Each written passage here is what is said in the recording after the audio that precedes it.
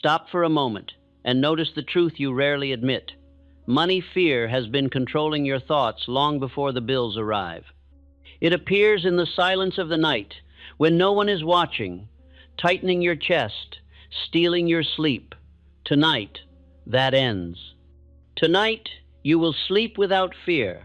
You already know what it feels like to lie awake replaying numbers in your mind, bank balance, overdue payments, the cost of tomorrow. While the world sleeps, you perform quiet arithmetic with trembling hands.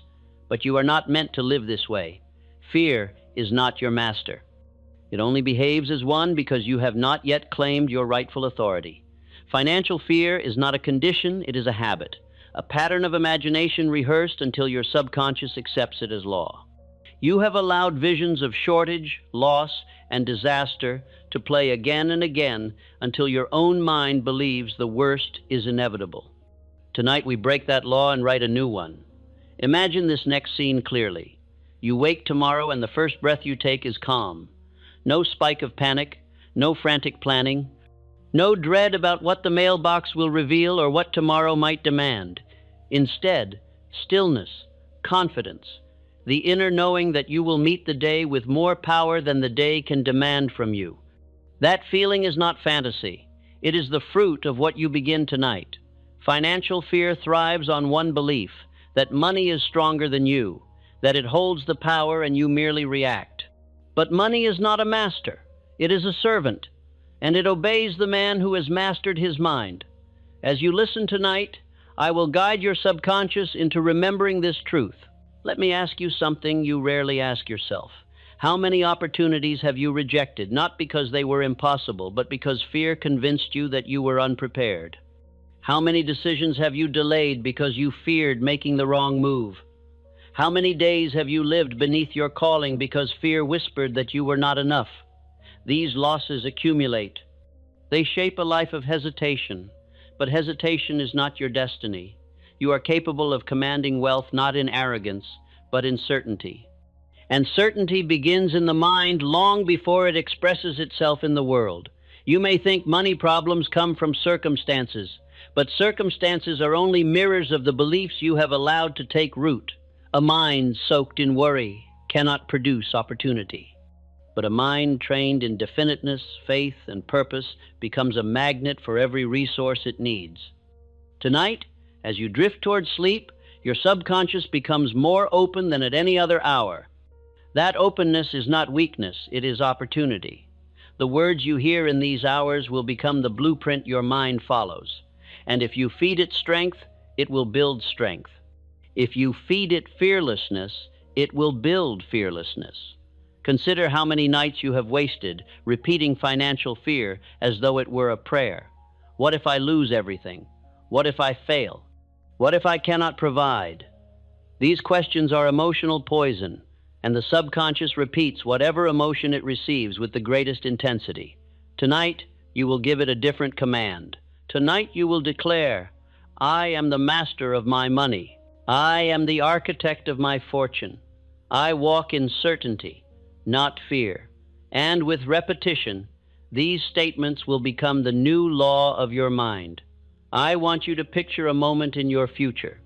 You receive a bill, an unexpected one, but instead of panic, you feel clarity. Instead of dread, you feel capability. Instead of shrinking, you rise, because fear no longer has roots in you.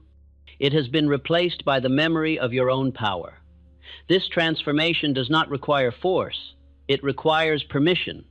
Fear loses its authority the moment you stop feeding it. You break its back not by fighting it, but by starving it. And you starve it by rehearsing faith with greater passion than you ever rehearsed worry. Listen carefully. Financial fear is not removed by income. Many men with great incomes live terrified. Fear is removed by identity. When you decide that you are the kind of man who commands opportunity, the world begins to treat you accordingly. Opportunity is drawn to certainty. Money follows definiteness. Prosperity gravitates toward the man who already sees himself prosperous. And tonight, as your conscious mind quiets, I will speak directly to the deeper part of you that must learn this law. You may not feel the shift all at once. Do not expect fireworks. Expect something gentler. Expect that tomorrow, when you reach for your wallet or check your bank balance, the usual fear will feel weaker. Expect that your breath will not catch. Expect that you will think more clearly. These are signs that the seeds planted tonight are already taking root. Understand this. You are not here to be entertained. These hours are not a distraction. They are a restructuring, a rewiring, a deliberate reshaping of the beliefs that govern your outcomes. What you accept tonight as true becomes the force that directs your actions tomorrow. And action is what transforms fear into fortune. You cannot drift into wealth. You cannot hope your way into confidence. You must train your mind until it responds to life with certainty instead of panic. That is why these hours matter. While you sleep, your mind will rehearse power instead of fear. It will rehearse abundance instead of lack. It will rehearse solutions instead of catastrophes. Let me give you another scene. The next time you sit at your table with bills spread before you, you will notice something odd. Your hands are steady. Your thoughts are clear. You do not rush. You do not spiral. Instead, you feel composed. You feel bigger than the problems on the table. That is the mind of a man who has trained himself in faith. You have been living as though money were some unpredictable force, something that appears and disappears without reason, but that is not so. Money responds to the man who has decided to stop fearing it and start mastering it. And mastery begins with belief. Belief followed by repetition. Repetition followed by action. Action followed by reward. Tonight I ask one thing of you. Listen with the seriousness of a man stepping into a new life. Let every sentence sink below the surface of your awareness. Feel it settle. Feel it anchor. Feel it overwrite the stories fear has told you. If you will allow these truths to take root, you will begin to experience something extraordinary. Financial fear will fade. You will walk differently, speak differently, decide differently. You will notice opportunities you once overlooked. You will move toward them with confidence instead of hesitation. And eventually, you will reach a moment, a single, unmistakable moment, when you realize that fear no longer has a voice in you. It will try to appear, but you will not respond. It will try to whisper, but you will not believe it, because the mind you awaken with will not be the mind you carried into this night. So relax. Breathe deeply. Let your body settle. Let your thoughts loosen. You are entering a night that will rewrite your relationship with money. These hours will teach your subconscious what your conscious mind has forgotten. You are not a victim of fear. You are the master of faith. Sleep now, and wake without fear. I have long observed that the greatest poverty known to man is not of coin, but of confidence. The man who walks in fear of money has already surrendered the crown of his own mind. He has allowed an idea, a shadow, to command him as though it were master, yet no idea can enslave the man who remembers that thought itself is law, and law obeys the thinker who knows his authority. The first truth you must grasp is that money is not a mystery, it is a mirror. It shows in form what already lives in belief. When a man imagines scarcity, the world seems to tighten around him. When he imagines abundance, doors appear where walls once stood. The cause is invisible, yet the effect is as tangible as metal in the hand. A man's wallet never lies. It tells precisely what he has been thinking. I once sat across from a wealthy steel magnate who confessed that his fortune began on a night when his pockets were empty. He had only one possession, a mind trained to obey command. While others counted what they lacked, he counted what he could create. That difference, mental arithmetic of faith instead of fear, separated his destiny from theirs. You must therefore reclaim your dominion over the idea of money. See it not as a force above you, but as a tool beneath you. The mind that fears money serves it. The mind that commands money is served by it. A tool cannot rebel against its craftsman. It has no will of its own. Money moves where direction is clear and purpose is definite. It hesitates only before the trembling hand of indecision. Financial fear is not a sign of prudence. It is a confession of disbelief in one's own power. Fear is a thief wearing the mask of caution. It whispers that security lies in withholding, that safety lies in smallness, yet history proves otherwise. No empire was built by the man who waited for perfect conditions. Security belongs not to the timid, but to the decisive. The moment a man decides, the universe begins to conspire with him. Think of Carnegie, whose courage turned molten iron into fortune. During the panics that destroyed lesser men, he expanded his plants. While others clung to fear, he clung to law. He understood that the rhythm of faith never ceases, even when markets shake. He was rich before he was wealthy, because he first mastered the inner account of thought. You may say, "But I have debts, I have obligations." So did he. Every great fortune was once surrounded by debts. Debt is not danger, it is demand for discipline. It is a summons to organized belief. When the mind answers that summons with confidence, resources appear to match the plan. When it answers with panic, creditors multiply faster than courage. The same condition, seen through fear or faith, becomes ruin or rebirth. Repeat this quietly until it takes root. I govern my mind governs my fortune. Speak it not as hope, but as command. Feel the authority in the words. Each time you affirm it with conviction, the subconscious adjusts its compass toward abundance. The inner machinery of thought begins to attract ideas, contacts, and courage in proportion to your repetition. Faith is the mint where all wealth is struck. Every repetition presses the coin deeper into the metal of your being until its image can never fade. You may not yet hear the ring of prosperity in your voice, but keep striking. Habit will soon imprint belief as permanently as the engraver's steel marks gold. Understand this. The world does not pay for doubt. It pays for definiteness. The laborer who digs with hesitation produces little, but the man who digs with purpose uncovers treasure. The same is true in every field. If you wish for opportunity, show the world your decision. Certainty draws compensation like gravity draws stone. Fear, however, is subtle. It disguises itself as logic. It says, wait until conditions improve. But conditions improve only for the man who improves himself. To postpone action until courage appears is to admit that courage governs you. Yet courage grows by use, not by waiting. Begin where you stand, with whatever resources you possess. Begin boldly, and boldness itself will generate the next resource. Rockefeller once told me that his first act of wealth was not earning $1, but saving one. That decision, small in sum, was monumental in meaning. It declared mastery over desire, command over circumstance. It was an announcement to the subconscious. I am organizer, not victim. The world responded by entrusting him with more to organize. The law is precise. The man who governs a little faithfully will be given much to govern. Many cry that the times are uncertain. Times have always been uncertain. What changes is man's confidence in law. In every era, some men panic while others prosper. The difference lies not in market, but in mind.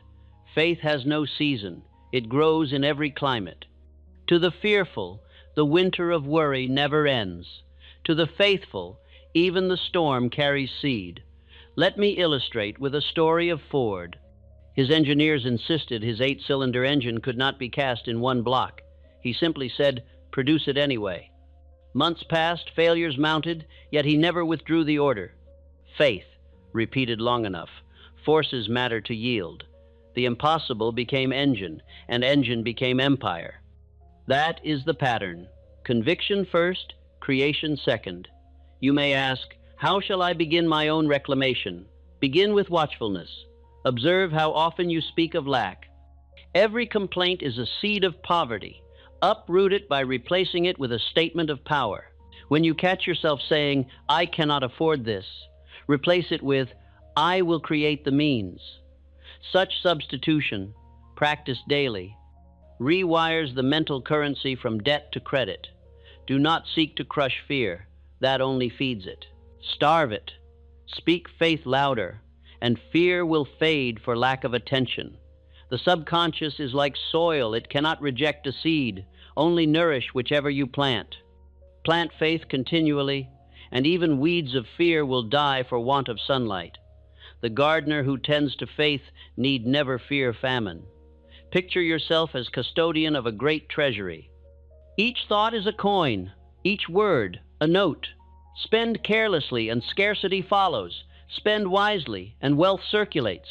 Keep your mental treasury balanced by daily accounting. At the close of each evening ask, what did I deposit today, fear or faith? If the answer is fear, forgive yourself and deposit faith before sleep.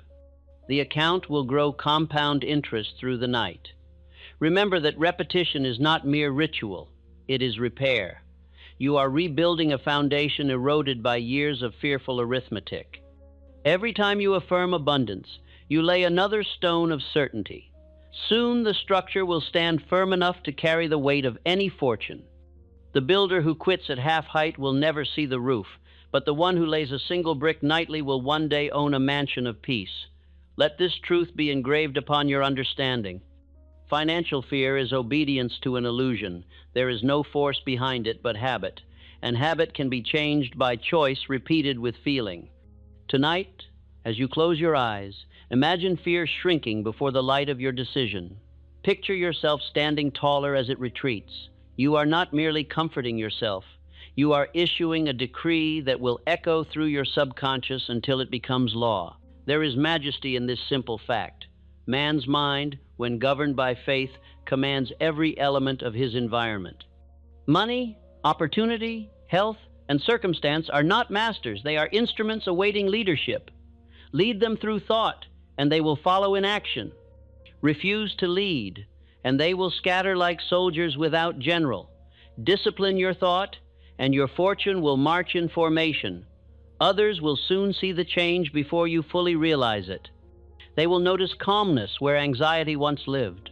They will trust your counsel, sense your steadiness, and align with your ventures. For faith, once trained, radiates silently. It speaks in tone, in gaze, in the slow, sure movement of a man who knows his own direction. This influence is wealth. Before wealth, it draws allies long before it draws profit. Therefore, this night, as you listen, make one firm resolve: to treat every fearful thought as trespasser, every doubtful word as thief. Replace each with its opposite until habit itself becomes guardian of your wealth. In time, you will awaken to find that the once terrifying idea of money now bends to your will like wind to sail. You will no longer react, you will command. And the world, seeing your certainty, will begin to pay you for it. Repeat softly before sleep: money serves me because I serve law. I think abundance, I feel abundance, I attract abundance. Feel it until you sleep. For sleep is the workshop where the mind manufactures tomorrow's reality. Give it only patterns of power, and it will return results beyond calculation. Fear is a phantom. It lives only as long as you believe in its form. Yet men bow before it as though it were substance. Of all fears, the fear of money is the most cunning, for it wears the mask of reason. It whispers in tones that sound prudent, cautious, mature. It tells the dreamer to wait, the builder to delay, the buyer to doubt. It presents itself as wisdom, but its origin is cowardice. Tonight we strip away its disguise. To understand fear, you must see it not as feeling, but as habit. It is the muscle memory of defeat reflex, born from repetition. Each time you imagine loss, you rehearse it. Each time you picture disaster, you teach your nerves to tremble on command. Fear grows not from events, but from mental practice. The man who rehearses danger long enough will flinch even in safety. But the same law that built that habit can dissolve it, for law serves whoever commands it most decisively. Financial fear begins with a lie, that money is power. It is not. It is reflection. Money reflects power, never creates it. When a man believes the reflection is master, he becomes servant. But when he believes himself the origin, reflection obeys. You can see this truth in every age. Those who thought wealth could rule them were ruled. Those who thought from abundance ruled wealth. The line dividing the two is invisible, yet it separates kings from beggars. Picture a man counting his debts at midnight. He calculates with shaking hands, believing numbers hold the verdict of his worth. In truth, the numbers are neutral. His thought about them carries the sentence. Change that thought, and the figures lose their sting. I once knew a merchant who, at the brink of failure, wrote across every ledger page these words, "I will arise." Within a year, he had repaid every creditor. His ledgers were the same, but his inner arithmetic had changed. Fear multiplies by memory. It collects evidence to prove itself real. Each small worry calls forth another, until the mind becomes an accountant of misery. You must stop that arithmetic. Begin each day by counting value, not lack. Write down your resources, strength, skill, faith, will, ideas, allies, inventory, the invisible wealth that no creditor can seize. The act itself reprograms the subconscious, replacing anxiety with direction. The man who counts value commands value. I met once with a clerk whose wages were meager but whose spirit was abundant. He kept a notebook labeled "Opportunities Rendered." In it, he recorded every idea he contributed to his employer's success. Within a year, the owner promoted him to partner. The world called it luck. I called it mental bookkeeping. He had learned to see contribution instead of deficiency, and the law rewarded him accordingly. The mind always receives interest on the thoughts it deposits. Fear distorts the scale of time. It exaggerates tomorrow and shrinks today. It makes the future appear monstrous and the present powerless. Yet the present moment is the only place where wealth can be formed. Faith works in the now. Every great builder began with one definite act, one letter written, one call made, one product improved. Fear says, later. Faith says, now. The world pays only those who answer to now. Are you? Darby once told me that his entire fortune in insurance came from losing faith at a mine. He quit digging 3 feet from gold. That loss burned the lesson into his mind so fiercely that he vowed never again to stop short. Fear taught him perseverance through failure. That is how fear reveals its real nature. It is not enemy but instructor. Once you learn its lesson, it ceases to visit. Each fear conquered leaves behind its own reward, the memory of victory. When you study men who built empires, you will see one common trait. They faced the same conditions as the fearful, but interpreted them differently. Panic to one man was opportunity to another. Depression to one was harvest to another. The difference lay not in event, but in response. Fearless men ask, what can be done? Fearful men ask, what might go wrong? The questions shape the fate. Law answers the question most often repeated, ask wisely. Let me speak plainly. You cannot afford the luxury of worry. Worry is interest paid on debt that may never come due. It drains the strength required for creation. Each hour of worry is an hour stolen from invention, planning, and service. The man who spends his nights in terror of loss will spend his days in slavery to caution. The cure for worry is work, definite, purposeful, enthusiastic work. Worry cannot coexist with motion toward faith. The subconscious is literal. It cannot distinguish between imagination and experience. When you picture bankruptcy, it obeys by rehearsing failure. When you picture prosperity, it obeys by opening channels toward supply. You have trained it through repetition of the wrong picture. Now retrain it through repetition of the right one. Spend a few minutes each night imagining yourself calm before a problem that once caused panic. Feel composure. The subconscious will record the new pattern and replay it automatically in life. Remember this law. Imagination builds identity. Identity directs experience. A man who repeatedly imagines himself victim soon behaves accordingly. But the man who imagines himself commander of circumstance grows naturally into that role. No force in the universe can deny a consistent self-image. This is not arrogance. It is obedience to law. You cannot expect the world to believe in you until your own imagination does. Fear will protest. It will whisper, "You are pretending." Let it. Pretending is the seed of becoming. Every child who learns to walk first pretends he can. Every master first imagines mastery. The only difference between play and faith is persistence.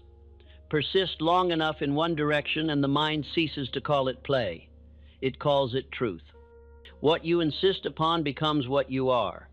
In my years of study, I have seen fear defeated most quickly by clarity. The moment a man defines exactly what he fears, half its power evaporates. Write down your greatest financial fear. Name it. Describe its form. Then challenge it. What evidence supports you? You will find it has none, only memories of emotion. Confronted by reasoned inspection, fear dissolves. It thrives only in vagueness. Precision is its death. One young salesman once came to me, trembling at the thought of approaching wealthy prospects. I told him to visualize each prospect as man, not monument, to see them as equal participants in the same law. Within a month, he returned transformed. He said, "I discovered that fear disappears when I look for how to serve instead of how to impress." That truth will serve you too. Service is the solvent of fear. When your mind is busy helping, it forgets to tremble. Fear feeds on idleness. When the mind drifts, fear enters like dust through open window. Keep yourself at work, physical work, mental work, purposeful thought. Build, plan, write, improve. Inactivity is invitation to worry. But a mind occupied with constructive vision becomes fortress against fear. No enemy can enter the man who is busy creating. The Creator himself works without pause. Follow his example. Understand that fear and faith share the same root expectation. Fear expects loss, faith expects gain. Both draw from the same well. You need not dig another. You need only change what you draw. Expect good with as much intensity as you once expected disaster. Expect payment instead of shortage. Expect growth instead of collapse. The emotion is identical.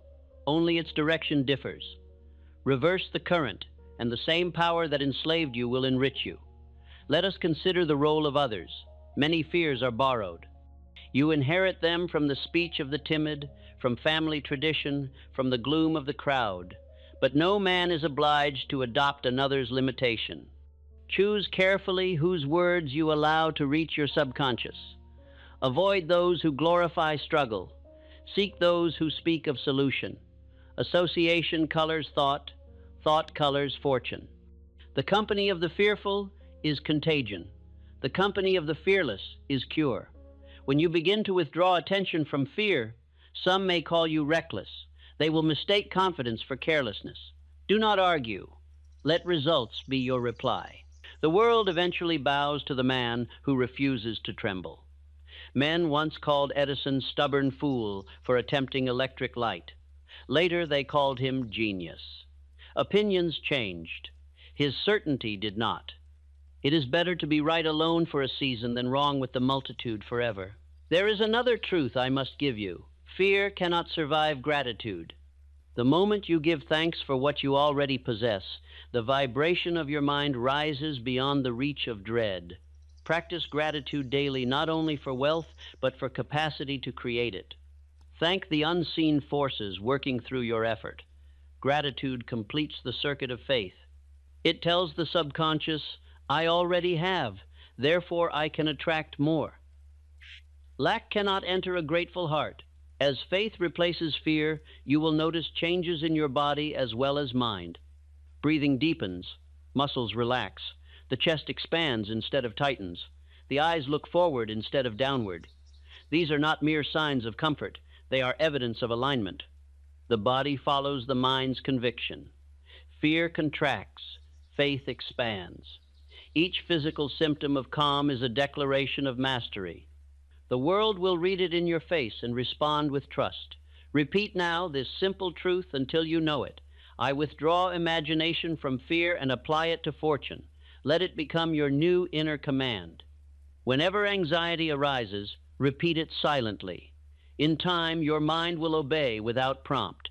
You will find fear shrinking to the size of an insect, While your faith rises like mountain, habit will shift, reflex will reverse, and the man who once flinched will stand firm.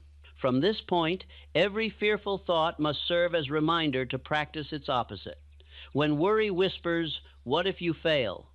Answer, "Then I shall learn success by another path." When it says, "What if you lose?" reply, "Then I will create more." This dialogue retrains the subconscious to see solution in every shadow. The mind cannot hold two opposing pictures long. It keeps the stronger. Feed the stronger with repetition, and the weaker fades. Soon, others will remark on the change. They will see you calm where others panic. They will note your composed tone in crisis, your measured words in uncertainty. They will call you lucky. But luck is the name men give to law they do not understand. What they see as coincidence is cause and effect made invisible by faith. You need not explain. Let your serenity speak. In time, it will preach louder than sermons. Understand this final secret of fear. It cannot be destroyed by force, only by replacement. To fight it is to feed it attention. To ignore it is to starve it. Every act of faith robs it of breath.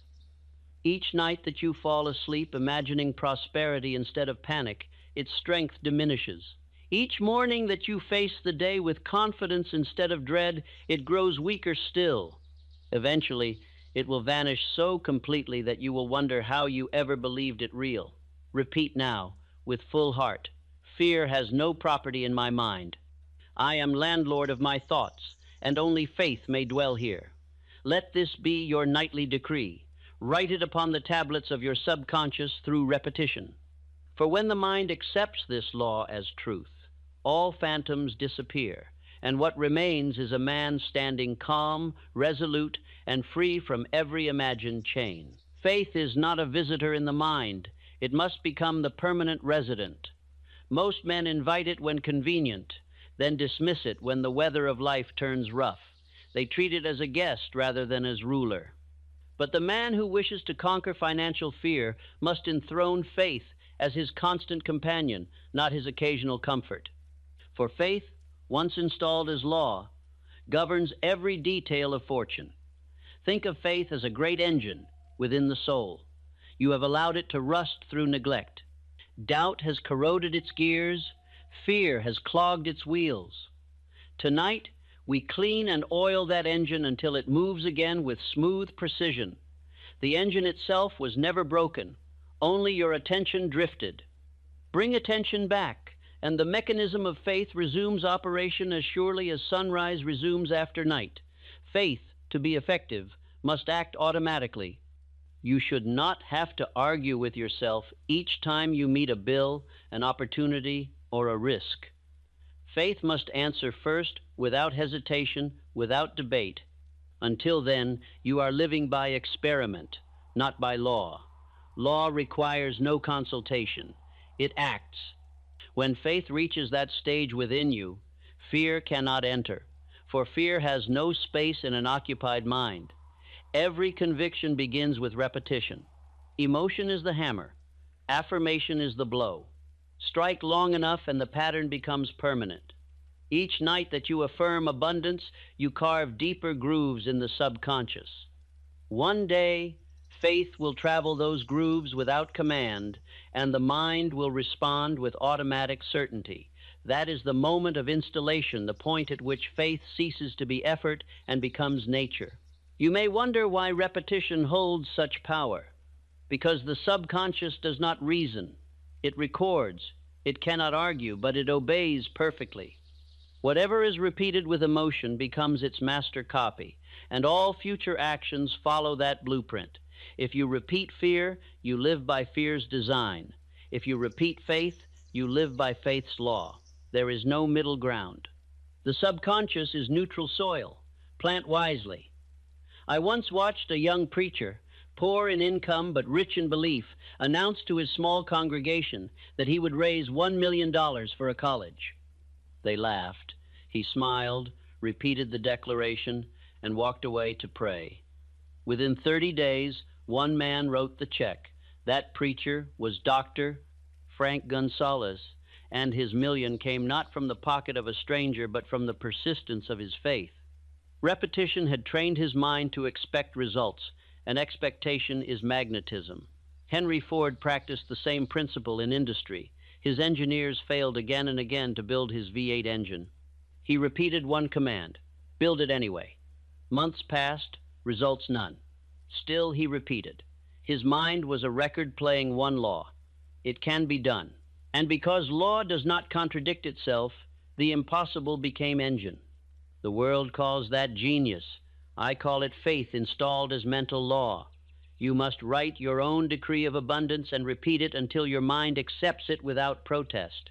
The words are less important than the conviction behind them. You may say, I attract opportunity because I am opportunity in motion. Or, money flows to me in proportion to my usefulness.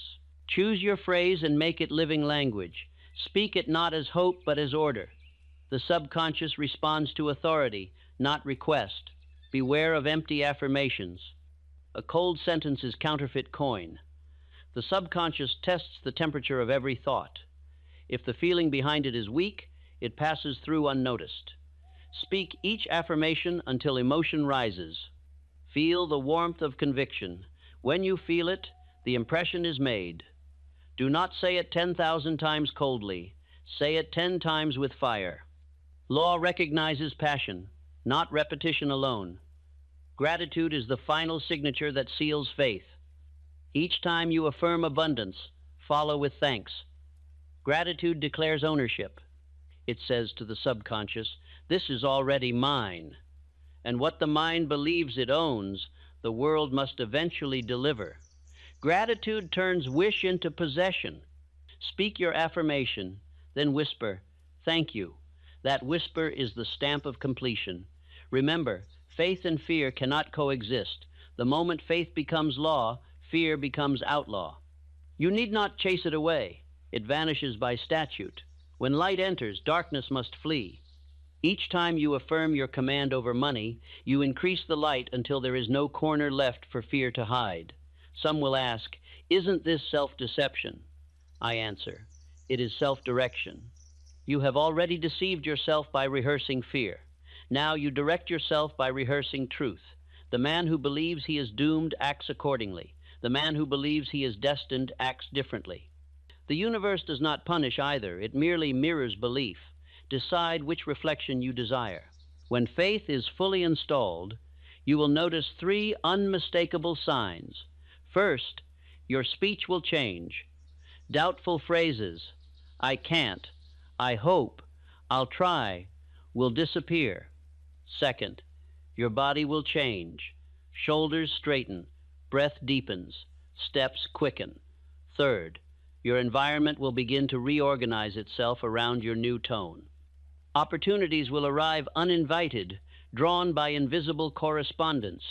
That is not miracle. That is law responding to its own echo. You may test your progress by observation. When an unexpected expense appears, listen to your first thought. If fear still speaks first, faith is not yet law. But if composure answers, there is a way. The installation is nearly complete. Continue until calm becomes reflex. When peace greets every challenge, the mind has accepted its new constitution. I remember a small-town grocer who practiced this nightly. He would close his till, count his coins, and say, every cent is a seed. Every seed multiplies. His business grew while larger competitors failed. When I asked how he kept faith during hard times, he replied, I have repeated prosperity too long to remember poverty. That is installation. That is mastery. The habit of fear forgotten through the habit of faith. Think of your subconscious as a loyal worker who never sleeps. It carries out the orders left on its desk before you retire. Most men leave notes of worry, unpaid bills, imagined losses, desperate arithmetic. Their subconscious labors all night constructing problems. Leave new orders, faith, sufficiency, gratitude. It will build solutions instead. Morning will bring ideas instead of anxiety. Let me offer you an affirmation to practice nightly. My faith is the law of my fortune. Every thought of confidence builds my wealth. Repeat it slowly until it feels like fact. Then sleep upon it. The next day, act as though the world already agrees with you. The combination of mental decree and physical demonstration binds the law into permanence. Do not confuse faith with fantasy. Fantasy daydreams without discipline. Faith imagines with intention. The first dissipates energy, the second directs it. Faith always asks, what step follows this belief, then takes it. Step by step, belief becomes structure. Even a small act, writing a letter, organizing an idea, saving one coin, translates faith from air to earth. Every action reinforces law. Each night's repetition is not mere comfort, it is construction. You are rebuilding the inner architecture of wealth, replacing weak beams of fear with pillars of conviction. The work is invisible but real. You will not notice progress daily, yet the foundation thickens beneath your awareness. And one day, when the winds of circumstance blow, you will feel no shake. The structure stands because faith holds every joint. When you reach that state, money ceases to feel unpredictable. It becomes obedient. It arrives when called, lingers when respected, multiplies when appreciated. You will treat it as partner, not puzzle. You will speak of it with reverence, but never with worship. The man who worships money loses it. The man who respects law keeps it. There is a rhythm to faith once established. It beats like a heart, steady, unseen, life-giving. You need not force it. You need only maintain it. Each night's affirmation is the heartbeat's maintenance. Each morning's calm decision is its pulse. Guard the rhythm. Disruption invites decay. Discipline keeps circulation strong. Repeat after me with deep feeling. I think abundance. I feel abundance. I am abundance. These words may seem simple, yet they contain the formula for all success, thought, feeling, identity. What begins as idea becomes emotion. What becomes emotion becomes nature. The mind always seeks to live up to its strongest image. Choose that image carefully. As your faith grows, others will instinctively recognize it. You will notice new tone in their voice when they speak with you, less doubt, more trust. They will follow your plans readily, invest in your ideas, assist in your ventures. They will not understand why, but law does. Faith radiates authority invisible to the eye but undeniable to the heart. When law rules your mind, repetition continues not from need but from gratitude. You will affirm abundance because it delights you, not because it reassures you. That is true freedom, to speak of wealth not to create it, but to celebrate it. The fear-driven man prays for rescue. The faith-driven man gives thanks for dominion. Be the latter. You will know the work is complete when you can meet uncertainty with a smile. The day a bill arrives and your pulse remains steady, the day a risk appears and your instinct says forward, that is the day faith stands crowned. The inner kingdom will have no more rebels. Every thought will serve its rightful king. From that day, wealth becomes the natural expression of your peace. Now, as you close this lesson, speak once more. My faith is law, my law is abundance. Let it echo in the corridors of your subconscious. Tonight it writes itself upon the metal of your mind. Tomorrow it will ring as coin in your hand. Such is the order of creation. Thought first, form second, always. Install this law, and fortune itself will obey your command. When a man first begins to think correctly about wealth, he discovers that riches have a moral nature. They reward the man who serves greatly and withdraw from the one who serves grudgingly. The law is as fixed as gravity. No man may receive more than he renders in value, and no man can render value in faith and not eventually receive abundance in return. True riches are built upon this unseen balance, this spiritual arithmetic of give and gain. If you would remove financial fear forever, you must first remove the thought that wealth is won by chance. Wealth is the product of law, and law never favors idleness. Service is the currency through which man buys his security. When your mind learns to delight in service, wealth begins to delight in you. The fearful man works for money. The wise man works for mastery. Money follows mastery as shadow follows light. Every act of service releases energy into the invisible bank of life. That energy compounds and returns multiplied. Most men do not believe this because they expect payment instantly. Yet the law of sowing and reaping never fails. It simply waits for its own season. The farmer who doubts the seed before it sprouts would never see harvest. Likewise, the worker who doubts his service before its reward condemns himself to lack. I once asked Charles M. Schwab why he rose from steelworker to the highest chair in Carnegie's empire. He answered, "Because I did not wait to be paid before I gave my best. While others limited their effort to their wage, he expanded his effort to his faith. His mind rehearsed service, not salary." The law of compensation, bound by his confidence, brought wealth in proportion to his giving. What others called fortune was simply faith returning to its source. When you act beyond what is required, you tell the universe that your mind expects expansion. The man who only gives what is demanded announces to law that he believes in limitation. Both receive exactly what they expect. The one reaps pennies, the other abundance. The difference lies not in opportunity, but in attitude. Money follows the trail of generosity, not the echo of complaint. You must train yourself to view service not as burden, but as blessing. Each moment of work done with cheerful spirit deposits invisible coin into your future. You may not yet see its return, but the account grows nonetheless. The invisible pays interest to the visible. Every task performed willingly strengthens the habit of faith. The habit of faith attracts the habit of wealth. There is no separation. Imagine two men laboring at the same bench. One grumbles, cursing the work, thinking only of the clock. The other performs with attention, enthusiasm, gratitude. To the eye they seem equal. To law they are worlds apart. The second is magnetizing opportunity even as he works. The first is pushing it away with every word of resentment. Faith multiplies effort. Fear discounts it. Both are paid according to their thought long before the paycheck arrives. There exists what I call the divine credit system. Every act of service, every moment of honest intention, every improvement made without demand is recorded in this unseen ledger. Interest accrues in ways you cannot predict, through friendships, ideas, promotions, or fortunate chance. The man who trusts this law walks serenely, for he knows that no good deed perishes unrecognized. Faith keeps his balance always in surplus. One of the wealthiest store owners I knew began as a janitor. He told me his secret. I decided that the floor I scrubbed would reflect my mind. If the floor shone, my thoughts were polished. If it dulled, I had dulled my ambition. His excellence attracted promotion after promotion until the title on his door matched the standard in his mind.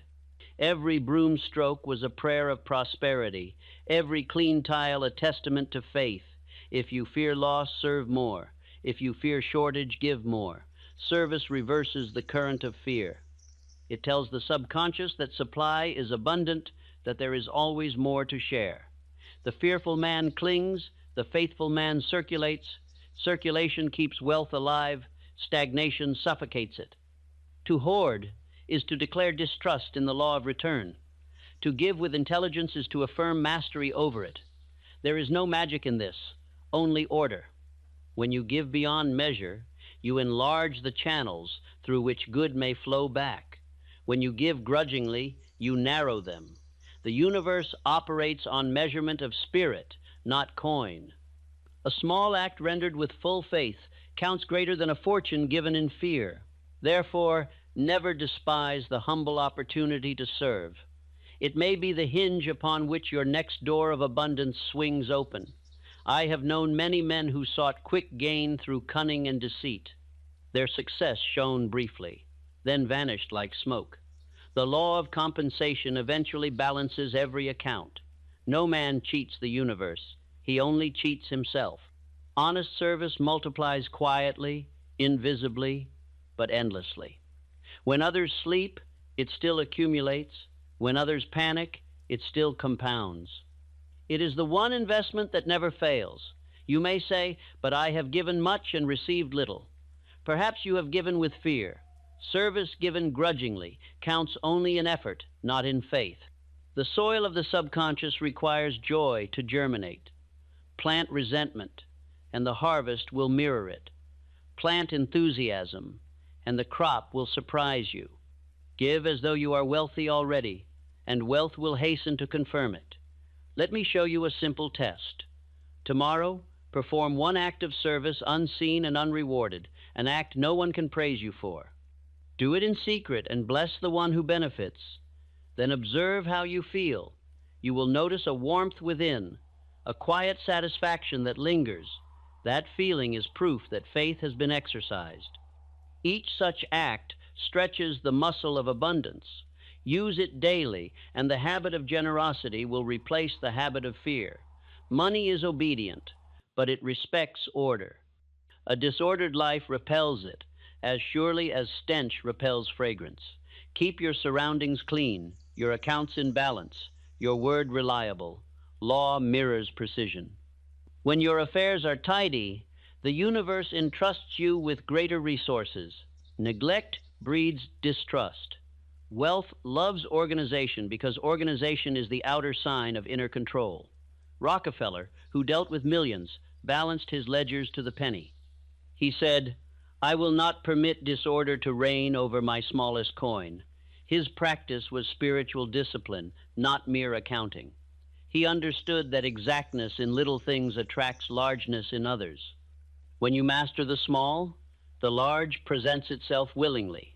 Begin with your daily expenditures, record them, bless them, know their purpose. This habit alone will calm 90% of financial fear. Order of mind must precede order of money. Begin each morning by setting mental house in shape. Declare your purpose for the day. Visualize your work accomplished with ease. Thank the law for another opportunity to serve. Then proceed without haste. Haste is the child of fear. Precision is the child of faith. When your movements are deliberate, your results are durable. The world trusts the man who moves with purpose, not panic. You will soon discover that service and order are the parents of self-respect. When you know that your work is honest, your accounts correct, your effort beyond expectation, fear has no argument left. The conscience itself becomes ally. Sleep returns. Decisions grow clear. The mind that serves faithfully by day rests peacefully by night.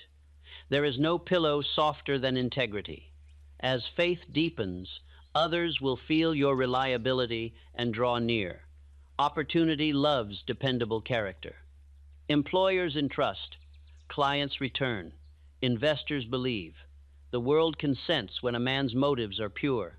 Faith radiates confidence. Service radiates safety. Together they form magnet invisible yet irresistible. You need not persuade anyone. The evidence of order speaks louder than any words.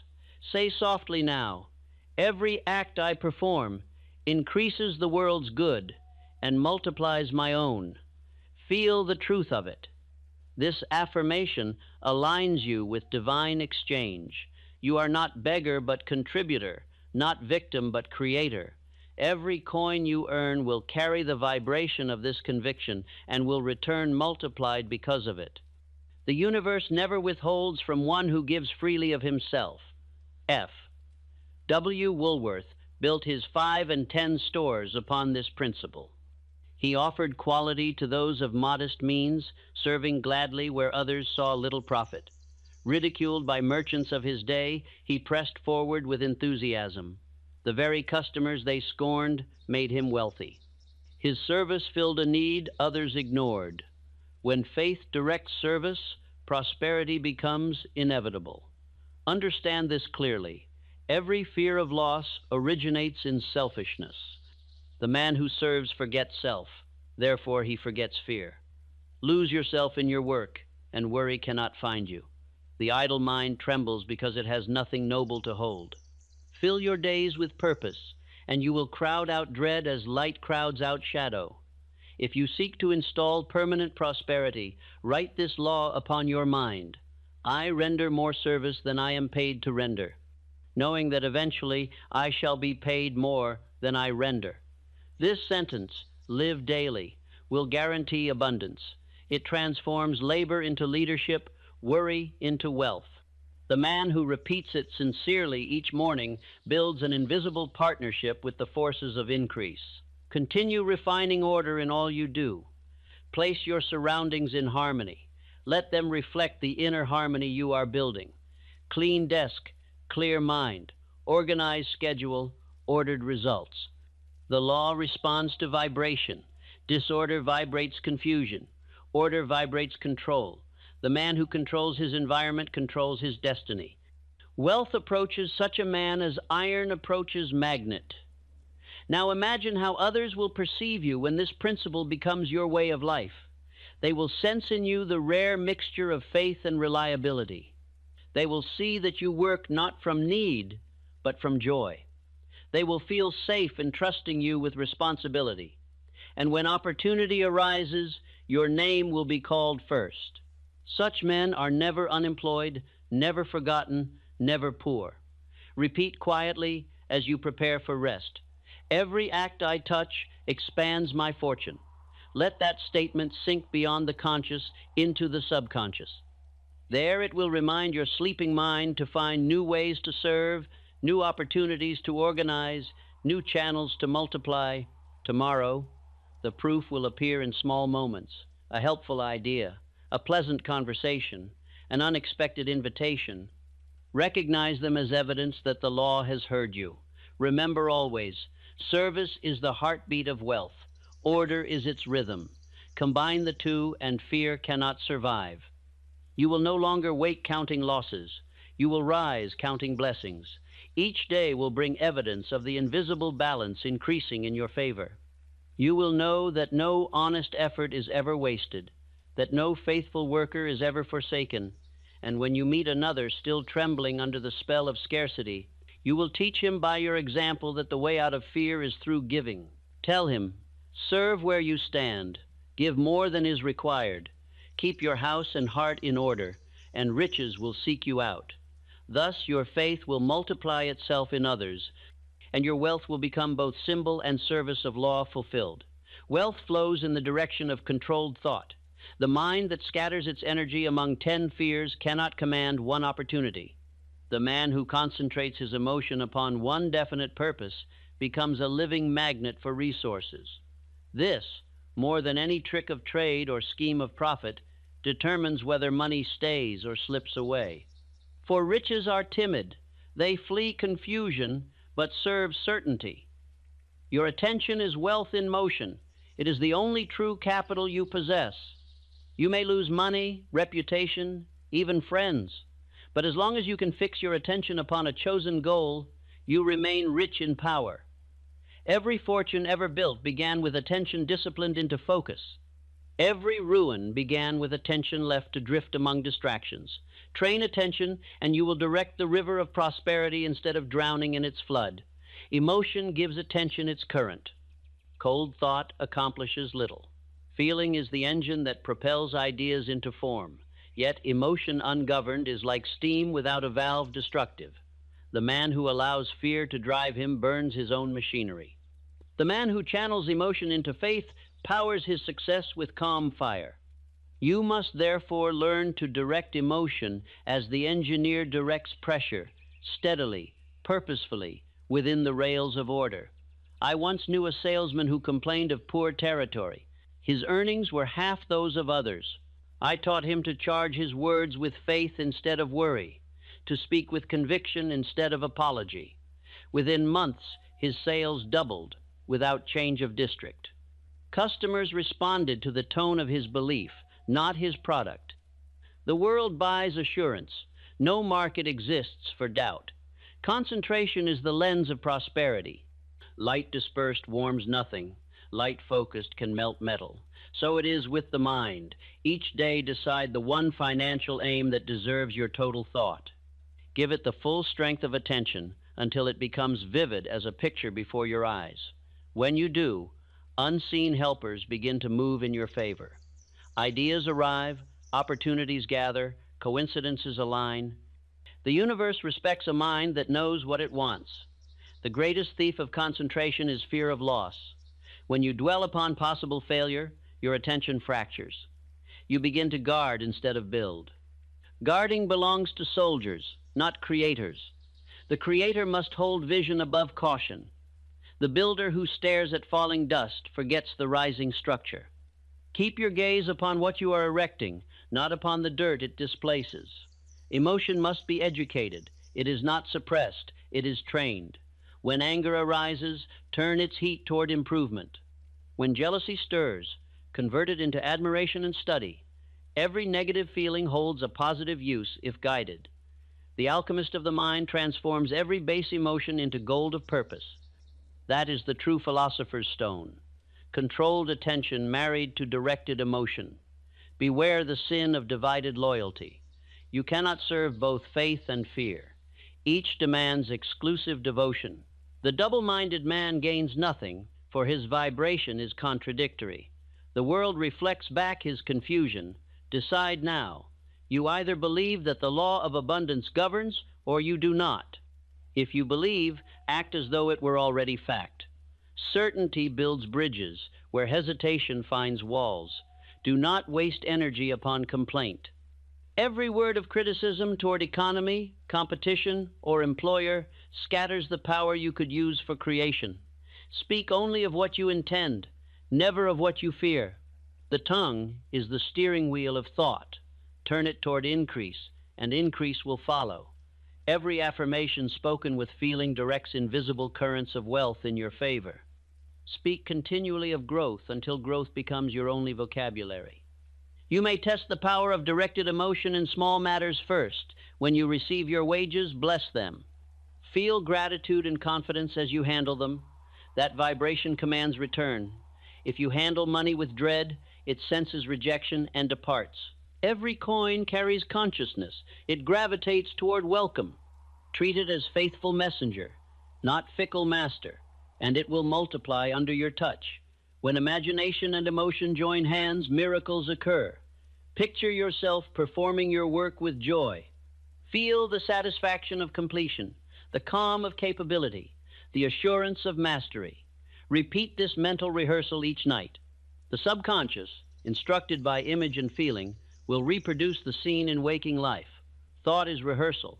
Experience is performance. Practice abundance until it plays automatically. Remember that attention expands whatever it rests upon.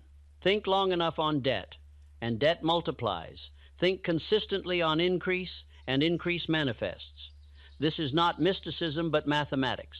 The mind adds value to its dominant thought. You become rich or poor in direct proportion to what you feed your awareness. Therefore, discipline the feast. Consume faith, not fear. Expectation, not despair. I knew a young inventor who wasted years drifting from one scheme to another. His mind, like untrained light, scattered brilliance over barren ground. When he finally fixed attention upon one device and gave it the full power of emotion, success came swiftly. He said, "I learned that concentration was the shortest route between thought and fortune." His discovery was not mechanical but mental. Energy obeys direction. You will notice that when your attention is fixed, time expands, hours become abundant, efficiency multiplies.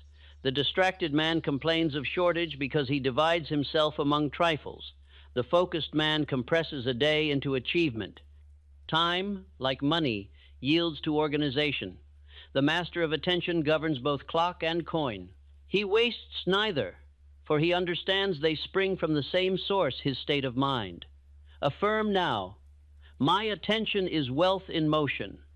Where I focus, increase follows. Let that phrase become your discipline. Whenever worry intrudes, return to it. Repeat until attention obeys like trained servant.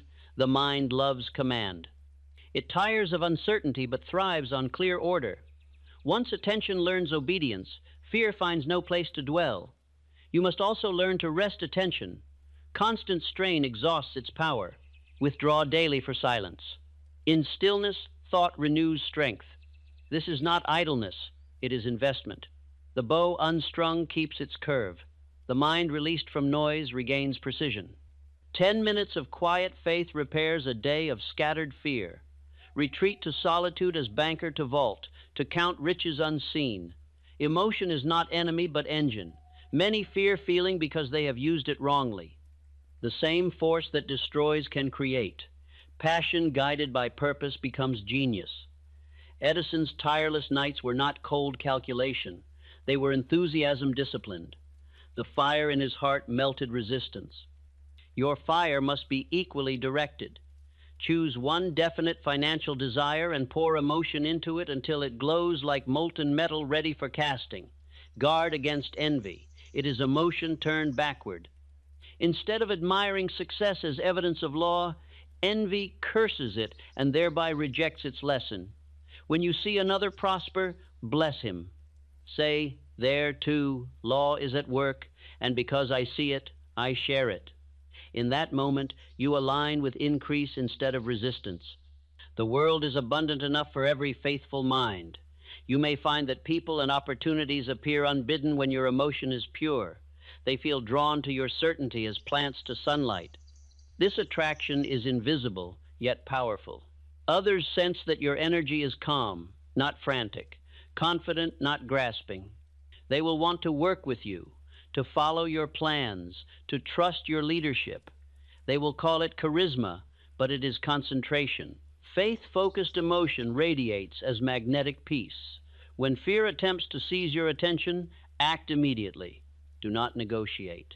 Shift focus at once to any thought of strength, memory of victory, vision of future success, prayer of gratitude. The mind cannot hold both states simultaneously. Replace instantly, and habit will soon favor faith. Delay only trains fear to return. Swift substitution converts attack into opportunity. There is a deeper secret. Controlled attention becomes prayer without words. The silent, unwavering vision of a goal is communion with the infinite. It is the highest form of worship because it imitates the creative method of the divine itself, still, sure, certain. When you think in steady confidence, you align with the rhythm by which worlds are formed. Creation is concentration. The scattered mind builds nothing. Let no small irritation break your focus. Each complaint is a leak in the pipeline of prosperity. Seal it by forgiveness. The man who holds grudges wastes attention on past events. He diverts his current from creation to corrosion. Release resentment, and your energy returns multiplied. Forgiveness is not virtue alone. It is economy of power. Discipline the habit of controlled enthusiasm. When you speak of your goals, do so with calm fire, not boasting. Quiet enthusiasm burns longer. Others will sense your inner flame and lend their oil to it. Loud excitement dies swiftly, but steady conviction lights a lifetime. Cultivate the tone of certainty, measured, warm, unwavering. That tone is wealth's true language. Each evening, review the use of your attention as the merchant reviews his books. Ask, where did I invest my energy today? Did I dwell upon fear or upon faith? Record the answer mentally. This daily accounting maintains control. Tomorrow, adjust accordingly. The man who audits his thought never goes bankrupt in spirit. In time, controlled attention and directed emotion will merge into single habit, composure. You will face challenges without inner tremor. Others will seek your presence for reassurance. They will call you lucky, steady, favored. You will know that you are simply faithful to law. Your calm will command payment, for peace is valuable in a world of panic. The man who stays serene amid storm becomes indispensable. Say this before rest. I hold my attention steady upon wealth, and emotion serves my command. Where I look, prosperity grows. Repeat until drowsiness carries it into the subconscious. As you sleep, your mind will build paths toward that image, arranging events, prompting ideas, moving unseen allies. In morning you will rise with clearer purpose, for law works through the night as faithfully as day. Control of attention and emotion is mastery of wealth itself.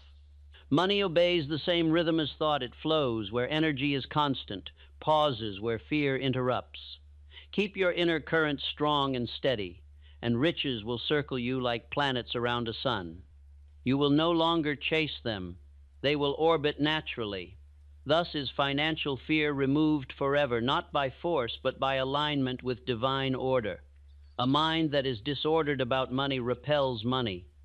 A mind that is organized about its thoughts attracts riches, as naturally as iron seeks the magnet. The world does not pay for scattered energy. It pays for directed purpose. Law itself is order in motion, and it blesses the man whose mental and material affairs reflect its harmony. If you wish to remove financial fear forever, begin by organizing the instrument through which all wealth flows, your own mind. The first principle of organization is clarity. You must know what you want before law can assist you. Most men complain of shortage without defining surplus. They beg the universe to bring more, but cannot say how much or why. Vague desire produces vague results. The definite plan is the mold through which substance flows into form. Define your fortune in exact terms, write it clearly, and repeat it daily until every thought marches in its direction. I have often said that the poorest man in the world is he who has no definite chief aim. He drifts from task to task, from fear to fear, without map or compass. His life is a ship whose captain sleeps.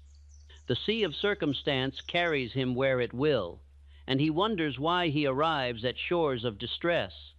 The organized mind, however, sails by design. It charts its course and commands the winds. When you choose your goal, examine it carefully. Ask whether it serves both purpose and principle. A dishonest plan breeds unrest. Unrest attracts loss. But a goal aligned with service multiplies itself through natural law. The universe resists nothing that increases life. Align your plan with increase, and every force of nature becomes partner in its fulfillment. Rockefeller learned this law early. Though his millions came from oil, his first fortune was order. He recorded every transaction to the penny, not from stinginess, but from respect for accuracy. That discipline trained his mind to govern details. Details obeyed. He once told me, "I have found that money, like man, loves management." Remember that truth. Management is mastery and practice. Set aside an hour each week for what I call the mental balance sheet. In that hour, review your thoughts as a banker reviews accounts. Which ideas paid interest? Which drained your capital? Which investments of time yielded progress and which wasted it? The mind, like any business, must be audited. Fear thrives in the books of the man who never inspects his own thinking. Next, bring order to your physical finances. Record what enters, what leaves, what remains. This is not bondage, it is freedom. When you know the state of your resources, anxiety fades. Uncertainty feeds fear. Clarity starves it. The man who knows where every dollar rests walks with calm authority. Money respects stewardship. It deserts negligence. Each coin is a soldier of service. Send it forth with purpose, and it will return with comrades. Spend without aim, and it will perish in disorder. The universe multiplies usefulness, not carelessness. When you guide money wisely, it feels honored and seeks your company again, but when you handle it with guilt or panic, it avoids you. Money is sensitive to tone. It gravitates toward peace. I have watched men rise from nothing by treating their smallest coin as ambassador of faith. One saved a dime each day, saying, "This represents my partnership with law." The habit grew until he invested in property, then enterprise. His fortune began not with opportunity, but with organization. Every dime was proof of discipline. Law rewarded it with compound abundance. Make saving a ritual of gratitude, not fear. Saving from worry hardens the mind. Saving from faith strengthens it. As you put aside a portion of each earning, say, "I am master of my flow." The subconscious hears this command and begins to plan accordingly. It attracts new channels for increase. It multiplies opportunity. The habit of wise saving is the visible sign of invisible order. But organization must reach beyond arithmetic. You must organize your hours. Time wasted is money mislaid. Every moment holds potential for creation, service, or learning. Keep a plan for your day as you keep a plan for your finances. When your schedule flows with purpose, fear finds no gap to enter. The man who knows what he is doing next cannot worry about what might happen later. Hill once asked a successful manufacturer how he maintains serenity amid chaos. The man replied, "I never begin the day until I have written its plan." He organized his thoughts before the world could disorder them. This single practice gave him composure under pressure, and composure is priceless currency. You may earn more by calmness than by toil. Worry wastes power, order multiplies it. Write your plans in present tense. The mind believes what it repeats. Instead of "I hope to earn," write "I am earning." Instead of "I plan to save," write "I am saving." These phrases organize belief into certainty. The subconscious obeys present commands. It cannot act on future hopes. Law moves only through now. Write it as done, feel it as real, and habit will supply the bridge from thought to fact. Avoid the chaos of unfinished tasks. Each neglected duty lingers like unpaid debt, consuming mental credit. Complete what you begin. Each completion strengthens faith in your own reliability. Incompleteness breeds guilt, and guilt breeds hesitation. Finish one thing well, and momentum will carry you to the next. Success is not speed, but sequence. The organized man does not hurry because he wastes no motion. You will discover that fear diminishes as structure increases. Anxiety is merely the protest of disorder. When every dollar an hour know their purpose, the mind relaxes. You will sleep soundly because you have given law clear instruction. The subconscious cannot trouble the man whose plan is definite. It spends the night executing his orders instead of questioning his indecision. Your environment, too, must reflect order. Clean your desk, your home, your wardrobe. The outer mirrors the inner. A cluttered room breeds a cluttered mind. Simplicity in surroundings creates precision in thought. Do not despise these small disciplines.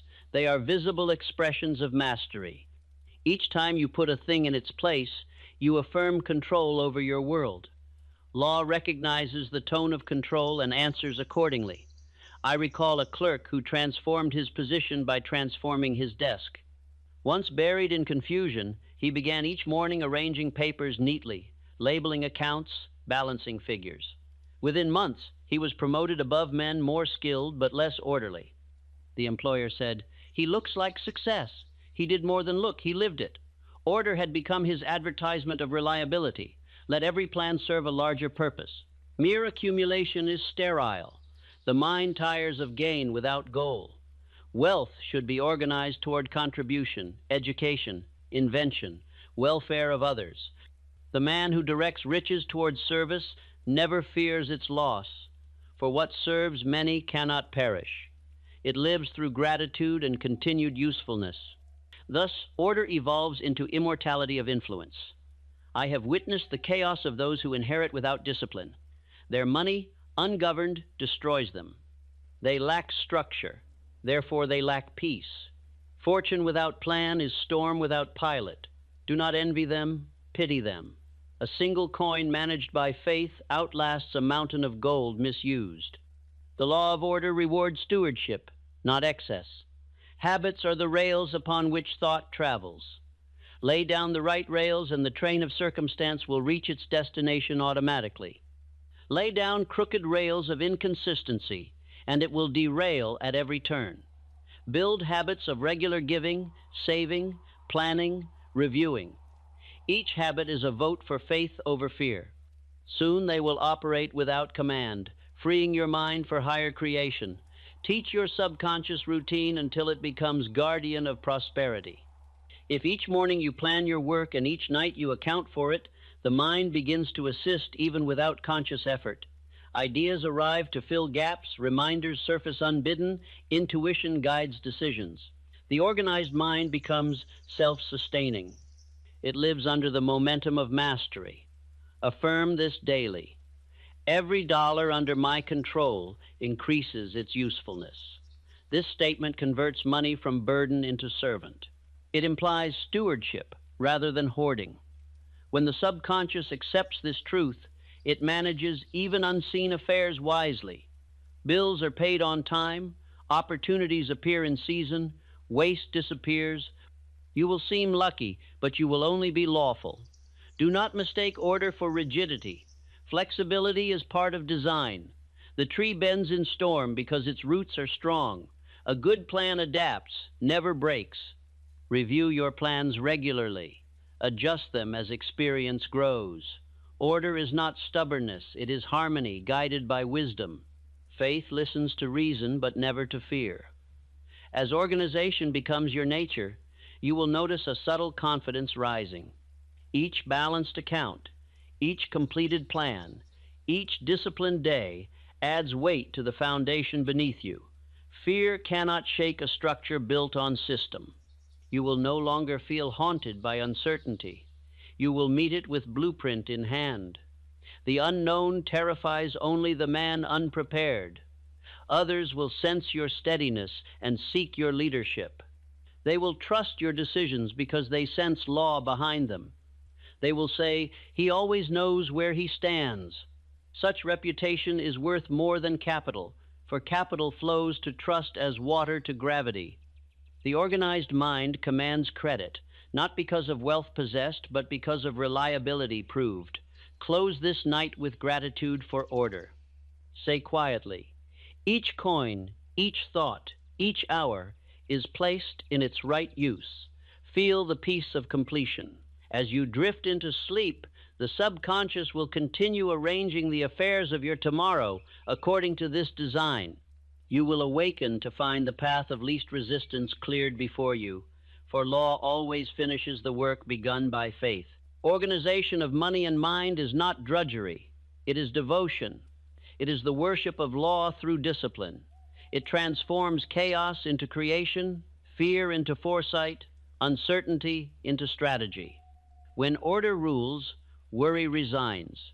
You will walk through life as the architect of your own prosperity, blueprint in hand, certain that no there comes a moment when the man who has practiced faith, order, and service looks upon himself and realizes he has become something new. The chains that once bound his spirit have turned to dust. He no longer asks, "Will I succeed?" for the question itself has died. He knows. His belief is not hope, but recognition. He has become wealth in human form, and wherever he walks, prosperity walks beside him. The mind that once trembled at a bill now commands circumstances with quiet ease. The pulse that once quickened in anxiety now beats in calm assurance. The tongue that once spoke words of lack now utters commands of law. Such transformation is not miracle, but consequence. Faith practiced long enough becomes identity. A man is not what he owns. He is what he believes. When belief ripens into certainty, the world adjusts its weight around him. This new identity is not boastful. It is calm. True wealth is silent power. It does not shout its existence, it radiates it. You will feel this change first within, as a deep stillness where panic once lived. Then you will see it reflected outward, doors opening easily, people treating you with unexpected respect, opportunities gathering like iron filings to a magnet. These are signs that law recognizes you as master. King Gillette once carried in his mind the picture of a safety razor long before metal touched machine. He was ridiculed, dismissed, refused, but he held the image as though already realized. He lived from his vision, not toward it. Eventually the world caught up. That is identity in action, the future obeying the man who already embodies it. Every fortune begins with one such man. Repeat now with solemn conviction, "I am wealth in motion. My faith is my fortune." Feel the weight of those words as truth, not metaphor. You are not pretending riches, you are expressing law. The same creative intelligence that spins planets flows through your thoughts. It has no shortage. It cannot fail. Align with it, and your life becomes its demonstration. The fear of poverty cannot touch one who knows he is channel of abundance itself. Others will soon feel the change before you speak it. They will sense steadiness in your gaze, confidence in your tone, purpose in your movement. They will call you trustworthy. They will seek your advice, follow your lead, invest in your ideas. They may not know why, but the subconscious recognizes its own reflection in strength. People instinctively rally around faith. They recoil from fear. You must guard this identity as treasure. Do not permit the small-minded to shrink it. Their doubts are not your debts to pay. You owe them only example, not explanation. When they complain of shortage, answer with action. When they fear loss, show them creation. Your calm presence will teach more than argument. Law proves itself through demonstration, not debate. You will notice that money now behaves differently toward you. It arrives without strain, lingers without fear, multiplies without constant supervision. You will handle it as farmer handles soil, with respect, not worship. You will sow wisely, reap patiently, and share generously. The man who fears money wastes it. The man who reveres law multiplies it. Money cannot master one who has learned its purpose, to serve life through ordered use. At this stage, arrogance becomes your only enemy. Beware it. Pride whispers that you alone made your fortune, forgetting that law works through you, not for you. Gratitude must therefore remain the seal of faith. Each morning give thanks that intelligence chose your hands through which to circulate its supply. Gratitude keeps the heart soft, and a soft heart remains teachable. When humility and mastery walk together, prosperity has no end. The world will test this new identity. Challenges will come, not to destroy, but to prove solidity. When they appear, stand firm. Say within, "This is but another opportunity to exercise my strength." The athlete welcomes resistance. So must you. Every test confirms the permanence of your transformation. Do not shrink from trial. It is the gymnasium of greatness. You will find that your vocabulary has changed. You no longer speak of luck or chance, but of cause and law. You no longer say, "I hope," but "I intend." You no longer curse delay, for you have learned that delay is preparation. Each word now carries the tone of command. Such speech shapes substance. The universe listens, for it recognizes the voice of one who speaks its own language, certainty. As your consciousness expands, you will feel an urge to lift others. Do not resist it. The law of compensation insists that what you give in teaching returns multiplied. Share your methods freely with those ready to hear. Teach them the power of calm belief, of order, of gratitude. When you strengthen faith in another, you reinforce it within yourself. Every soul you awaken becomes guardian of your own abundance. Remember, fear divides, faith unites. The man of faith lives above comparison. He does not envy another's gain, for he knows supply is infinite. He does not boast of his own, for he knows abundance is borrowed from a universal source. He sees himself as steward of plenty, not owner of it. Such humility makes him powerful. Power without humility collapses under its own weight. Let me give you a picture. Imagine yourself walking through a marketplace. Around you, people rush, bargain, fret. Their faces bear the strain of unseen chains. But you move differently, calm, deliberate, with quiet joy. Your mind is anchored in certainty. Every step declares mastery. Those who pass you feel peace, though they cannot name it. You have become beacon of stability in a sea of confusion. This is the fearless financial identity in action. When an unexpected expense arrives, you smile. When opportunity demands risk, you advance. When delay threatens progress, you wait without worry. Your inner weather no longer mirrors the outer storm. This is the supreme triumph, self-command. He who commands himself commands fortune. For all riches, visible and invisible, respond to vibration of confidence. The man of this new identity does not chase wealth, he attracts it. He no longer measures worth by possession, but by composure. He knows that the calm mind sees what the frantic overlook. In stillness, he perceives opportunity hidden to the nervous. In patience, he gains ground lost by haste. His peace is his profit. The world bends to those who cannot be bent. I once spoke with a banker during economic panic. Others ran, sold, despaired. He sat at his desk and wrote letters of encouragement to clients. When I asked why he did not fear collapse, he said, "The law has not collapsed." His bank survived and grew. Faith had become his instinct. Crisis is but stage upon which the trained mind displays its authority. When fear destroys lesser men, faith crowns its own with victory. Repeat quietly, "Nothing external can move the calm within me."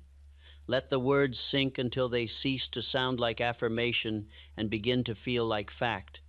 The calm you now cultivate is not emptiness, it is condensed power.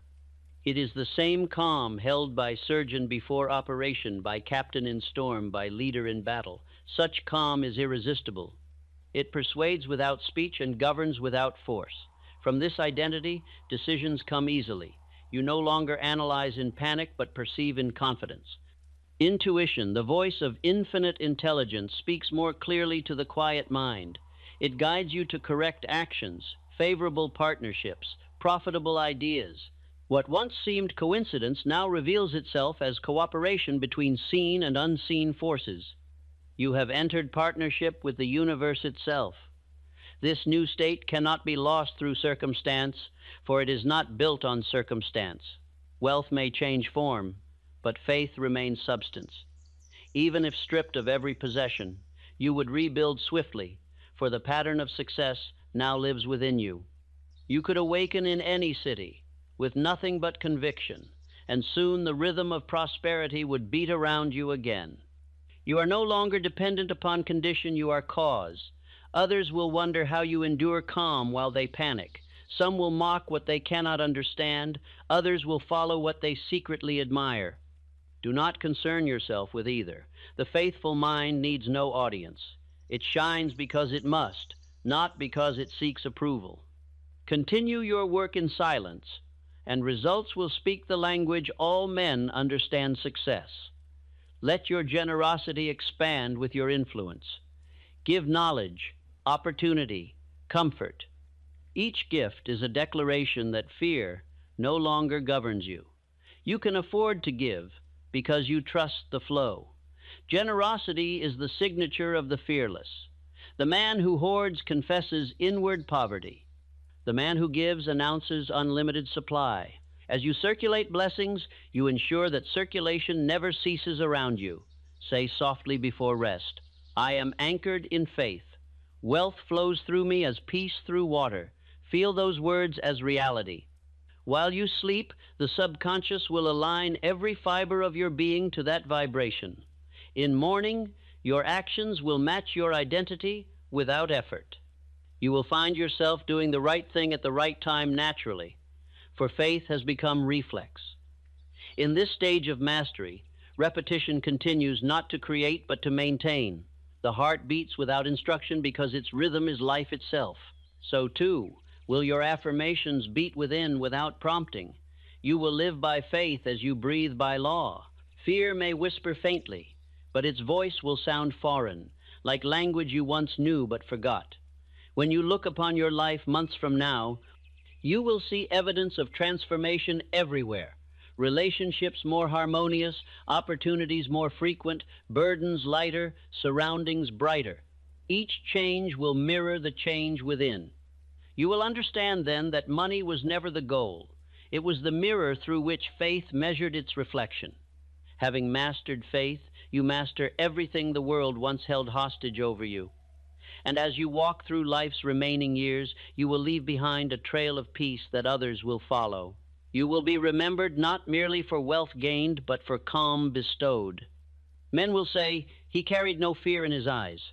That is the highest tribute the world can pay, to recognize in you the proof that man can live without fear. Rest now in that awareness. You have become the law you once studied. The mind that once doubted now decrees. The heart that once trembled now commands. You are guided, guarded, and supplied by the intelligence that shapes the stars. Nothing external can disturb the balance you have built. Walk henceforth not as seeker of wealth, but as its embodiment. For the man who has conquered fear has inherited the kingdom of abundance, and his reign shall never end. RM can destroy what is built upon the foundation of organized faith. My friend, it is not enough to listen to truth. You must apply it. I have told you that fear is a habit, that faith is a law, and that repetition engraves law upon the mind. Now, I shall give you a simple nightly exercise that will change not only how you think about money, but how you feel toward it. Perform this exercise faithfully, and your relationship with wealth will never again be ruled by fear. Do this each night before sleep. Do it in silence, in darkness, with no noise but the sound of your own breathing. You need no pen, no paper, no companion. You need only yourself, your thought, and a few minutes of deliberate attention. First, sit quietly. Let your body rest. Let your shoulders drop. Allow your breath to settle into a calm rhythm. Each exhalation is a release. Each inhalation is a renewal. Say within yourself, I am safe. Feel those words as truth. Nothing in the outer world can harm you while you are in command of your inner world. You are not preparing to fight fear. You are preparing to disarm it. Close your eyes. Imagine your thoughts slowing until they move like clouds across a still sky. Between each thought there is silence. That silence is the presence of faith. It is the space in which new law can be written. Rest in that stillness for a few breaths. Now, picture in your mind a table before you. Upon it are 3 books. One is labeled fear, another is labeled faith, and the third is labeled fortune. These 3 books contain the entire record of your mental life concerning money. Each thought of worry you have ever had is written in the book of fear. Each thought of confidence in the law of abundance is written in the book of faith, and the results of both are summed in the book of fortune. You will now rewrite the books. Begin with the book of fear. Imagine opening it. Its pages are filled with the stories of every anxious night, every tense conversation, every thought of not enough. The pages tremble with the energy of doubt. As you look at them, say quietly, these are not laws, these are habits. Then imagine a soft light beginning to pour over the pages. The words fade until the book becomes blank. You have erased fear from its record. Next, open the book of faith. It may have fewer pages, but each word glows with strength. You will now write new chapters in it. Imagine yourself writing these words in golden ink. I am master of my money because I am master of my mind. I think abundance, I feel abundance, I attract abundance. As you write, speak each sentence aloud or silently. Feel each phrase as a command, not a wish. You are the author of this book. Your words decide the story. Now look at the book of fortune. See how its cover brightens. It opens itself before you, revealing new entries, opportunities, partnerships, creative ideas, calm confidence. These are the fruits of your new mental law. Whisper to yourself, my fortune grows through the power of my faith. Let the picture close slowly, knowing that the 3 books now tell one story, the story of mastery. The next step is to align feeling with thought. The subconscious obeys emotion more readily than intellect. You must therefore feel prosperity while you think it. You will do this through visualization and breath. Breathe in deeply and imagine that every breath draws in confidence. Feel it enter through your chest like warm sunlight spreading through your body. Breathe out and imagine every breath carries away worry. See fear leaving you like mist dissolving in air. Repeat this rhythm. Inhale confidence, exhale worry until your body begins to respond. Each breath declares law. I receive calm. I release fear. When your body feels light, bring before your mind one scene of financial fear that troubles you most. It might be a bill, a debt, an uncertainty. Picture it clearly. Do not resist it. Observe it calmly. Then imagine it shrinking, growing smaller until it fits in the palm of your hand. See yourself lifting that fear and blowing gently upon it. It dissolves into dust. Whisper, you have no authority here. The mind believes what it sees. You have seen fear disappear, therefore, it is gone. Now create the image that will replace it. Picture yourself receiving money with ease. See your hand steady as you write a check or pay a bill. See your face relaxed, your eyes clear. Hear your own voice saying, "There is always enough." Feel the quiet pride of a man who commands his resources wisely. This image is not fantasy, it is blueprint. Hold it for several breaths until it feels natural. The subconscious will treat this picture as instruction. To seal the new image, you will use spoken repetition. Say slowly and with feeling, "I am calm in the presence of money. I am faithful in the use of money. Money is my servant. I am its master." Repeat this 3 times. Each repetition engraves the law deeper. The words may seem simple, but they are keys that unlock new circuits in the mind. Use them daily until they echo within you without effort. The next phase of this exercise is gratitude. Gratitude is the current that closes the circuit of wealth. Fear cannot live in a grateful heart. Think now of every source of supply you already possess: your skills, your ideas, your friendships, your health, your ability to think. Give thanks for each. Whisper quietly, "I am rich in ways beyond counting." Feel the truth of it. The more sincerely you appreciate what you already hold, the faster new supply will come. Gratitude is the magnet that keeps wealth in orbit around you. Take a moment and bless the money you already have. Whether a small sum or great, picture it as seed. Each coin, each note, each figure in your account is a seed of possibility. Bless it by saying, "Multiply according to law." When you next touch your money, repeat this blessing. The subconscious will record that money is something sacred, not feared. You will soon notice it returning in greater amounts, drawn to the vibration of respect. Now we come to the most powerful part of the exercise, the nightly decree. You will speak 3 short commands before sleep, each one aimed at the subconscious, which works tirelessly through the night. These commands are the foundation upon which faith becomes automatic. The first decree: as I sleep, my mind builds abundance. The second decree: every thought I think tomorrow will move me toward prosperity. The third decree: fear has no permission to speak within me. Say these slowly, clearly, with the authority of one issuing law. Do not whisper as beggar. Declare as king. When the subconscious receives these orders repeatedly, it begins to govern emotion accordingly. You will wake with courage where anxiety once lived. There is a second part to this exercise morning practice. Upon waking, before touching your phone or stepping from bed, repeat the 3 decrees again. Then take one deep breath and say, "Today I give more service than I am paid for." This single statement will convert your faith into movement. Remember, wealth is drawn to usefulness.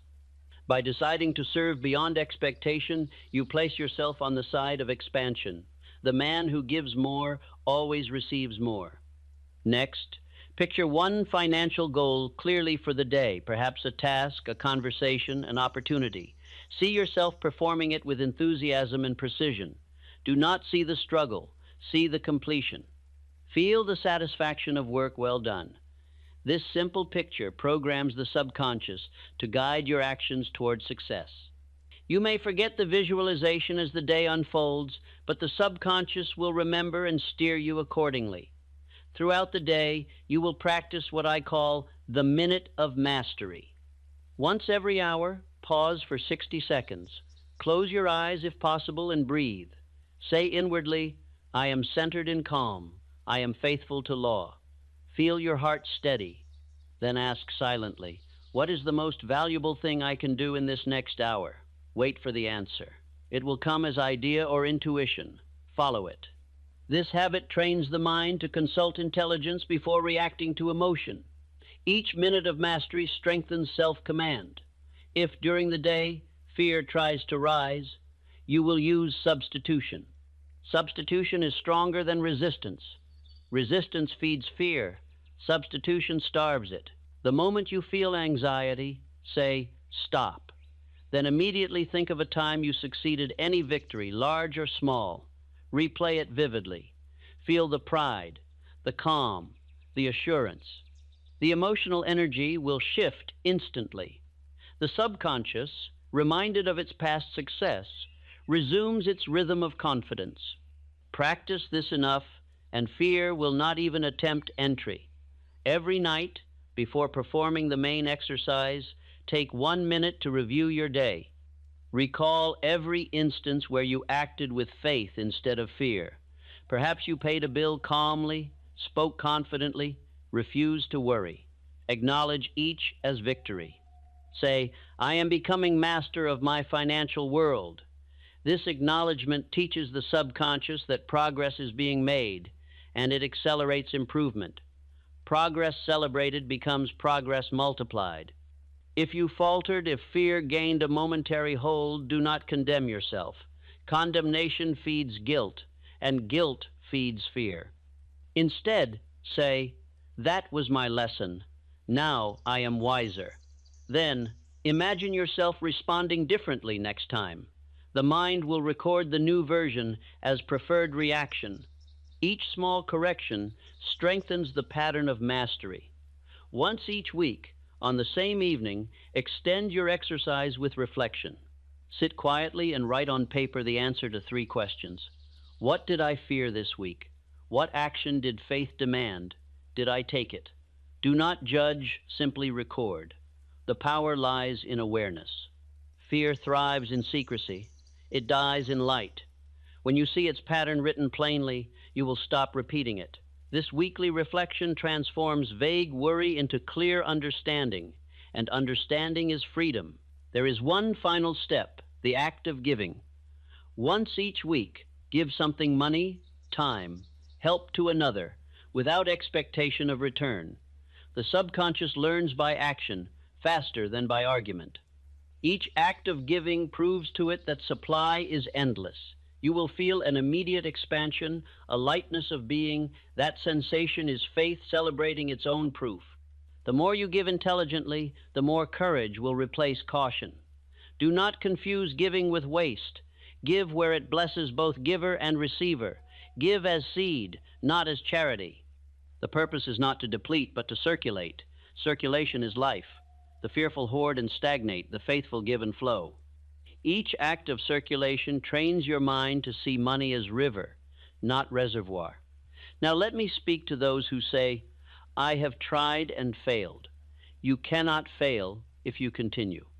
Failure exists only in interruption. The seed you plant tonight may take time to sprout, but it will sprout. Do not dig it up with impatience. Continue the exercise nightly for 30 days without exception. 30 days of uninterrupted practice will form a groove of faith so deep that fear can no longer cross it.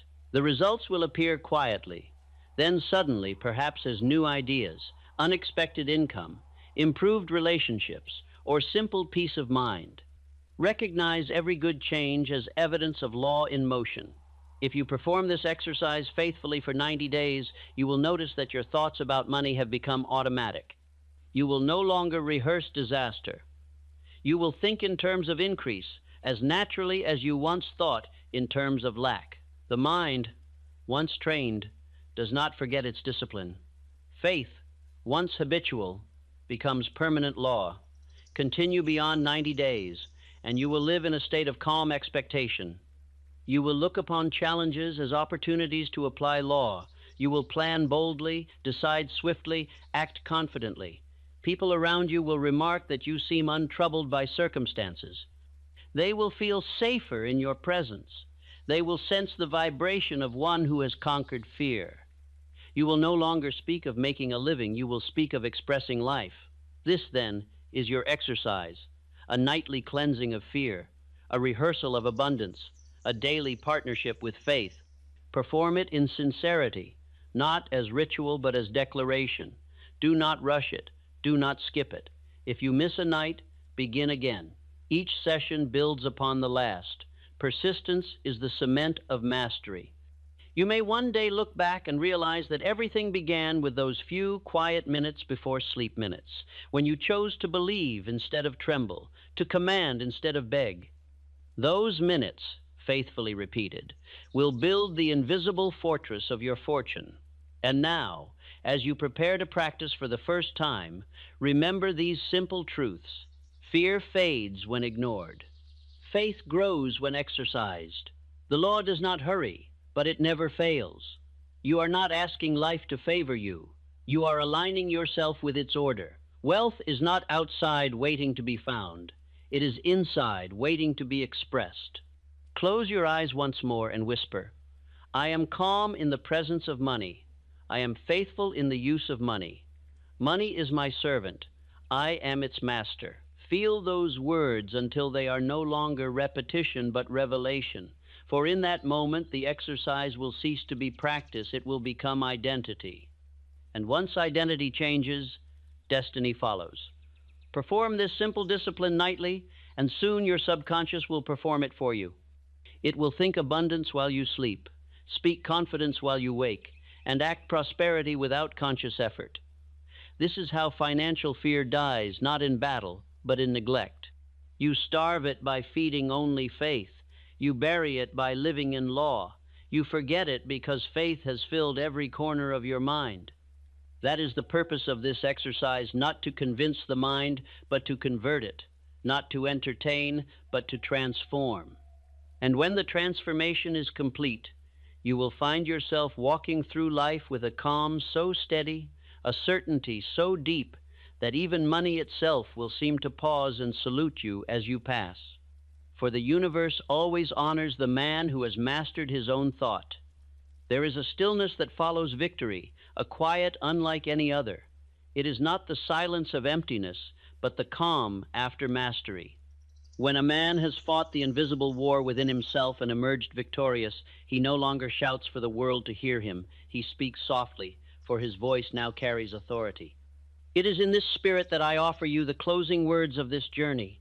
What you have learned about fear and money is not a set of ideas, it is a revelation of law. It is the unveiling of that eternal order by which all increase flows. You have glimpsed, perhaps for the first time, that you were never meant to serve money. You were meant to command it through thought, faith, and service.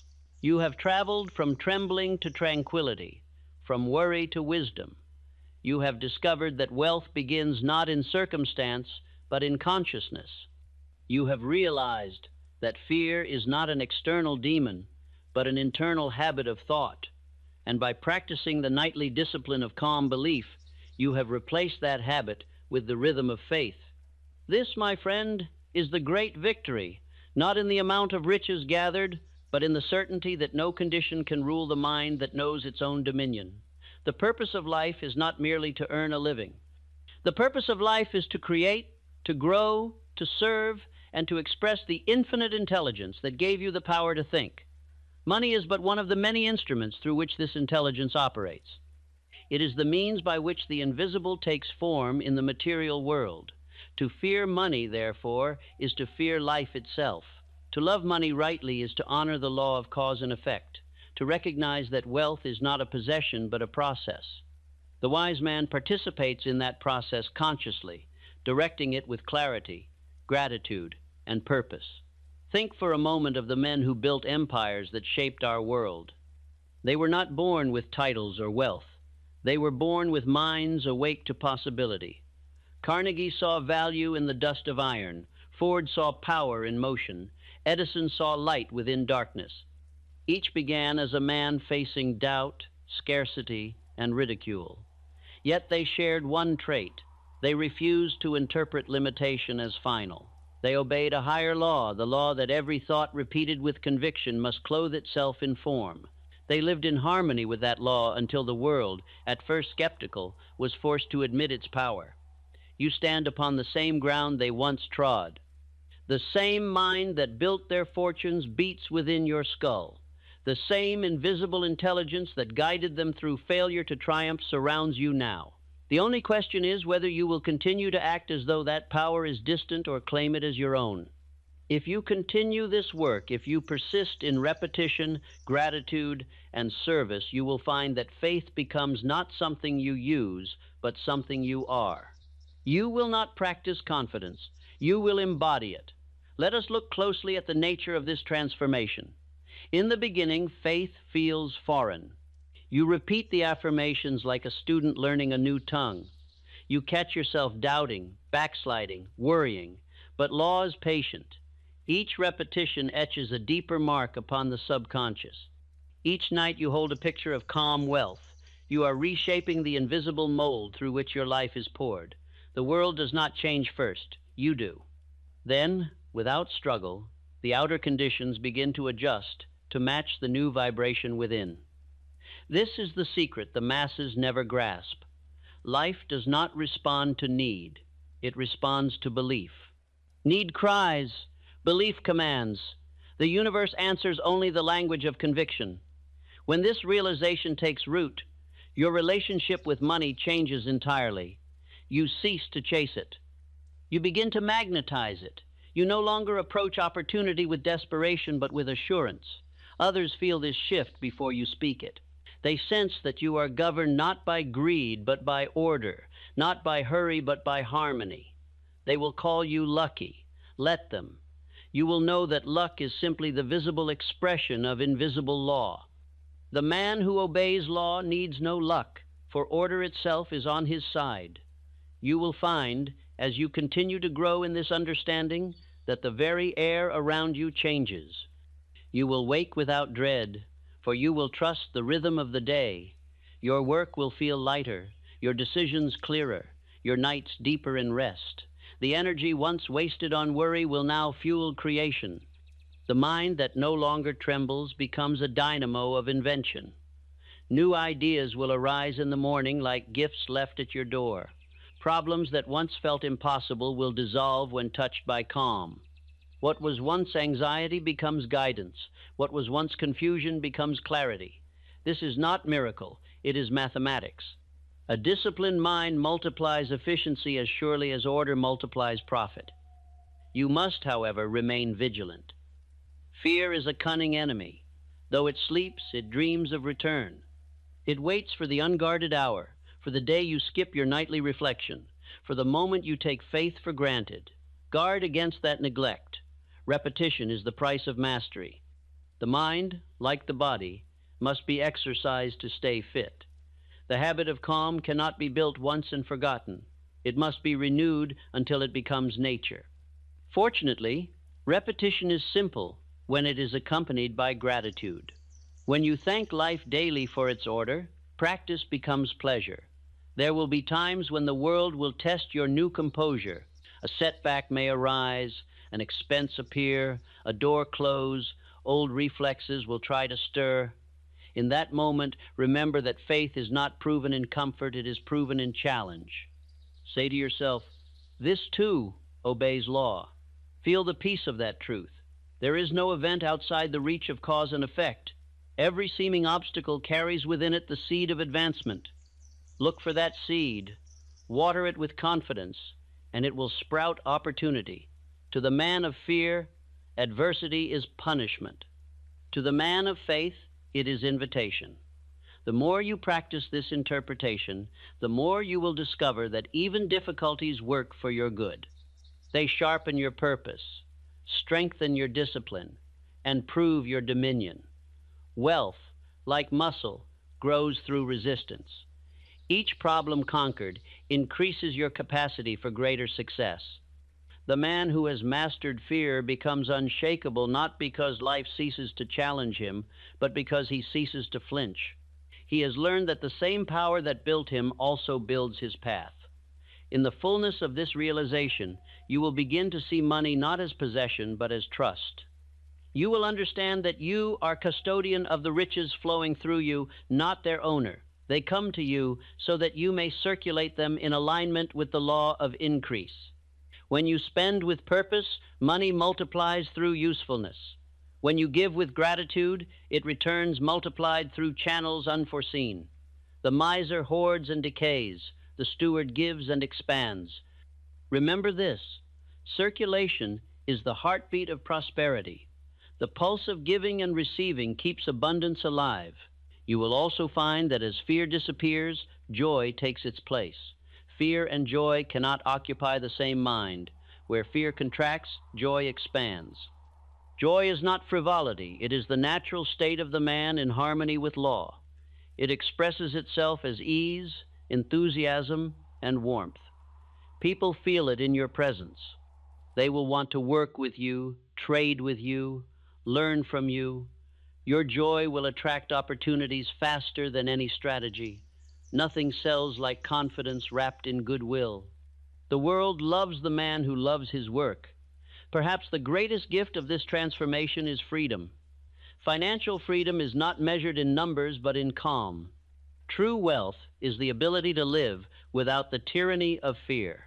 When you can face any bill, any challenge, any uncertainty with poise, you are rich beyond measure. For what can the world take from a man who does not tremble? Even loss becomes temporary, for the power that created fortune once can create it again. This understanding will carry you through every cycle of life with dignity. You will never again measure yourself by the rise and fall of circumstance. You will measure yourself by your command of thought. I would have you know that this mastery is not selfish. The peace you develop is not yours alone. It radiates. Every home, every business, every friendship touched by your calm becomes steadier. Your example will teach more than your advice. When others see that you do not waver in crisis, that you pay without panic, that you act without haste, they will feel the contagion of your faith.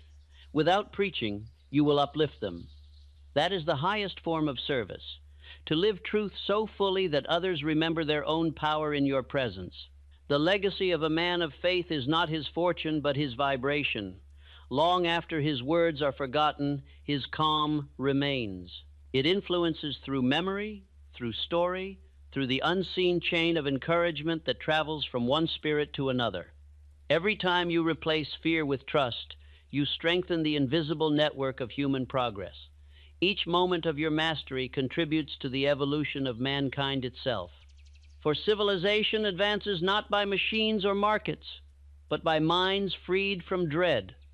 As you grow into this higher consciousness, you will notice that your concept of wealth expands. It will no longer mean simply money in hand, but ideas, peace, health, friendship, and purpose. You will understand that wealth is wholeness. Each area of life reflects the others. The man who thinks richly about his relationships will prosper in business. The man who acts generously in work will enjoy harmony at home. Law is one. Its effects are many. To live by it in one domain is to prosper in all. Yet even in this high state, humility remains essential. The moment you believe yourself above the law, you fall below it. Pride closes the channel through which intelligence flows. Continue to approach each day as student as well as master. Keep the curiosity of a beginner, for infinite intelligence is endless in its revelations. The more you learn, the more you will realize how vast the field of creation truly is. Gratitude keeps you teachable. Teachability keeps you growing. Growth keeps you rich. There is one more truth I would leave with you. Faith is eternal. It does not end with this life. The same law that shapes wealth on earth governs consciousness beyond it. The character you forge here, the discipline, the calm, the confidence travels with you. Nothing built in faith is ever lost. The fortune you create in thought is your eternal possession. It follows you as vibration follows sound. Every act of courage adds to the harmony of the soul, and harmony is the only treasure death cannot touch. Therefore, fear nothing, not loss, not change, not time. The same intelligence that taught you to breathe, to think, to create, continues forever. You are an instrument through which it sings. The more purely you express it, the more music your life will make. And when your earthly work is done, that music will remain, echoing through those you have inspired. The faithful man leaves behind not monuments, but momentum. His ideas continue to move, shaping lives he never met. That is immortality in its truest form. Now, as we close this long meditation, I ask you to rest your mind upon one final image. See yourself standing at the center of a great circle of light. Around you flows a golden current, the current of supply. It moves without beginning or end, endless as breath. You stand in the midst of it, neither grasping nor resisting. You simply allow it to flow through you, to bless you and all it touches. You know that as long as you remain calm, the current continues. Fear blocks it. Faith opens it. So you remain open, serene, grateful. This is the image you must carry always, the man of faith standing in the current of infinite supply. Whisper these words: I am part of the eternal law of increase. I live by faith. I give by faith. I prosper by faith. Feel them as truth. They are not suggestion. They are description. You have reached the point where faith is no longer something to practice, but something to live. You have become the living proof of the principle that whatever the mind can conceive and believe, it can achieve. You have seen that financial fear, like all fear, is an illusion sustained only by neglect of truth. You have seen that abundance is not granted but governed, and you have learned to govern it. Let the awareness settle in your heart. The exercise, the repetition, the study, all of it was preparation for this quiet knowing. You are now ready to live without the constant murmur of worry. You will still plan, you will still work, but your actions will spring from peace, not panic. You will move with assurance, speak with authority, and rest with gratitude. This is wealth, not the coins in your pocket, but the certainty in your soul. And so I leave you with this final law, that faith, once awakened, must be expressed. Do not keep your calm hidden. Use it. Build with it. Lead with it. Give with it. Let every word and gesture declare that you have mastered fear. The world is waiting for men and women who have learned this lesson, for civilization itself trembles under the weight of anxiety. Your serenity will be their anchor. Your faith will be their example. Your abundance will prove that spiritual law is practical law. When you lie down tonight, you will do so without fear. When you rise tomorrow, you will rise as master. When you walk through the coming days, you will walk as one who knows that the universe itself moves in partnership with him. Fear will look for you and find only faith. Doubt will knock and find no door. Poverty will pass you by as shadow passes through sunlight. For you have become one with law, and law is life abundant. Rest in that truth. Live by that rhythm. Teach by that example. And when the world asks the secret of your serenity, answer quietly, I have learned that fear cannot live where faith has made its home. Then smile, for the universe will smile with you. There comes a season in the life of every man when he must stop asking and begin knowing. That season begins the moment he ceases to plead for security and stands up to claim dominion. You have walked through long corridors of worry and doubt. You have studied the law. You have practiced the exercise.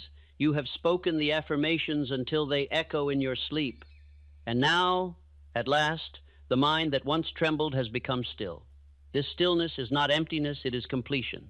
You have learned that the greatest fortune is calm and the greatest power is certainty.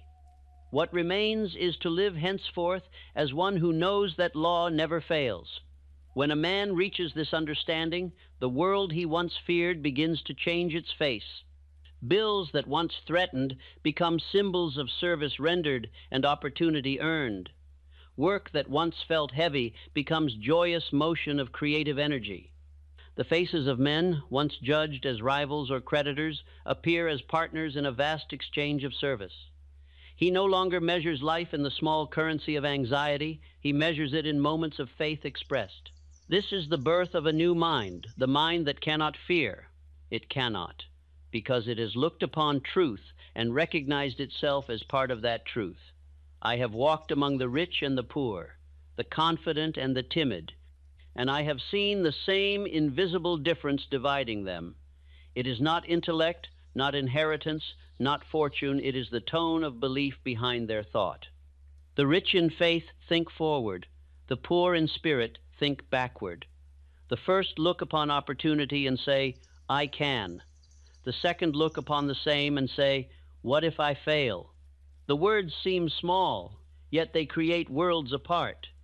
The universe expands toward affirmation and contracts under negation. Therefore, the man who says, I can, becomes magnet for everything that agrees with that vibration. The man who says, I cannot, becomes magnet for proof of his own weakness. The law has no favorites. It merely mirrors conviction. Consider this. Every object in your room, every structure in your city, Every invention that lightens your labor began as a thought in some courageous mind. The same intelligence that whispered to them whispers now to you. It does not shout, it waits for the quiet mind. Fear is noise. It drowns the whisper. When you silence fear, inspiration speaks. You have trained yourself for that silence. You will hear ideas come with clarity, not as guesses, but as commands. They will guide you to new enterprises, new partnerships, new expressions of abundance. Act upon them swiftly, for faith expressed in action grows stronger with use. From this point forward, your daily affairs will mirror the order of your inner life. The more harmoniously you think, the more harmoniously your affairs will arrange themselves. Where you once saw confusion, you will now perceive rhythm. The coincidence that once astonished you will become familiar, for you will understand that it is not chance but correspondence. Every outward event now matches an inward state. When serenity rules within, prosperity forms without. You will come to depend upon this connection as you depend upon gravity, for law is constant. In this awareness, your sense of possession changes. You no longer grasp at wealth, you direct it. You no longer fear loss, because you understand that what created riches once can create them again. You will treat every dollar as instrument of purpose, every opportunity as channel of service.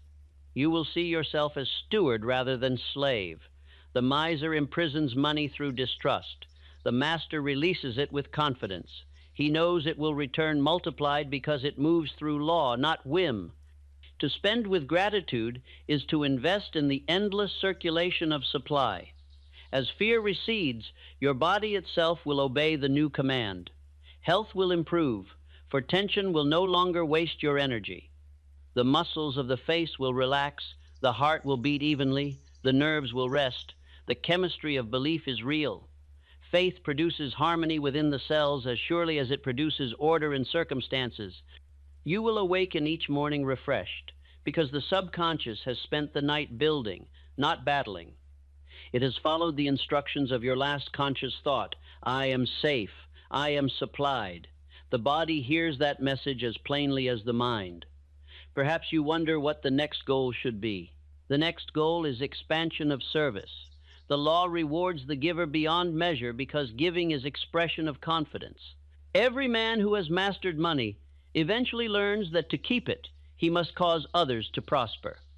The shopkeeper who greets customers with warmth, the craftsman who improves his work beyond requirement, the leader who shares credit, all act under the same principle, increase for all or decrease for all. The man of faith knows that another's gain cannot rob him. It enlarges the circle that sustains him. Competition fades. Cooperation begins. Fear divides. Faith unites. You will also find that time changes texture. The hours no longer rush or drag. They flow. You will accomplish more with less effort because your mind no longer leaks energy through worry. You will discover that inspiration arrives exactly when needed, that the right people appear when called by calm expectation. Each day will feel guided, and indeed it is. Infinite intelligence moves through definite channels, and you are now such a channel. Your duty is simply to keep it clear through gratitude, discipline, and joy. When night falls, you will practice your exercise not as student but as master. You will no longer struggle to believe. You will confirm belief already proven. Your affirmations will feel like acknowledgments, your visualizations like memories. You will drift into sleep, smiling at the order of your world, knowing that even in dreams the law continues its work, and in the morning you will rise not to labor but to expression. Every act becomes extension of inner peace. In time, others will notice the change and will come seeking your secret. Some will think you possess mysterious power. Tell them gently that the power is not yours, it is theirs as well, waiting to be recognized. Teach them by example more than by word. Let your calm answer their chaos, your confidence answer their doubt. One mind fixed in faith is fortress for many. The peace you generate will ripple outward farther than you can measure. The man who conquers fear redeems more than himself. He redeems the vibration of the world. As you grow in this mastery, remain humble. Pride is the shadow of success, and it waits for every conqueror. The moment you claim exclusive ownership of achievement, you fall out of rhythm with the source that produced it. Remember always that you are instrument, not origin. Gratitude keeps the connection clean. Begin and end each day with thanks, not for what may come, but for what already is. Gratitude is faith fulfilled. It is the final step of creation and the first step of preservation. Let us look forward in imagination. Picture yourself years from now, standing in the home you have built, surrounded by those whose lives have been enriched by your steadiness. The rooms glow not only with comfort but with peace. There is no tension in the air, no whisper of dread. You have learned to guide every resource, to treat every circumstance as ally. Children look upon you with trust, partners with respect, strangers with instinctive ease. This is the reward of fearless faith, not applause, not grandeur, but quiet authority that calms everyone it touches.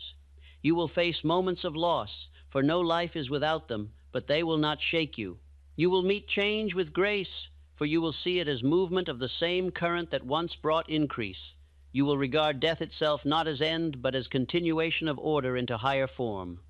The man who lives by faith fears nothing that law can explain, and law explains everything.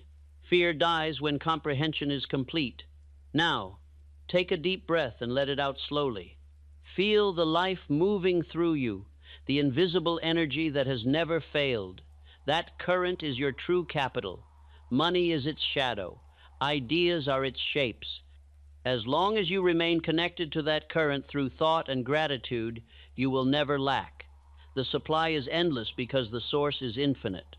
You may rest in this awareness as the sailor rests in the certainty of tide. He cannot see the force that lifts the sea, yet he trusts it enough to set sail. You too must sail each morning with faith as your wind and purpose as your rudder. If ever you feel fatigue, remember that rest is also creation. The tree that seems idle in winter is drawing strength for spring. So it is with you. Periods of stillness are not failure but formation. The subconscious works most deeply when the conscious mind releases strain. Trust the unseen process. Faith does not rush, it realizes. The man who knows this lives without haste and therefore without fear. As I close these words, I would have you reflect upon the path you have walked. You began as seeker of relief. You end as possessor of law. You began anxious about money. You end certain of mastery over every circumstance.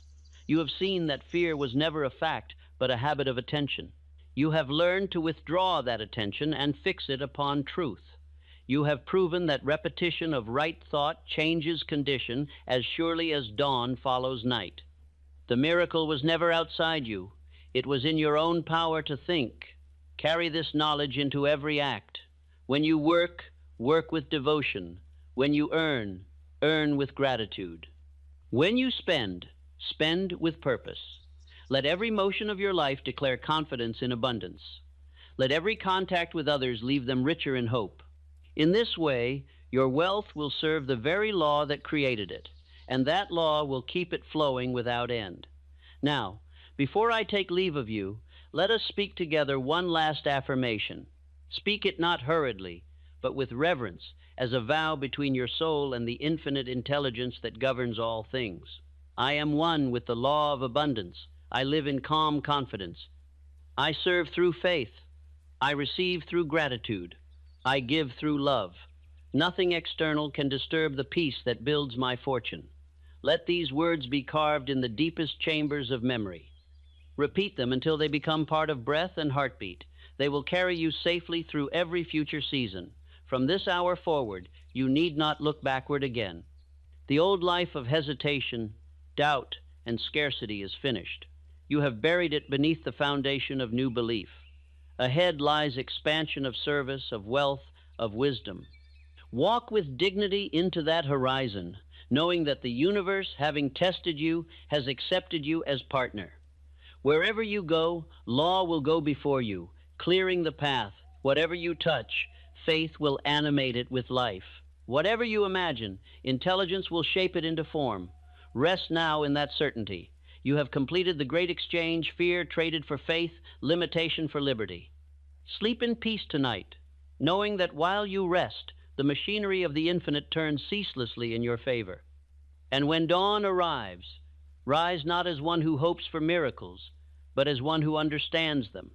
For the man who has mastered thought lives in miracle continually. Fear is forgotten. Faith is fulfilled.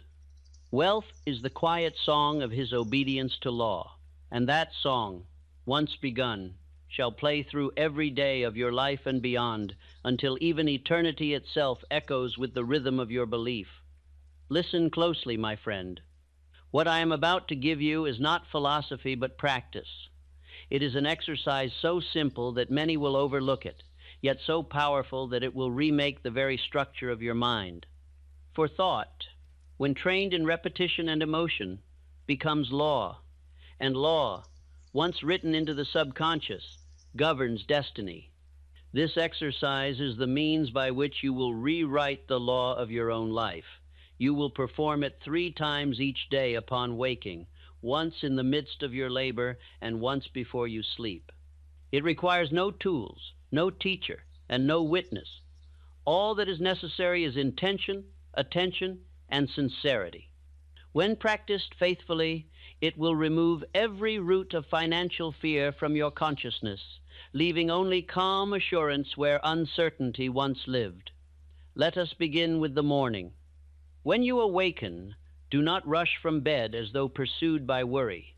Lie still for a moment and listen to the silence before thought begins. In that silence, declare quietly, "This day is mine to command. My mind is the master, my world the servant. Let the words fall into the stillness like stones into water. Feel the ripples move through you. This single declaration sets the tone of mastery for the hours ahead. You are reminding yourself that the law of mind precedes the law of circumstance. Next, rise slowly. As your feet touch the floor, imagine that you are stepping onto solid ground of faith. Feel it beneath you as foundation firm enough to bear every burden. Take one deep breath, and as you inhale, say inwardly, "I draw in power." As you exhale, say, "I release fear." Do this 3 times. This breath is not mere air, it is command. It signals the subconscious that the body itself serves a higher rhythm of peace. Then, before beginning your work or conversation, take one sheet of paper. At the top, write the words "definite desire for this day." Beneath it, record one clear intention. It may be as simple as, "I shall speak calmly in all matters of money," or as large as, "I shall secure one new opportunity that increases my income." Write it plainly, as though describing an event already certain. When you have written it, read it aloud. Hear your own voice, affirm the promise. The spoken word seals the written one. Then fold the paper and carry it in your pocket. Each time you touch it during the day, you will remind the subconscious of its duty to fulfill the command. Throughout the morning, you will practice what I call the law of substitution. Every time a fearful thought arises, "What if I fail? What if I cannot pay?" you will stop it before it completes its sentence. You will not argue with it. You will not reason with it. You will simply say, "I substitute faith." Then you will replace the image of fear with an image of success. If you pictured loss, replace it with gain. If you imagined rejection, replace it with acceptance. The mind cannot serve 2 masters. It will hold whichever image you repeat most often. Each substitution is a stroke of hammer upon the metal of habit. Strike long enough and the old shape disappears. Around midday, when the labor of the world begins to weigh upon you, you will perform the 2nd stage of this discipline. Find a moment alone, perhaps while walking, perhaps while seated quietly. Place your hand over your heart and feel its rhythm. Say softly, "This heartbeat is the proof of supply. As long as life flows through me, abundance flows to me." Breathe deeply and repeat, "There is no lack in the law." Say it again until the words stop being sound and start being sensation. Then imagine that you are surrounded by a gentle light. This light is faith itself. It does not come from outside you. It radiates from within. It fills the space around your body like warmth from fire. It extends outward in every direction. Within this light, fear cannot survive. Each breath spreads it farther. You are not pretending, you are remembering. This is your true condition, always surrounded, always supplied, always safe. After this minute of quiet, affirm again the intention written on your paper. Speak it aloud if possible, or inwardly if you must.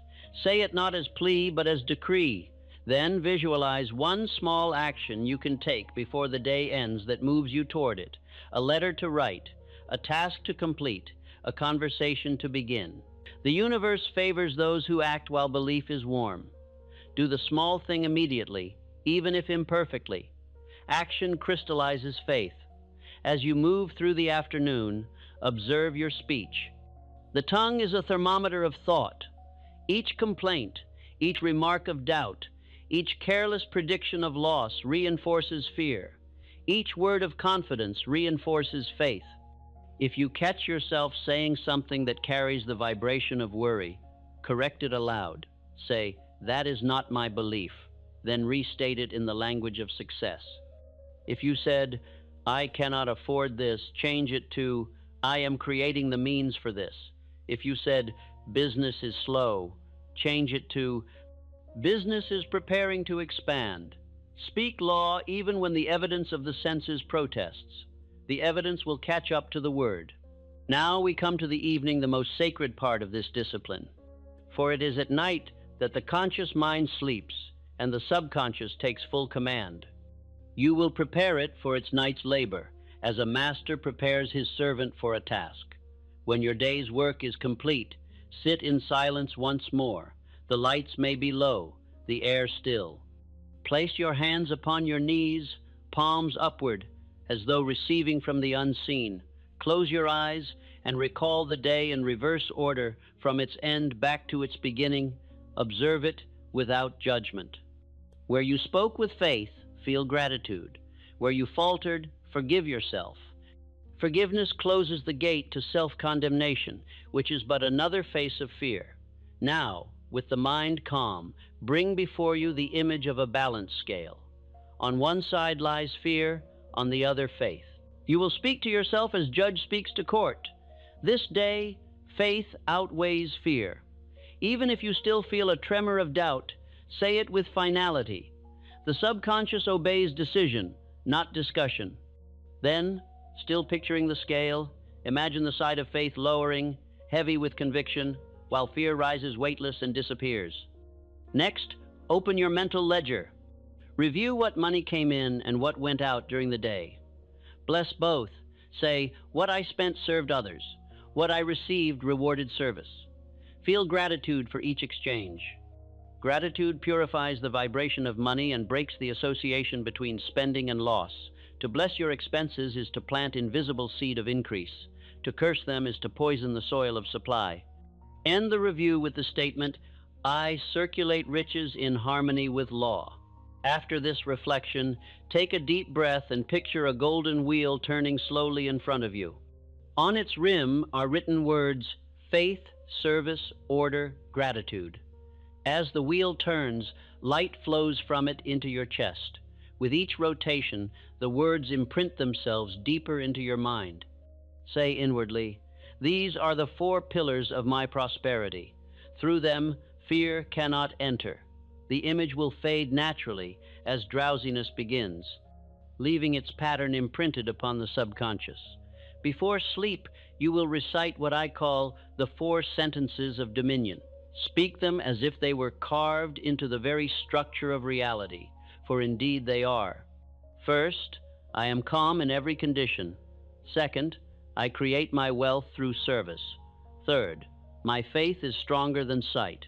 Fourth, all that I need comes to me in order and time.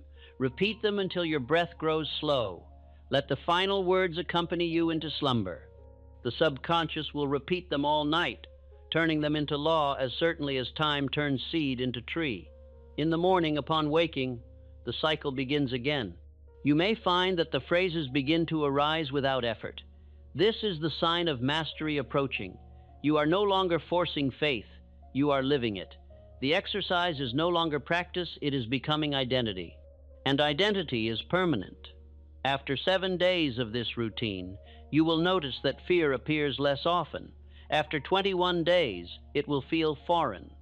After 40 days, you will wonder how you ever believed its voice. Habit will have shifted. The mind will have been retrained. Your world will have reorganized itself accordingly, for law cannot do otherwise. Now I will tell you what to do when unexpected trouble visits, as it surely will. The car breaks, the bill arrives, the delay occurs. In that moment, stand still. Do not speak until your breath is steady. Then say aloud, "This too obeys law." Feel the authority in those words. You have not denied the event. You have defined its place. You have refused to treat it as chaos. In that instant, fear will lose its grip, and solutions will begin to reveal themselves. No problem can endure the calm gaze of faith. As days turn to weeks, your demeanor will change. You will walk slower, not from laziness, but from certainty. Your words will carry weight, for others will feel the vibration of composure behind them. They will trust your counsel and seek your company. You will notice that opportunities, ideas, and people align around your calmness. This is not chance, it is magnetic law in operation. The world rewards the man who does not tremble. In time, you may teach this discipline to others. When you do, tell them this truth. The exercise works not because of magic, but because of mind. Thought is the builder, faith the mortar, repetition the architect's hand. Every great structure of life, wealth, health, happiness, rises from this trinity. You have merely learned to build consciously what others build by accident. Continue long enough, and construction becomes effortless. Should you ever falter, return to the simplest form of the practice, one breath of confidence for every breath of fear. That alone will sustain you until strength returns. Faith, like muscle, grows through use and rests through recovery. The law never punishes honest effort. Begin again as many times as needed, and each beginning will be stronger than the last. At the close of each week, sit quietly and ask one question. Where did I act in harmony with faith? And where did I delay through fear? Do not write paragraphs. Simply note one example of each. Then for the act of faith, give thanks. For the act of fear, imagine it corrected. See yourself choosing differently, confidently. The mind will file that picture as new pattern. You will find yourself living it naturally when the next test arises. This is how character is built, not in grand moments, but in quiet rehearsals of belief. Over months, this discipline will become second nature. You will think before you worry. You will bless before you blame. You will give before you grasp. You will expect good before evidence appears. And when others come to you trembling about money, you will remember your own transformation and smile. You will tell them, fear is a habit. Faith is a habit. Choose your habit. They will hear the tone of certainty in your voice and feel the truth before they understand it. Your composure will teach what your words cannot. Now, before this lesson closes, I will give you one final command, a command that completes the circle of mastery. Each time you handle money, when you earn it, spend it, save it, or give it pause for a moment and say, "You serve good purpose." That small sentence transforms currency into current. It reminds the subconscious that money is movement, not mystery. The man who blesses his money attracts more of it, for he has proven himself a faithful channel. The fearful man curses it, and it flees. Let every coin you touch carry the stamp of your gratitude. Perform this discipline until you no longer call it discipline, but delight. For the day will come when these practices are as natural as breath. You will wake without dread, speak without hesitation, act without panic, and rest without worry. You will no longer try to believe. You will simply know. Fear will knock but find no response. Scarcity will glance your way but pass by, for your vibration will not permit entry. You will have joined the ranks of those rare souls whose peace governs their prosperity. And when you stand one day upon the summit of your success, looking back upon the road you have walked, you will realize that the climb was never against the mountain, it was against yourself. Every fearful thought you conquered became stone in the staircase beneath you. Every night of discipline became a dawn of freedom. You will know that the universe never withheld anything from you. It merely waited for you to stop withholding faith from it. So tonight, as you prepare for rest, remember the simplicity of what you have learned. 3 times each day: morning command, midday renewal, nightly decree. Words spoken with conviction, breath joined with feeling, action joined with intention, gratitude sealing the circuit. That is all. Perform it, and your subconscious will take over the labor. You will become a man who does not strive for prosperity, but lives in it as fish lives in water. Close your eyes now and whisper, "I am master of thought, servant of law, and channel of abundance." Let the words sink deep until you feel them echo back from within. That echo is the sound of the universe agreeing with you. From this moment forward, walk as one whose agreement with law is sealed. Wherever you go, peace will precede you, faith will follow you, and fear will find no dwelling in between. For the man who lives by this discipline walks in partnership with the infinite, and in that partnership all things are possible, and all fear is forgotten. There comes a time in every man's search for peace when words must give way to silence. For faith, once established, speaks not through sound, but through stillness. Tonight, as you reach the end of this teaching, you are standing at the threshold of that silence, the sacred quiet that follows the death of fear.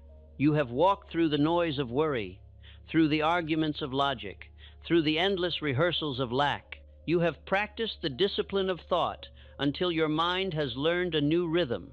And now, for the first time, you can hear the faint hum of law moving beneath all things. It has been there since your first breath, waiting only for your cooperation. You have learned that fear was never a force, it was an echo, a shadow of thought turned against its master. You have learned that money was never a tyrant, it was a mirror, reflecting your belief about yourself. You have learned that wealth does not come from demand, but from obedience to the order of life itself. And if you have practiced what you have heard, even for a few days, you have already tasted the difference between the restless heart of worry and the steady pulse of faith. That difference is freedom. Think back to the man you were before you began this journey. He measured his safety by numbers on a page. He mistook busyness for productivity and motion for progress. He feared every delay, interpreted every silence as punishment. He trusted appearances more than principles, emotion more than law. He chased after opportunity as though it might disappear before he arrived. That man lived under tyranny of conditions because he had not yet discovered the kingdom within. He was not wicked, only untrained. But training transforms ignorance into power. You have trained your thought, therefore you have freed your life. The mind you now possess is different. It no longer runs to every alarm. It no longer bows to every uncertainty. It moves with quiet precision, like a compass always returning to north. When problems arise, it does not scatter, it gathers. When temptation to despair appears, it turns inward to law and listens for instruction. You have replaced the chaos of emotion with the order of principle. That is the beginning of mastery. Faith, you now know, is not something you hold in the head, it is something you feel in the marrow. It is the awareness that whatever occurs, there is an intelligence within you equal to it. This realization alone removes 9/10 of life's burden. For the heaviest weight a man carries is not the event itself, but the belief that he cannot meet it. You have proven that you can. Every day that you choose calm over panic, gratitude over resentment, decision over hesitation, you demonstrate to your subconscious that the old habit of fear is broken. Each demonstration is a thread in the new garment of confidence you are weaving. Soon, that garment will fit so perfectly that you will forget you ever wore another. Now, as this practice becomes nature, a new question arises. What shall you do with this freedom? The answer is simple: express it. Law demands expression. Power unused becomes pressure, and pressure, if not directed, becomes confusion. Use your faith. Move it through your work, your service, your relationships. Let it govern your business dealings, your conversations, your small daily exchanges. The true evidence of transformation is not in declaration, but in demeanor. When the man of faith enters a room, peace enters with him. People feel safer near him because his presence carries no conflict. That quiet strength is the highest currency of leadership. Understand this well. The world is starving for calm men. It is full of those who chase, argue, and tremble. It kneels to those who walk unhurried. You will soon discover that your composure itself is valuable. It will open doors that intellect alone could not. Employers will trust you. Clients will believe you. Partners will follow you. Not because you shout, but because you do not. The man who cannot be moved by panic becomes the one others move around. That is influence. That is power. Let me remind you of something vital. Faith must remain personal before it can become universal. Do not try to preach it until you have lived it so completely that your example speaks louder than your instruction. The mind learns faster from demonstration than from argument. Show, by your steadiness, that the law works. Show, by your prosperity, that order produces abundance. Show, by your gratitude, that peace is possible. When others see you meet adversity without trembling, they will seek the source of your calm. Then, when they ask, teach them not with pride, but with humility. Tell them that fear is not a master, but a memory, that faith is not luck, but law. You will know that your transformation is complete when you no longer hurry the results of your labor. Impatience is the last disguise of fear. It whispers that the law must be forced. But law never hurries, and it never fails. The tree does not rush its growth. The river does not push its course. Each flows according to order. You must do the same. Work, plan, act, and then rest. Rest is not idleness. It is trust. It is the declaration that your faith is strong enough to allow law to finish what you have begun. When you learn to rest without guilt, you will know that fear has left your blood. Let us speak of money one more time. You have learned that it is obedient. You have learned that it flows toward service, toward order, toward faith. But there is a greater secret still. It flows toward joy. The universe loves a cheerful worker. It increases where enthusiasm increases. When you act with delight in your purpose, you become irresistible to opportunity. Therefore, take joy in your labor. Bless the task before you, no matter how small. The man who finds beauty in his duty finds wealth following close behind. Each morning when you wake, pause before your first thought. That instant between sleep and waking is the open gate of the subconscious. Whisper there, "I expect good this day." Say it slowly as if you were speaking law into motion. Then rise and live as if the world were eager to obey. You will soon find that it is. During the day, remain aware of the tone of your thinking. You no longer have the luxury of careless thought, for you know now that every thought is seed. Watch the garden of your mind as gardener watches for weeds. Pull them while small. Replace them instantly with affirmations of power. It requires no strain, only attention. Faith grows not by struggle, but by steadiness. When evening comes and the work of the day is complete, return to the silence from which you began. Review the day with gratitude. Count not what was missing, but what was mastered.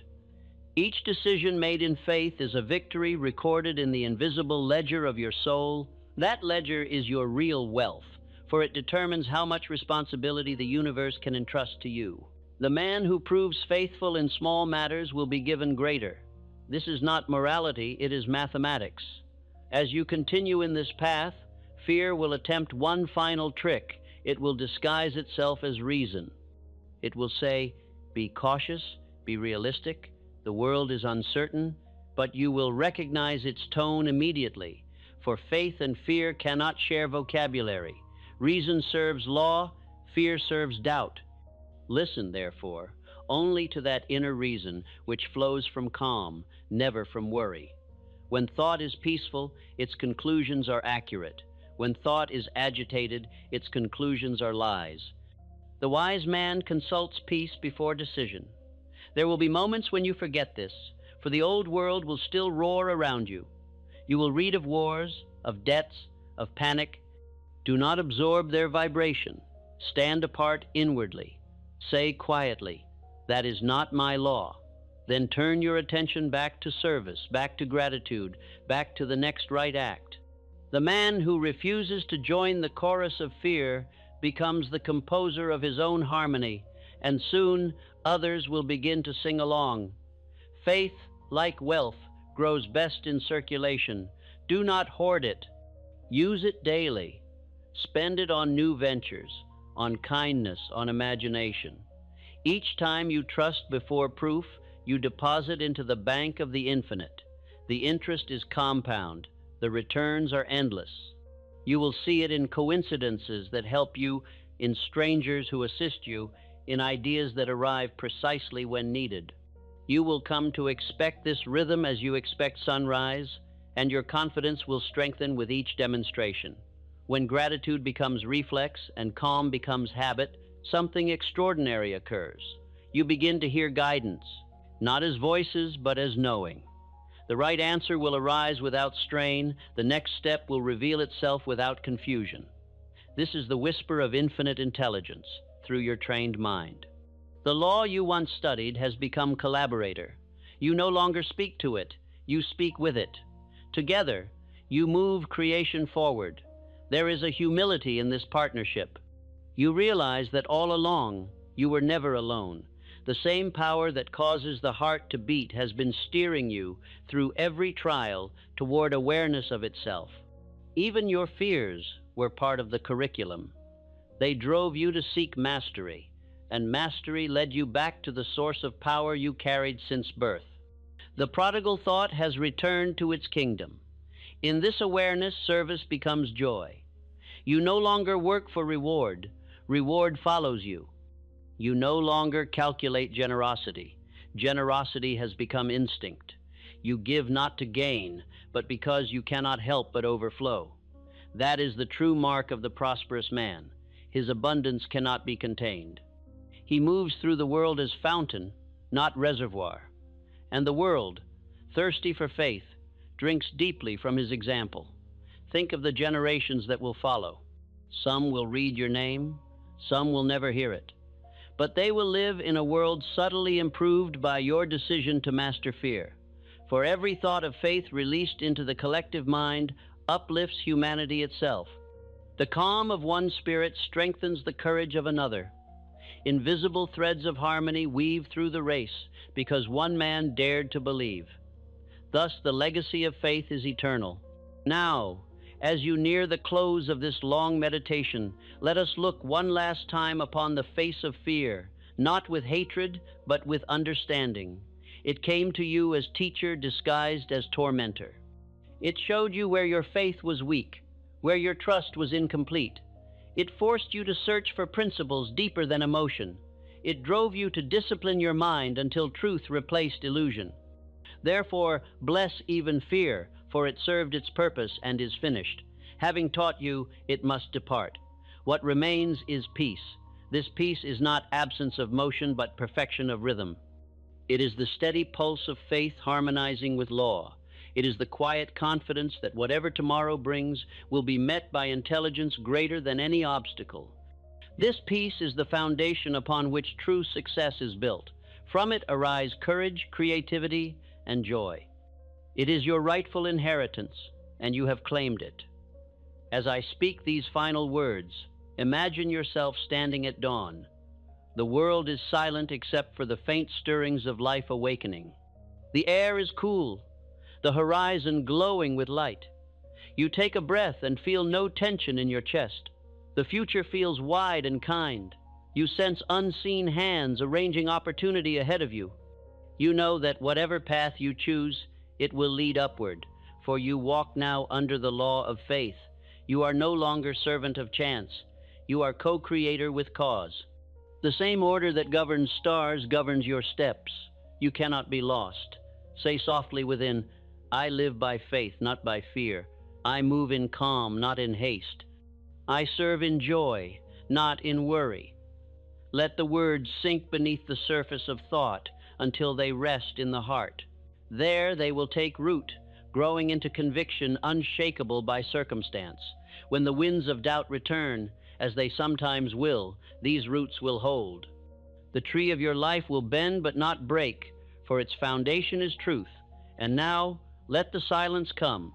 Let it fill the spaces between thoughts. Let it remind you that all law, all power, all supply already exist within. The exercise, the affirmations, the plans, all were means to lead you back here, to the quiet center of your being.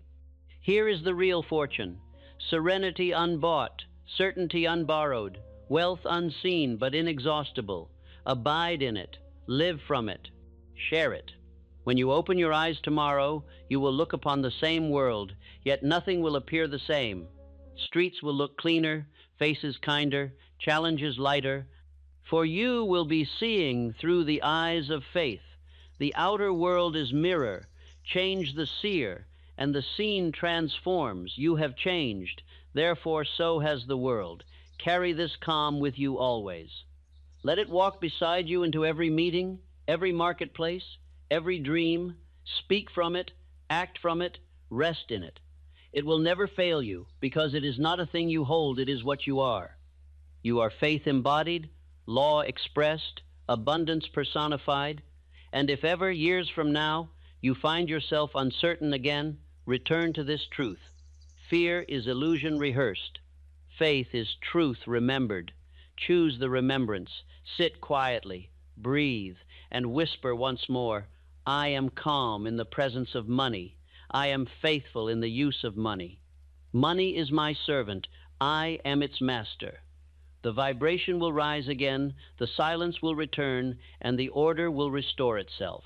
For the man who knows law can never truly fall from it. So rest now, not as student, but as master. The lesson is complete. The fear that once ruled your nights has been unseated. The faith that once seemed distant now sits upon the throne. From this night forward, your life will move in harmony with the unseen intelligence that built the universe. You will work, yes, but from joy, not from dread. You will earn, but through service, not struggle. You will sleep, but in peace, not in worry.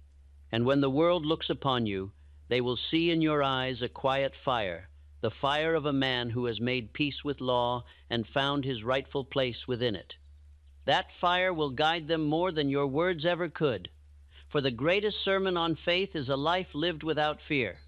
Now the work is finished, the noise is gone, only law remains. Rest in it. Let it work through you. And may the peace you have built tonight stand forever as your unseen fortune, the wealth that cannot be spent, cannot be lost, and cannot be shaken. For it is written within you, and what is written within the faithful mind endures for all time. When a man reaches the end of fear, he stands in a silence that the world cannot describe. It is not the silence of emptiness, but the silence of mastery. The waves of worry that once rose and fell within him have become a calm sea. He looks upon the same world he knew before, yet everything appears new. Money is the same, work is the same, people are the same. But his mind has changed, and because the mind governs all, life itself has shifted its balance around him. He has learned the greatest lesson that life can teach, that outer conditions obey inner conviction. Tonight, my friend, you stand upon that same shore of silence. The long war within has ended. The mind that once trembled before bills and balances has remembered its own authority. The heart that once quickened at every whisper of shortage now beats with rhythm of assurance. You have walked the long path from fear to faith, from dependence to dominion, from confusion to law. What remains now is not learning, but living. For law, once known, must be expressed. Faith, once awakened, must be exercised. Think for a moment upon what has already happened within you. You have changed the very atmosphere of your thought. The restless current that once rushed from worry to worry has slowed to a steady stream of calm purpose. You have learned that what the world calls money problems are never material, they are mental. They begin as disorder in thought, and they end as order in thought. You have stopped trying to patch the symptoms and have begun to heal the cause. That is true mastery. You have practiced repetition until faith has become reflex. You have disciplined imagination until vision has replaced anxiety. You have spoken the words of law until they echo automatically from your subconscious. You have turned your emotions from rebels into servants. And now you walk through life with a composure that nothing external can disturb. That composure is your wealth. It is the invisible foundation beneath every visible fortune. When I walked among the titans of industry, Carnegie, Ford, Edison, Schwab, I saw that their power did not lie in possession of capital or contacts, but in composure of spirit. Each faced calamity more than once. Markets collapsed, machinery failed, competitors schemed. Yet they moved through chaos with quiet minds. They did not deny difficulty, but neither did they bow to it. They stood within the storm as men stand beneath the sun with certainty that it cannot harm what obeys law. That calm was their real estate. That serenity was their signature. You have now begun to develop that same quality. It will deepen with every day you live by faith. There will still be moments that test you, for life will always provide opportunities to apply what you have learned. But these tests will not terrify you, they will prove you. The muscles of faith grow only through use. Each challenge is a new weight placed in your hands by infinite intelligence itself, saying, strengthen here. Receive those moments as invitations to grow, not punishments to endure. Understand that from this point forward, fear will attempt to disguise itself. It will not shout, it will whisper. It will come wearing the garments of prudence, reason, and modesty. It will say, be careful, do not risk too much. The times are uncertain, but you will know its voice. You will feel the constriction in your chest when it speaks. You will recognize its odor of limitation, and you will answer, not in anger, but in calm. I do not serve you. Then you will act in confidence, and the whisper will fade, as all illusions fade before the presence of decision. Decision is the true destroyer of fear. When a man makes a definite choice and commits his whole mind to it, he closes the door through which fear enters. Indecision is the gatekeeper of worry. Keep that gate closed, and peace will guard your house. From this day on, let every plan you make be definite. Every promise you give be kept. Every task you begin be finished. The habit of completion is the habit of mastery. You will discover, as calm becomes habitual, that new insights arise within you. The mind that no longer wastes power in panic begins to receive ideas with clarity. Intuition becomes sharp, guidance immediate. You will find that problems seem to solve themselves, not because they have vanished, but because you have risen above their level. The man who lives at the altitude of faith sees over obstacles that confound those who crawl through fear. This inner elevation will not make you arrogant. True confidence is humble, for it recognizes its source. The law that works through you is not yours alone. It belongs to all who understand it. Therefore, as your success expands, keep gratitude as your anchor. Gratitude keeps faith pure. It prevents the corrosion of pride.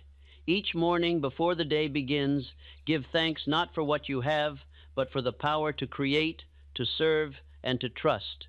That simple act aligns your heart with law before the world can confuse it. There will come days when you feel that your faith is ordinary, when the light of inspiration seems dim. Fear not. The sun shines even when clouds hide it. You cannot lose what you have built. You can only forget to use it. In those moments, return to the simplest truth. Thought is cause. Condition is effect. Speak again the sentences that have guided you.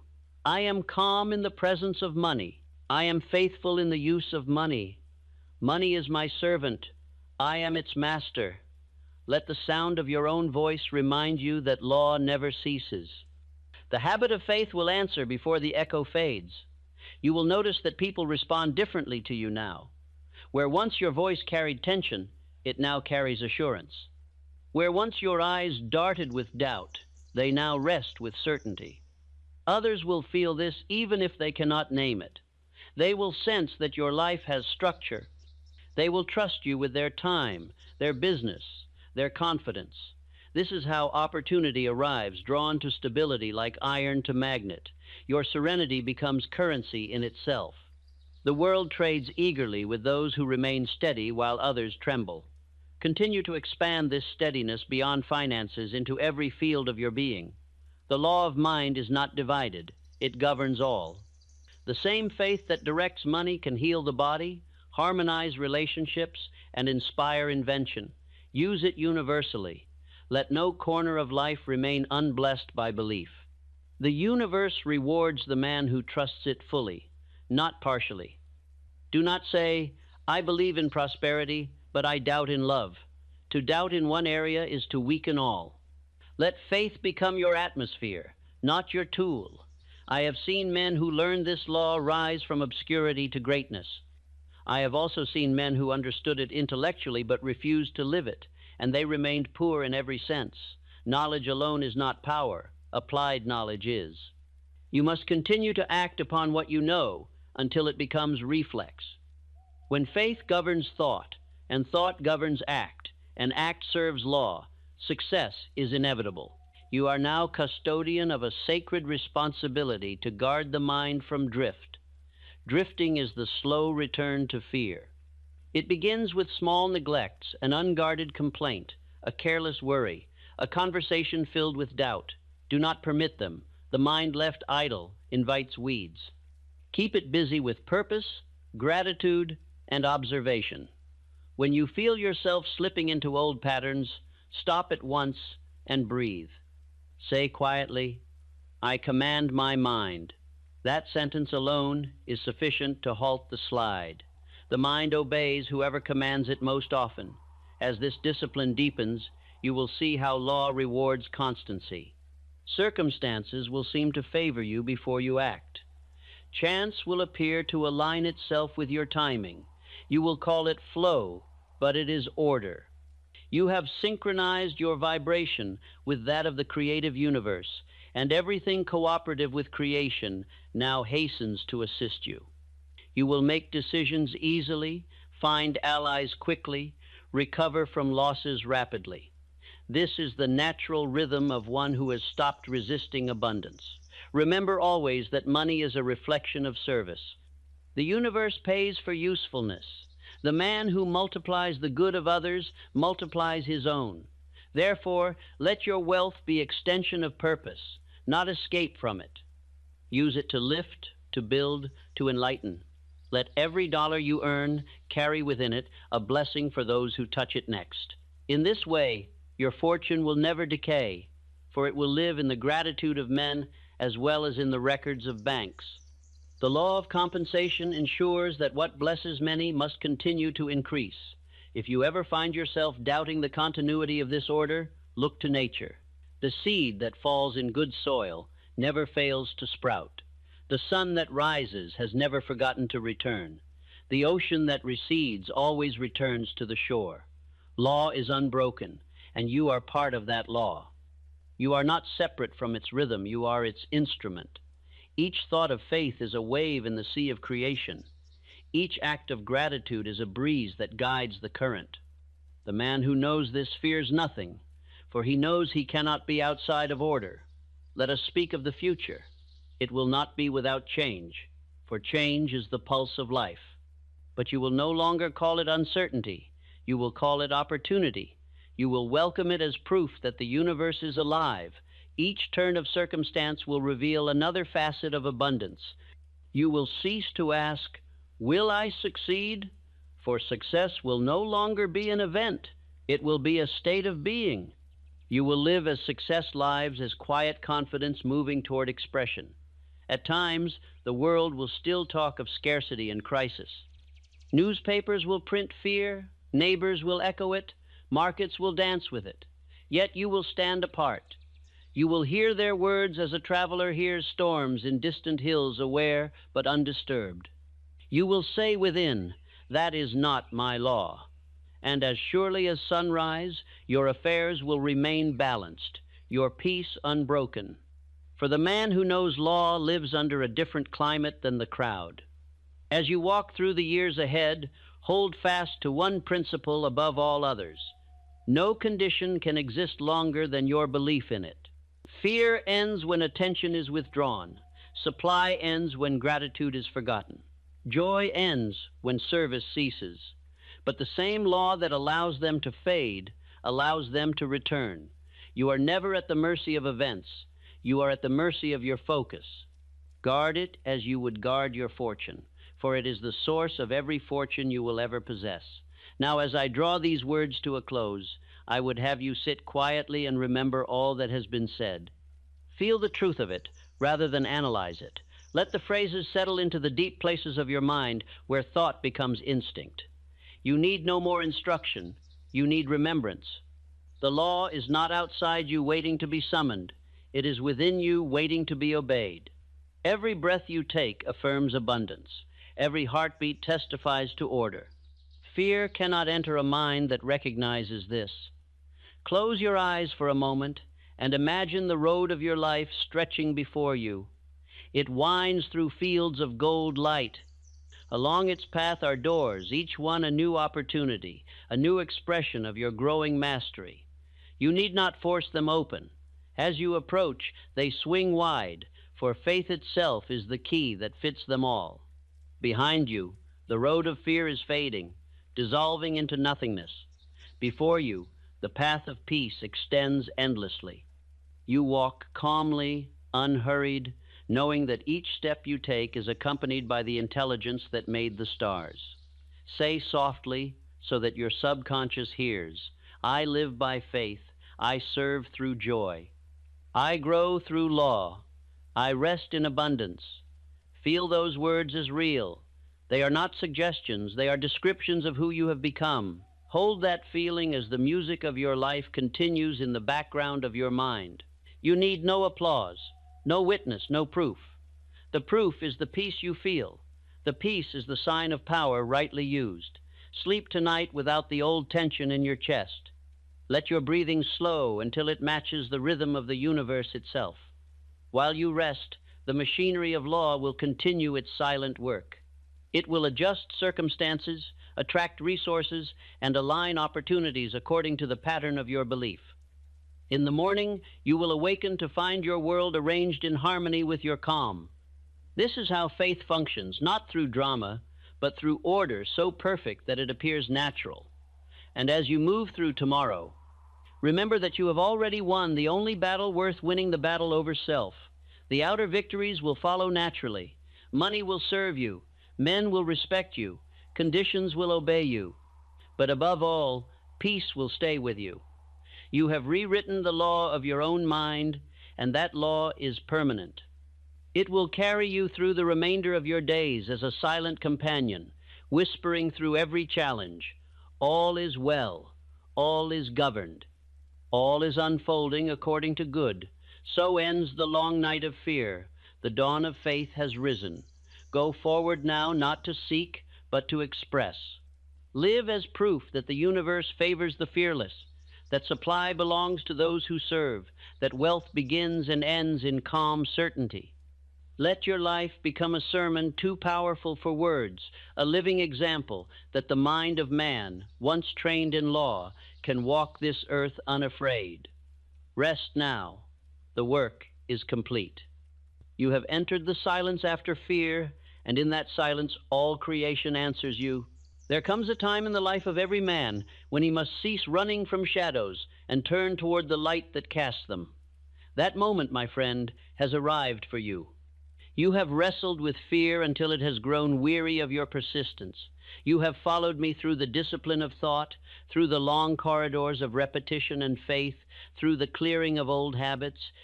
And now you stand at the gate of a new country, the inner kingdom, where all wealth is first born. This kingdom is not reached by travel or by trade. It is reached by recognition. You are standing in it even now. It has been waiting within you since the first day you drew breath. The treasures stored here are invisible but inexhaustible. They are the patterns from which all visible things are shaped: peace, courage, health, abundance, and certainty. Every coin you have ever held, every opportunity you have ever met, every idea that ever crossed your mind was first created in this unseen country. To discover it is to end the rule of fear forever. Fear cannot enter this place. It has no passport. It was born in the outer world, where men believe that power lies in circumstance and that security depends on things. It feeds on doubt and speaks only of limitation. It promises protection but delivers paralysis. Faith, on the other hand, was born here, in this quiet center of mind. It whispers no warnings. It issues decrees. It does not beg the universe for favor. It commands it through understanding. The man who rules this inner kingdom rules the outer world as naturally as a king rules his realm.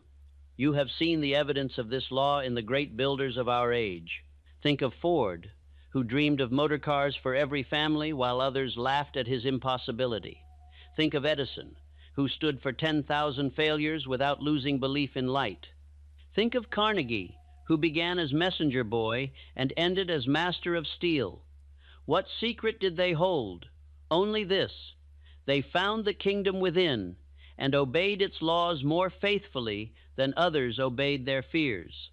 They knew that the mind which believes itself rich can never remain poor. You, too, have begun to learn that law. Through the nightly discipline, you have sown new seed in the soil of the subconscious. Each affirmation has become a root, each act of gratitude a blossom. Each day of repetition has built invisible scaffolding for a new identity. The timid man you once knew has retired from his throne. In his place stands one who commands himself. And self-command, my friend, is the first and last secret of all achievement. You will find, as you dwell in this awareness, that the world no longer intimidates you. Where you once saw competition, you now see cooperation. Where you once imagined scarcity, you now discern circulation. The same river of supply that nourishes one man is capable of nourishing all. The difference lies only in who draws from it with faith and who draws with fear. The fearful man cups his hands tightly, spilling most of what he gathers. The faithful man holds them open, allowing flow to continue. Thus, increase becomes his natural condition. Do not suppose that this inner kingdom is built once and for all. It must be maintained by attention, guarded by gratitude, and strengthened by service. The weeds of fear will attempt to return, for habit dies slowly, but you now possess the tools to remove them before they take root. The simple act of recalling your faith will banish them. One command of belief outweighs 1,000 whispers of worry. Speak to your mind as monarch to servant, peace. The law is still in my favor, and peace will obey. The next great lesson that awaits you is the proper use of power. The man who has mastered fear holds immense influence, and influence carries responsibility. You must employ this power not to dominate others, but to direct yourself. The strong man does not compel, he inspires. The wealthy man does not hoard, he multiplies through giving. The wise man does not boast, he demonstrates. Remember always that leadership born of faith must express itself in service. The moment you forget service, you lose authority, for law favors those who favor life. The best way to serve is to perfect your own example. Let others see in you the calm that no storm can shake. Let them hear in your voice the quiet conviction that success is certain because law is constant.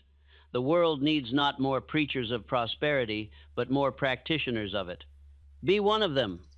The peace you radiate will be sermon enough. You will discover that as you live this way, wealth begins to flow toward you without resistance.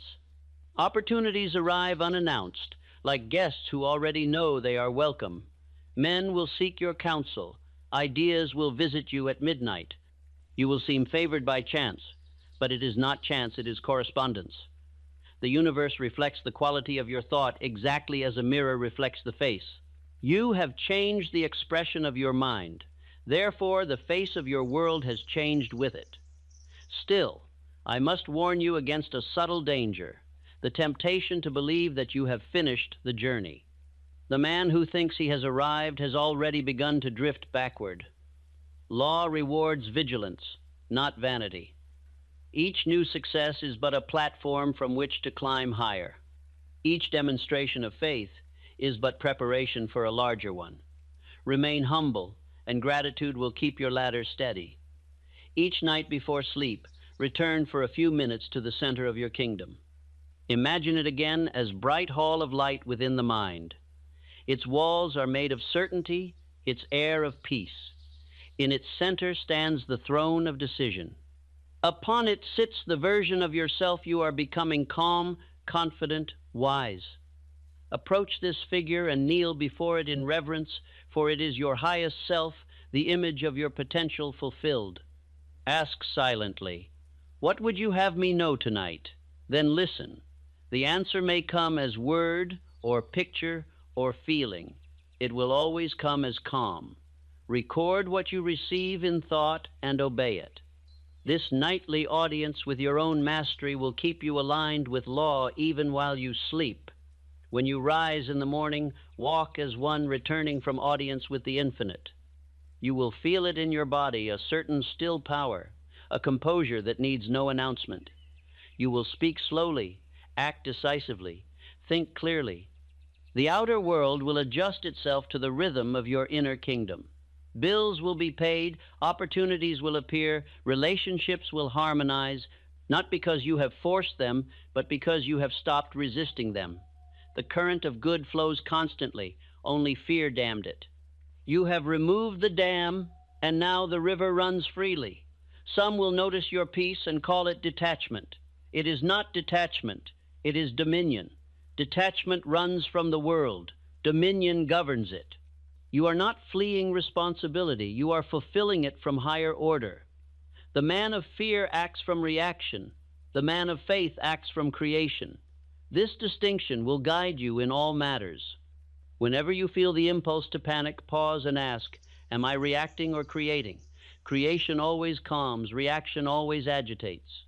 Choose the creative stance, and fear will vanish as mist before morning sun. As your mastery grows, you will learn the art of non-resistance. This does not mean passivity, it means alignment. The bird does not resist the air, it rides it. The sailor does not resist the wind, he adjusts his sail. The believer does not resist circumstance, he adapts it to his purpose. Non-resistance allows the law to carry you farther than struggle ever could. It converts effort into flow, labor into art, ambition into joy. Practice it, and the world will begin to feel weightless. You will also perceive that every man you meet is builder of his own kingdom within.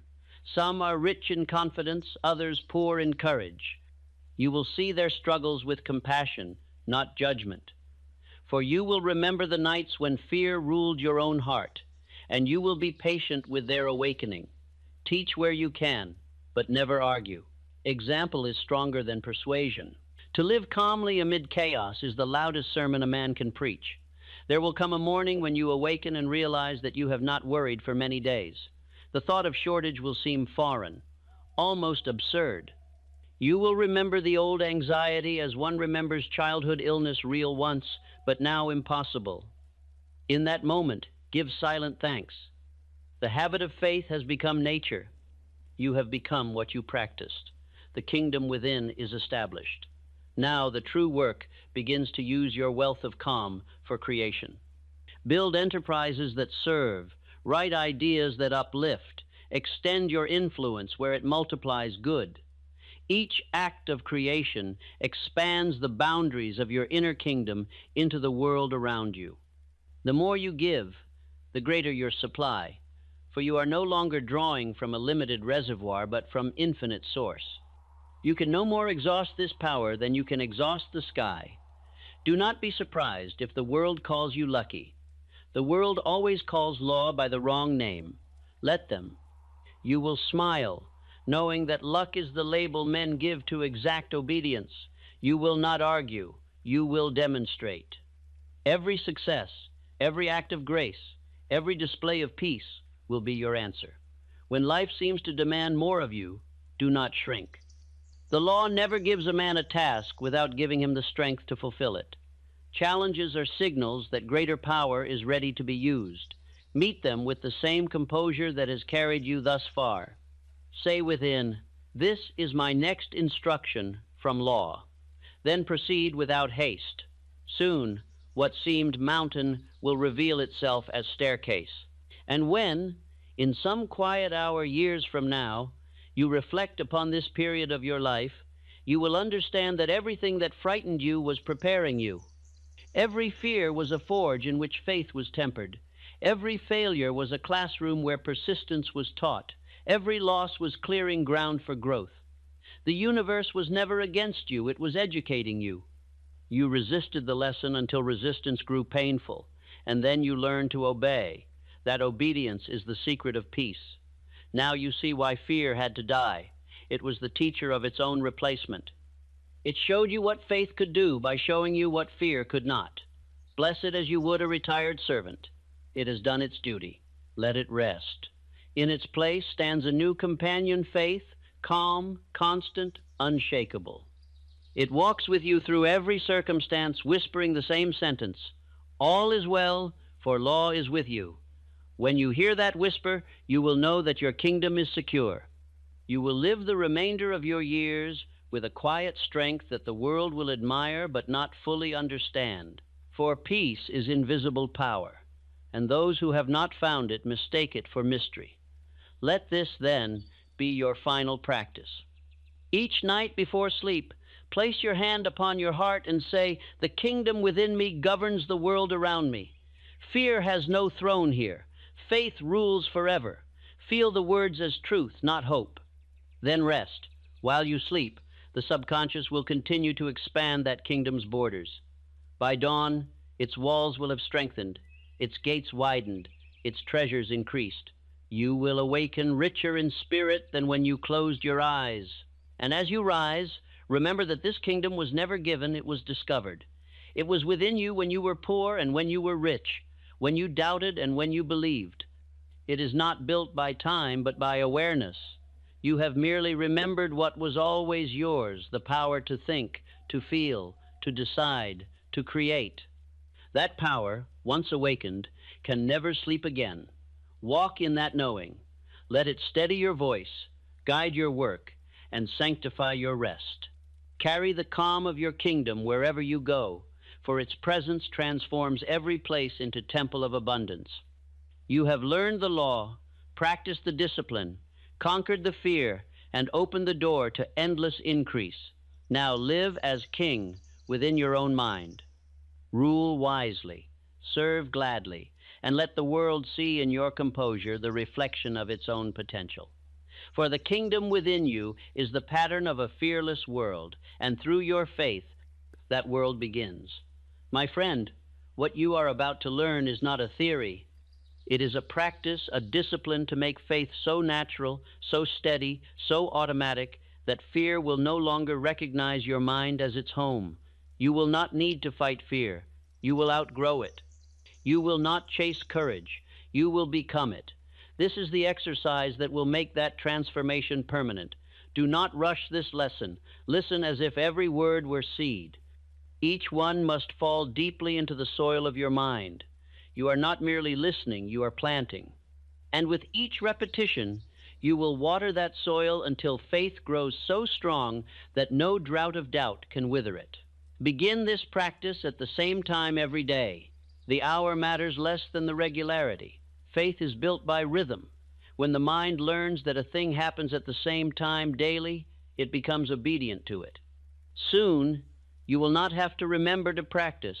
Your subconscious will call you to it, as hunger calls for food.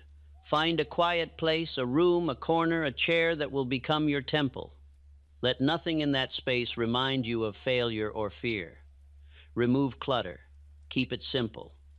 When you enter this place, your mind must associate it with calm command. It is the workshop where you will shape your reality.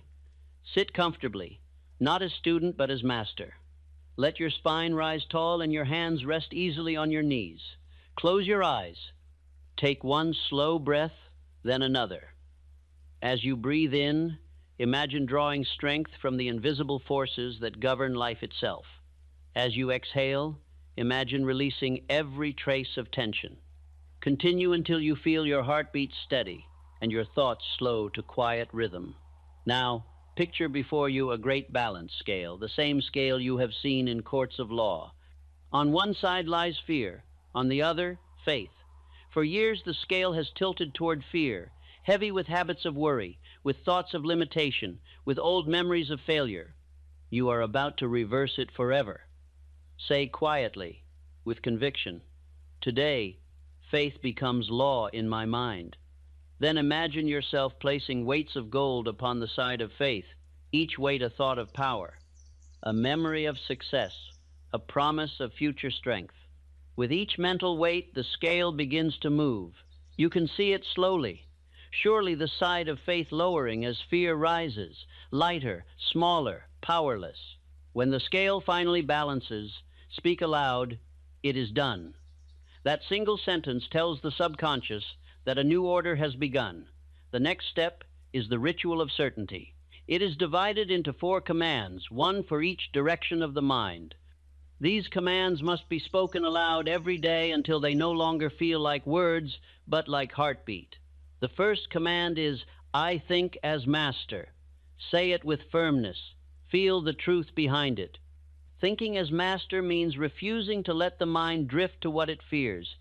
It means choosing every thought deliberately, as ruler chooses every decree. When you speak this sentence, visualize your thoughts standing at attention before you, awaiting instruction. The second command is, "I feel as master." Fear does not live in words, it lives in feeling. You cannot conquer emotion by argument. You conquer it by direction. Imagine your feelings as loyal soldiers, powerful, but waiting for order. Tell them what to feel: calm, gratitude, confidence, joy. You will notice your breath deepen and your chest expand as they obey. The third command is, "I act as master." Action seals belief. Say it with authority. Then picture yourself taking some definite action with courage, speaking a truth, beginning a task, handling a bill with composure. You are teaching the subconscious that faith is not only thought but movement. Each small act of calm is one brick in the fortress of certainty. The fourth command is, "I speak as master." Speech is vibration, and vibration is creation. The words you utter, even casually, carry power to build or destroy.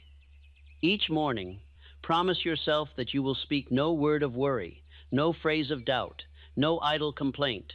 If you slip, stop and correct it. Replace the sentence of fear with one of faith. Soon, your very tone will carry authority, and others will feel your strength before they hear your message. Repeat these 4 commands: I think, I feel, I act, I speak as master slowly, 3 times each. With each repetition, your conviction will deepen. Then sit in silence for a few breaths, letting the echo of those words settle into the subconscious. Now we come to the exercise of mental visualization, for faith must be pictured as well as pronounced. The mind believes what it can see. Picture yourself standing in the middle of a wide plain, beneath a sky of gold light. Around you, the air hums with quiet energy. Every sound is peace, every movement, order. In your hand is a small key shining, solid, perfect. You look before you and see 2 gates. One is old, rusted, heavy. It leads to fear. The other is bright and new, its hinges smooth. It leads to faith. You have walked through the first too many times. Today you turn to the second. You place the key into its lock, and it opens effortlessly. Step through it. As you cross the threshold, you feel the weight of anxiety drop from your shoulders. It falls behind you like discarded armor. Before you spreads the land of faith, fields of opportunity, rivers of abundance, mountains of achievement. You walk with sure steps. The ground is firm beneath your feet. A voice within you says, "This is where you belong." Remain in that image until the scene feels real. Then speak the second decree. "What I imagine with faith, I create in fact." Say it slowly. Feel its certainty. This is not poetry, it is law. Every invention, every fortune, every discovery of man began first as image charged with belief. You are doing the same. You are planting seeds in the soil of the subconscious that must by law yield harvest in due season. After visualization, Practice what I call the circle of gratitude. Gratitude is the rhythm that turns potential into manifestation. Picture yourself surrounded by everything you already possess that carries value: your body, your mind, your breath, your work, your loved ones, your ideas. See them as lights around you. Whisper, "I thank you." Let the words be slow, deliberate. With each thankfulness, feel warmth expand within your chest. You are turning attention from absence to presence, and presence multiplies itself. To complete this daily exercise, perform the 7 breaths of law. These breaths will imprint faith into the body itself until calm becomes physical habit. On the first breath, say inwardly, "I receive supply." On the second, "I release fear." On the third, "I receive strength." On the fourth, "I release doubt." On the fifth, "I receive clarity." On the sixth, "I release haste." On the seventh, "I receive peace." After the 7th breath, remain still. Do not try to think. Let the silence fill you. This silence is the presence of infinite intelligence itself. It is not outside, it is within. You will feel its calm expand like light through water. This is the state in which faith becomes self-sustaining. Once this stillness settles, open your eyes. You will see the world differently. Colors will seem brighter, air cleaner, sound softer. This is not illusion, it is perception cleared of fear. The subconscious, aligned with law, now reflects the order of the universe itself. During the day, you will carry with you a short phrase that acts as your anchor. Each time you feel fear attempting return, you will repeat it mentally: "The law of faith is at work through me now." These 10 words are enough to dissolve panic instantly. Do not reason with the fear, remind it of law. At noon, pause for 1 minute and perform the minute of mastery. Wherever you are, office, street, home, stop. Close your eyes if you can, and recall the morning's image of the Golden Gate. Picture it opening again. Feel the same confidence, the same quiet joy. This is not escape, it is renewal. 1 minute of remembrance restores an hour of peace. In the evening, before you rest, repeat the full exercise once more, but shorten it to essentials: the 4 commands, 1 visualization, and the 7 breaths. Then, as you lie down, whisper the final decree: "My faith works while I rest." The subconscious will obey this order as you sleep. It will continue to build patterns of peace and plenty through the night, repairing any cracks that fear attempted to make during the day. In the morning, you will rise lighter. You will notice that your decisions come faster and your worries slower. The noise that once ruled your inner world will have quieted. This is how law installs itself gently, gradually, irrevocably. Practice this exercise for 30 days without failure. Within that time, you will notice visible evidence of its power. Some new opportunity will appear, some long-delayed payment will arrive, some relationship will mend, or some new idea will strike with clarity. These are not coincidences, they are confirmations. They are the first fruits of a new vibration. After 60 days, the habit will deepen. You will find yourself waking in faith, acting in faith, sleeping in faith. You will not need to force it. It will function automatically. Faith will have become your atmosphere. Fear will knock, but hear no echo. After 90 days, you will no longer speak of practicing faith. You will speak of living it. The exercise will have fulfilled its purpose. It will have rewritten your identity. You will no longer call yourself man of struggle, but man of mastery. You will walk through the same world others call uncertain, yet your step will be firm. You will hear the same news that makes others tremble, yet your heart will remain calm. You will face the same bills, the same markets, the same tides of change, yet you will feel within you an invisible reservoir that never runs dry. That reservoir is law itself. Let me tell you something I have learned through all my years of study. There are no lucky men. There are only lawful men. The man who obeys law seems fortunate because life works for him. The man who ignores law seems cursed because life resists him. You have chosen obedience. Therefore, life will obey you. Keep a journal beside your bed. Each night, record one act of faith you performed that day and one result you noticed. It may be small, a decision made calmly, a conversation held kindly, a payment received unexpectedly. This record will become sacred text of your new life. When doubt attempts to revisit, read those pages. They will testify that faith, when practiced, always produces fruit. As months pass, expand the circle of this exercise. Teach it to another. When you show another mind how to master fear, you double your own strength. Faith, like flame, grows by sharing. It does not divide, it multiplies. In time, you will notice that others draw near to your composure as ships draw toward lighthouse. They will ask how you remain serene while others worry. You will tell them that serenity is not luck, it is law obeyed. You will speak these same words to them, and they will begin their own practice. In that moment, you will have joined the brotherhood of builders, the unseen company of men and women who, by mastering themselves, have helped to steady the world. If ever you falter, remember that even the strongest wind returns to stillness. Simply begin again. The law never punishes, it only waits. Fear thrives on guilt, but faith is patient. One act of belief erases 1,000 acts of doubt. Start anew, and the universe will meet you halfway, as it always has. So now, take a final slow breath. Feel your chest rise and fall with calm authority. Whisper softly, I think as master, I feel as master, I act as master, I speak as master. Let the sound of those words settle deep into your soul. Then add, my faith is law, and my law is good. From this moment forward, you are no longer a student of faith, you are its embodiment. You will walk through the days ahead, not searching for proof, but leaving proof behind you wherever you go. Men will look upon your calm and call it power.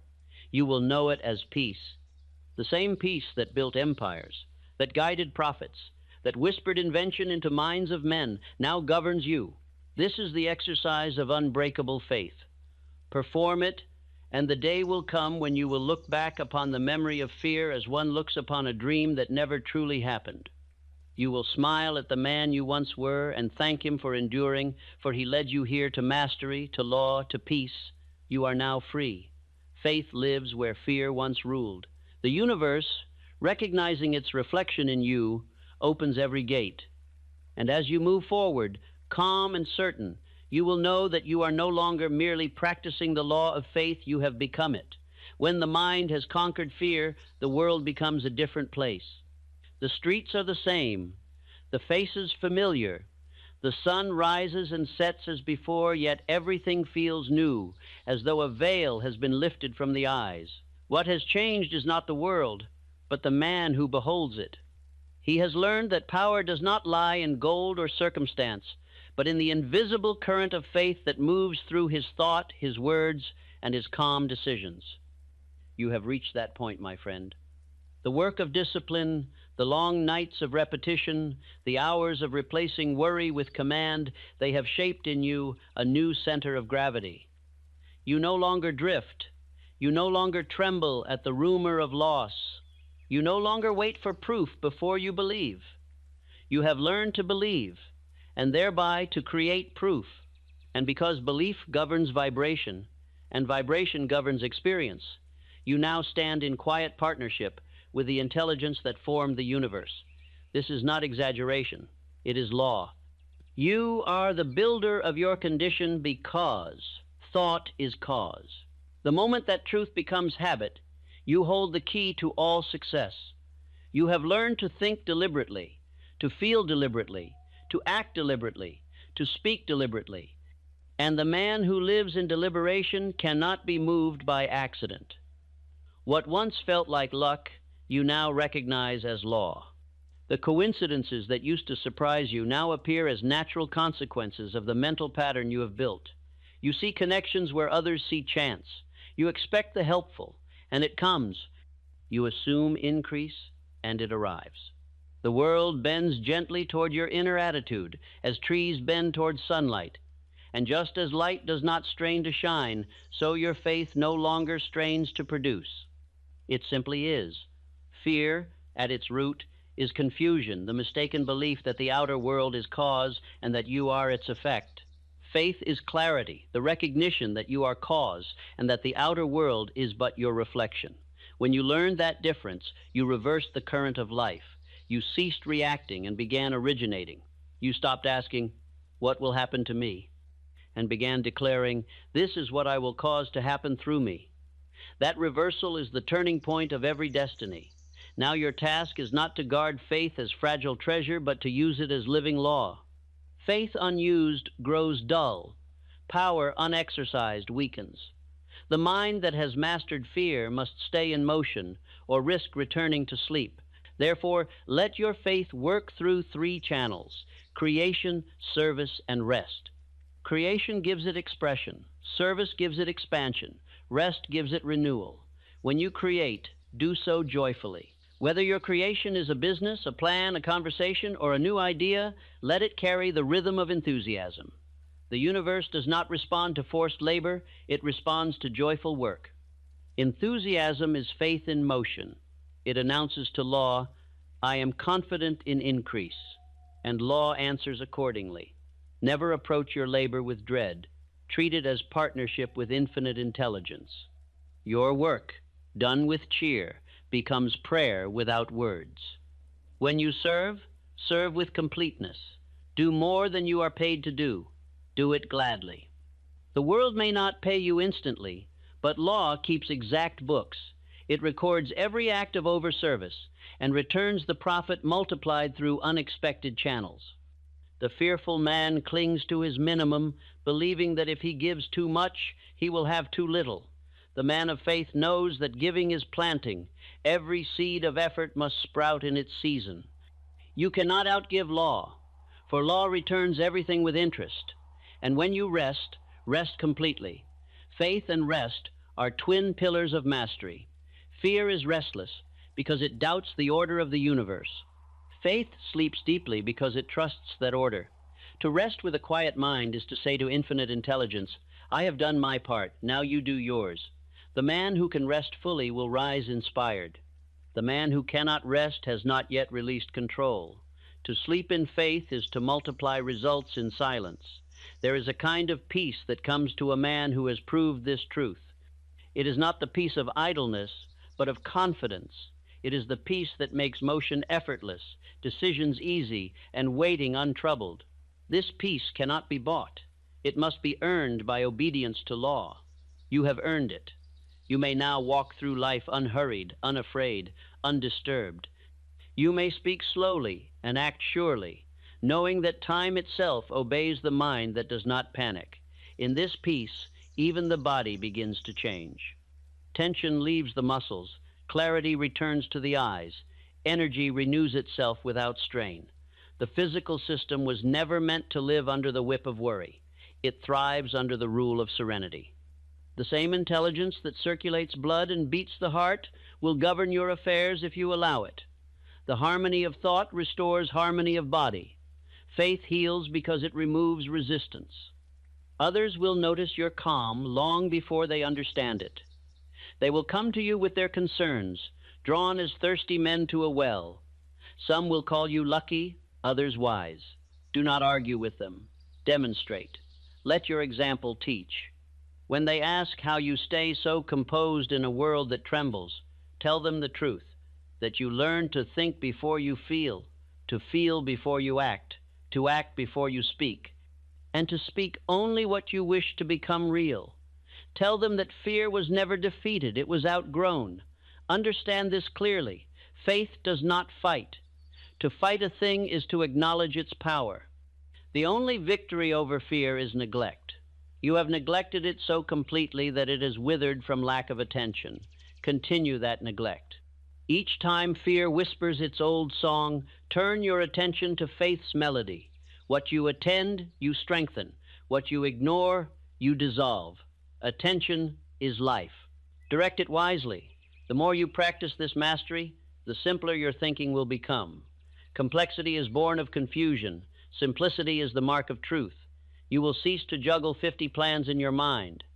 You will focus upon one definite purpose, and all other details will align to serve it.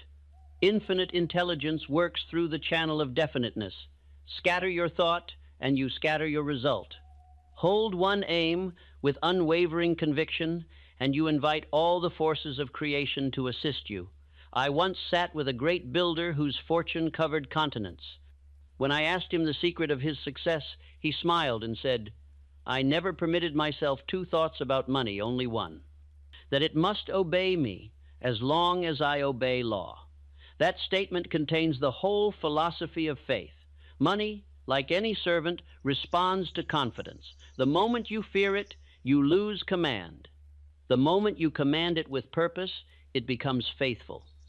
Let us speak also of gratitude, for gratitude is the crown of faith. The man who is grateful for what he already has multiplies it. The man who complains multiplies his trouble. Gratitude is the signal to law that you have recognized abundance, and recognition is invitation. Each morning, before you begin your day, list silently everything that already serves you: your mind, your body, your time, your opportunities, your friendships. Say inwardly, "I am rich in blessings." Do not wait until abundance is visible to give thanks. Your thanks make it visible. Every night before sleep, review the day and bless it. Bless its lessons, its surprises, its challenges. Bless even the moments that tested you, for each one stretched your strength. Gratitude transforms experience into wisdom. Without gratitude, even success grows stale. The man who forgets to give thanks soon begins to feel poor again, no matter his fortune. Gratitude is the art of renewing riches without end. You may wonder what lies beyond this state of peace, whether there is some higher peak to climb. There is, but it is not a mountain of doing. It is a horizon of being. When faith becomes permanent, you begin to live not merely for prosperity, but for purpose. The fear of poverty gone, the heart seeks a nobler challenge to give. The desire for self-security evolves into desire to lift others. You will feel this call within you as surely as you once felt the pull of worry. Answer it. Use your faith to build peace around you. Create enterprises that employ others. Teach those who seek understanding. Share your calm with those who suffer confusion. The world hungers not for more wealth, but for more men of faith. Every act of confidence you express adds strength to humanity's collective courage. Each calm decision you make weakens the world's chorus of fear. This is your new mission, to serve as steady light in an age of trembling. Never doubt that a single mind can influence the whole. One candle relieves the darkness of 1,000 shadows. The vibration of a single steady soul can lift the tone of a household, a business, a city. You may never know how far your example travels, but law knows, and it rewards accordingly. There is no limit to the reach of faith once it becomes identity. Continue your daily exercise, not from need, but from joy. Repeat the affirmations, visualize the abundance, breathe the 7 breaths. They are no longer practices, they are reminders. They tune your mind to harmony each day as a musician tunes his instrument before concert. Do not neglect them. Mastery is maintained by maintenance. From time to time, life will offer you larger opportunities to test your calm. A business venture may appear uncertain. A plan may delay. A loss may seem to threaten stability. These are the storms by which the universe confirms your strength. Meet them with a smile. Say inwardly, "This, too, obeys law," and you will see it turn to advantage. Fear would have run. Faith uses the wind to advance its sail. You are now equipped to move through this world untouched by its panic. The headlines may scream, the markets may shake, men may predict disaster, yet you will hear another sound beneath the noise, the steady hum of law at work, eternal, impartial, unbreakable. That is the rhythm you follow now. That rhythm will carry you through every season. When you reach the evening of your life, you will look back and realize that wealth was never measured in gold or position, but in composure. You will see that every victory, every peace, every friendship, Every sunrise shared in gratitude was a form of abundance. You will understand that heaven itself begins wherever a man has learned to live without fear. And even as your body grows old, your faith will grow young, for faith belongs to the eternal part of you. It does not age, it expands. The calm you practice now will become the calm with which you face eternity. Death, to the man of faith, is but another form of rest, a doorway from one rhythm to another. The law that governs success governs life beyond it. You will step through that doorway as easily as you now step through each new day, saying within, I am still in law, therefore I am still in peace. Now, before this message ends, take one deep breath and close your eyes. Picture yourself standing upon a quiet hill. The air is clear, the horizon wide, the sky radiant with dawn. Around you stretches the world of your making, ordered, fruitful, serene. You feel gratitude rising in your chest until it fills your whole being. Say softly, I am part of the eternal law of increase. All that I need flows to me through faith. Let that sentence be the final seal upon your transformation. You have moved from the realm of reaction to the realm of creation, from dependence upon chance to partnership with cause. You have proven that fear cannot live in a mind that obeys law. You have replaced trembling with trust, haste with purpose, confusion with order. As you go forth, remember that this calm is not an end. It is the foundation for infinite beginnings. From it, you will build enterprises, relationships, inventions, and acts of service that will ripple outward long after your own time has passed. For every life touched by your peace becomes seed of peace in another. In this way, your mastery will continue multiplying across generations. This is the true wealth, not the accumulation of things, but the radiation of power. The man who possesses faith possesses the world, for the world must obey him, not by force, but by alignment, not by demand, but by demonstration. So rest now, knowing the work is complete. You have done what few ever do. You have rewritten the law of your own mind. From this night forward, the subconscious will carry out its new command faithfully and forever. You may sleep without worry, for your belief now governs the unseen. While you rest, infinite intelligence arranges circumstances to mirror your new vibration. You will wake into a world that reflects the man you have become, calm, deliberate, and free. Fear is forgotten. Faith is fulfilled. Law is alive in you. Walk gently now, but walk with authority, for you are partner of the infinite, and where faith and law walk together, the world itself makes way. My friend, what I shall give you now is not a ritual, nor a dream, but a process by which any man may remove the final residue of fear from his financial life and replace it with a steady calm that nothing external can disturb. Perform it daily until your inner composure becomes second nature. When done sincerely, it will re-educate your subconscious mind to think prosperity, feel security, and act from certainty. This practice will require neither special materials nor the presence of others.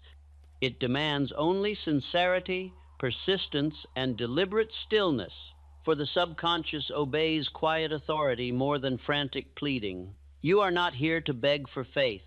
You are here to train it. Each morning, before the noise of the world intrudes, find a place of solitude. It may be a corner of your room, a chair by the window, or a quiet seat outdoors beneath the sky. Sit upright, not in tension, but in command. Place your feet firmly upon the ground to remind yourself that you are supported by law itself. Rest your hands lightly upon your knees, palms open, signifying readiness to receive. Close your eyes and take 3 slow breaths. With each exhalation, feel as though a weight leaves your chest. With each inhalation, feel strength return. Now begin the first stage, the calm of body.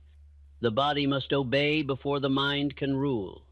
Say quietly, my body serves my thought serves my purpose. As you speak, imagine every muscle softening. The jaw unclenches, the shoulders drop, the stomach releases, the hands grow light. Continue until your entire being feels like a single deep breath. You are no longer in battle with yourself. The calm of body is foundation for calm of mind. Next comes the second stage, the cleansing of memory. Fear hides in memory more than in imagination. It feeds upon old experiences of lack, embarrassment, or loss. You will free yourself from these by viewing them from a higher law. Imagine yourself standing before a great river. Upon the surface of that river float small paper boats. On each boat you place a memory of worry, a night spent counting debts, a decision once made in panic, a conversation clouded with shame. See them drifting downstream. Whisper as they go, "You have served your lesson. Now you are released." Watch until the river carries them out of sight. The subconscious records this image as command to let the past dissolve. Having cleared memory, move to the third stage, the awakening of authority. You will now remind the subconscious that you are master, not victim. Place your right hand over your heart and speak with conviction. I am not the servant of money. I am the commander of my own prosperity. I no longer act from fear of loss. I act from faith in law. Repeat this 3 times, slowly. Feel the vibration of the words beneath your hand. Each repetition is an order written into the fabric of habit. The subconscious, which has no power of argument, will obey. Now open the imagination. Picture yourself standing in a marketplace. Around you, people hurry with worry etched upon their faces. Their minds are full of fear of shortage, fear of failure, fear of judgment, but you stand still.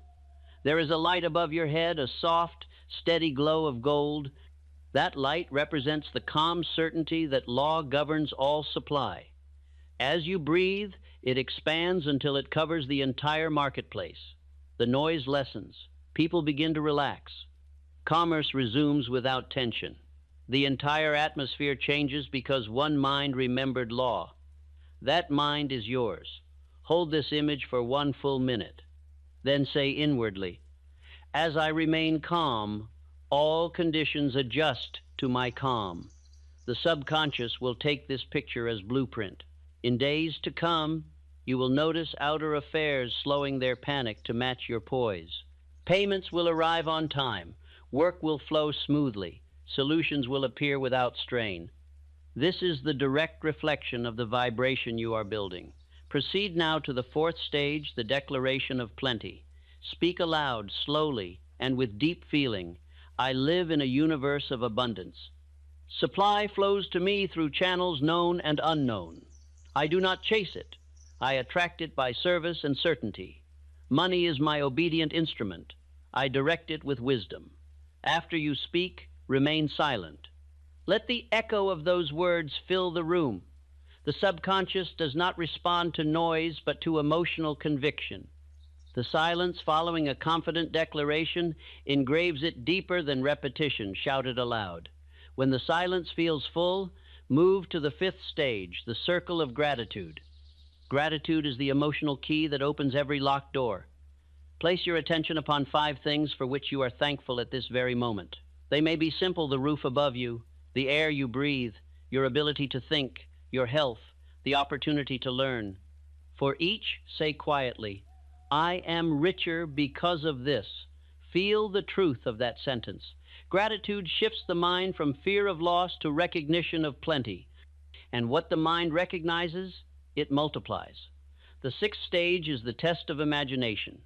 You will now deliberately rehearse a situation that once caused fear. Perhaps it is the sight of a bill, the thought of an uncertain future, or the conversation about money that used to tighten your chest. Bring that image to mind clearly. Feel it arise, but do not resist it. Instead, breathe through it. Say inwardly, "I bring calm where fear once lived." Watch as the picture changes. The bill is paid. The future unfolds with opportunity. The conversation ends with mutual respect. By replacing the old image with one of mastery, you reprogram the subconscious to expect success where it once expected struggle. Now comes the 7th stage, the vow of repetition. You will make an agreement with yourself that this exercise will be performed daily for 45 days without interruption. For habit, once installed, cannot be broken easily. Speak aloud. For 45 days I will give 10 minutes to faith and receive a lifetime of calm. Say it with solemnity. This is your covenant with your own potential. Every time you keep the promise, your self-respect grows, and self-respect is the root of faith. Having made the vow, proceed to the 8th stage, the affirmation of decision. Decision is the line that separates dreamers from doers. State one definite purpose related to your financial life. It may be to increase income, to clear debt, to begin an enterprise, or to develop a new skill. Write it on paper in the exact words, I will achieve state purpose by state method or principle in a spirit of faith and gratitude. Read it aloud twice each morning and twice each night. Keep the paper near your bed. The subconscious responds most strongly in the moments before sleep and upon waking. Each repetition is a drop of water carving the stone of habit. Now rise and stand. Spread your arms slightly to the sides, palms upward. This posture signifies openness to supply. Say slowly, infinite intelligence, expressed through me as order, service, and abundance. Imagine light descending from above, entering through your crown, moving through your chest, down your arms, out your hands, as though you were a conduit of living energy. This light is symbolic of the creative force that animates all life. You are aligning your vibration with it. Feel yourself as instrument, not beggar. Take a final deep breath. As you exhale, whisper, "Peace is my power." That sentence is to be your watchword throughout the day. Whenever confusion arises, repeat it. Peace is not passive, it is active stability. It is the mind refusing to scatter. The man who maintains peace commands the field of cause. Carry out your daily affairs with this composure. Handle your money, your correspondence, your decisions as though you were custodian of divine order, because you are. Do not rush. Do not delay. Work as though guided by unseen intelligence, and you will be. The world responds most readily to the man who expects cooperation from law. At midday, pause for 2 minutes. Step aside from activity, close your eyes, and repeat the morning's declaration of plenty. I live in a universe of abundance. Supply flows to me through channels known and unknown. Feel again the warmth of gratitude. This brief intermission renews your vibration as surely as fuel renews flame. Before sleep each night, perform the evening reflection. Sit once more in silence. Review the day from end to beginning. Wherever you acted in faith, give thanks. Wherever fear tried to enter, forgive yourself and correct the picture. Never close your eyes, carrying the emotion of failure. The subconscious records last impressions most deeply. End the day with the sentence, "Everything today moved me closer to mastery." Then rest. While you sleep, law continues your work. Within 10 days of consistent practice, you will feel a difference. Situations that once made you tense will meet a new stillness within you. The body will no longer respond to financial worry with tightening and shallow breath. The nerves, trained by repetition, will remain at ease. After 20 days, opportunities will begin to appear that match your calm confidence. Old debts may dissolve, unexpected ideas arise, helpful people emerge. Do not call this miracle. Call it mathematics. The outer always balances the inner. At 45 days, you will find that faith has ceased to be practice and become identity. You will think prosperity without effort. You will expect solutions as naturally as you once expected problems. The subconscious, once taught, becomes loyal servant. Fear, deprived of attention, will have nowhere to live. Once this state is reached, you may adapt the exercise for new purposes. Use it to heal the body, to inspire invention, to harmonize relationships, to train leadership. The law that governs wealth governs all things. Its principle never varies. Thought plus faith equals creation. In times of trial, return to the beginning, the calm of body, the cleansing of memory, the awakening of authority. These three alone will steady you faster than any counsel. No external event can overpower a man who governs his own attention.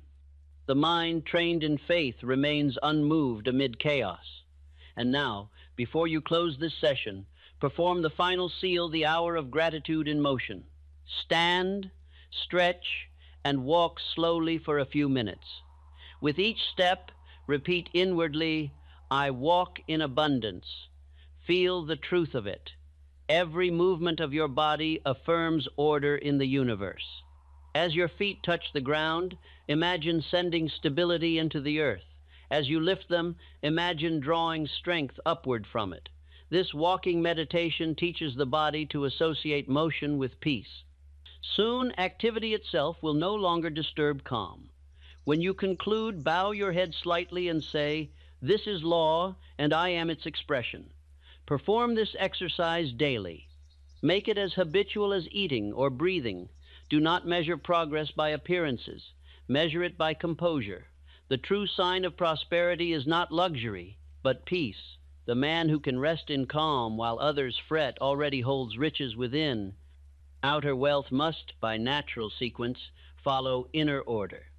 There will come a morning when you rise and realize that the exercise is no longer something you do, but something you are. You will move through the world with the quiet rhythm of faith, and every circumstance will bend toward your peace. Fear will attempt no return, for it will find no resting place. The subconscious, once trained, guards the door of the mind like a loyal sentinel, admitting only thoughts that match the law you have written. And as you live in this way, men will begin to sense something different about you. They will feel safer in your presence. They will trust your decisions. They will want to know the source of your steadiness. Tell them the truth, that you learn to quiet the body, to cleanse the mind, to command thought, to give thanks, and to rest in law. Teach them, and the light will spread. This is the exercise of absolute financial calm, simple in form, infinite in effect. Perform it daily, and soon you will find that faith has ceased to be something you practice and has become the atmosphere in which you live. From that atmosphere, all creation responds. The universe, hearing the steady note of your calm, will answer in harmony. Fear will be memory, peace will be law, and you will have joined the rare brotherhood of those who live not by chance, but by cause.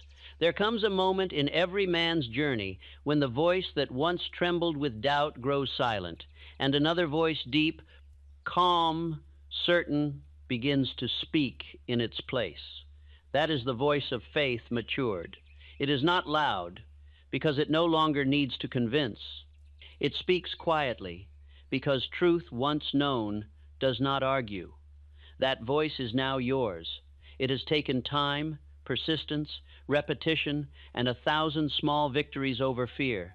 But at last, you have reached the stillness that only mastery can bring. You began this path burdened with worry about tomorrow. You measured your peace by the numbers in a bank book, by the opinions of others, by the rumors of markets. You thought that security meant safety from loss. Now you know that true security means something far greater. It is the unshakable awareness that nothing external has power over the man who has mastered his own thought.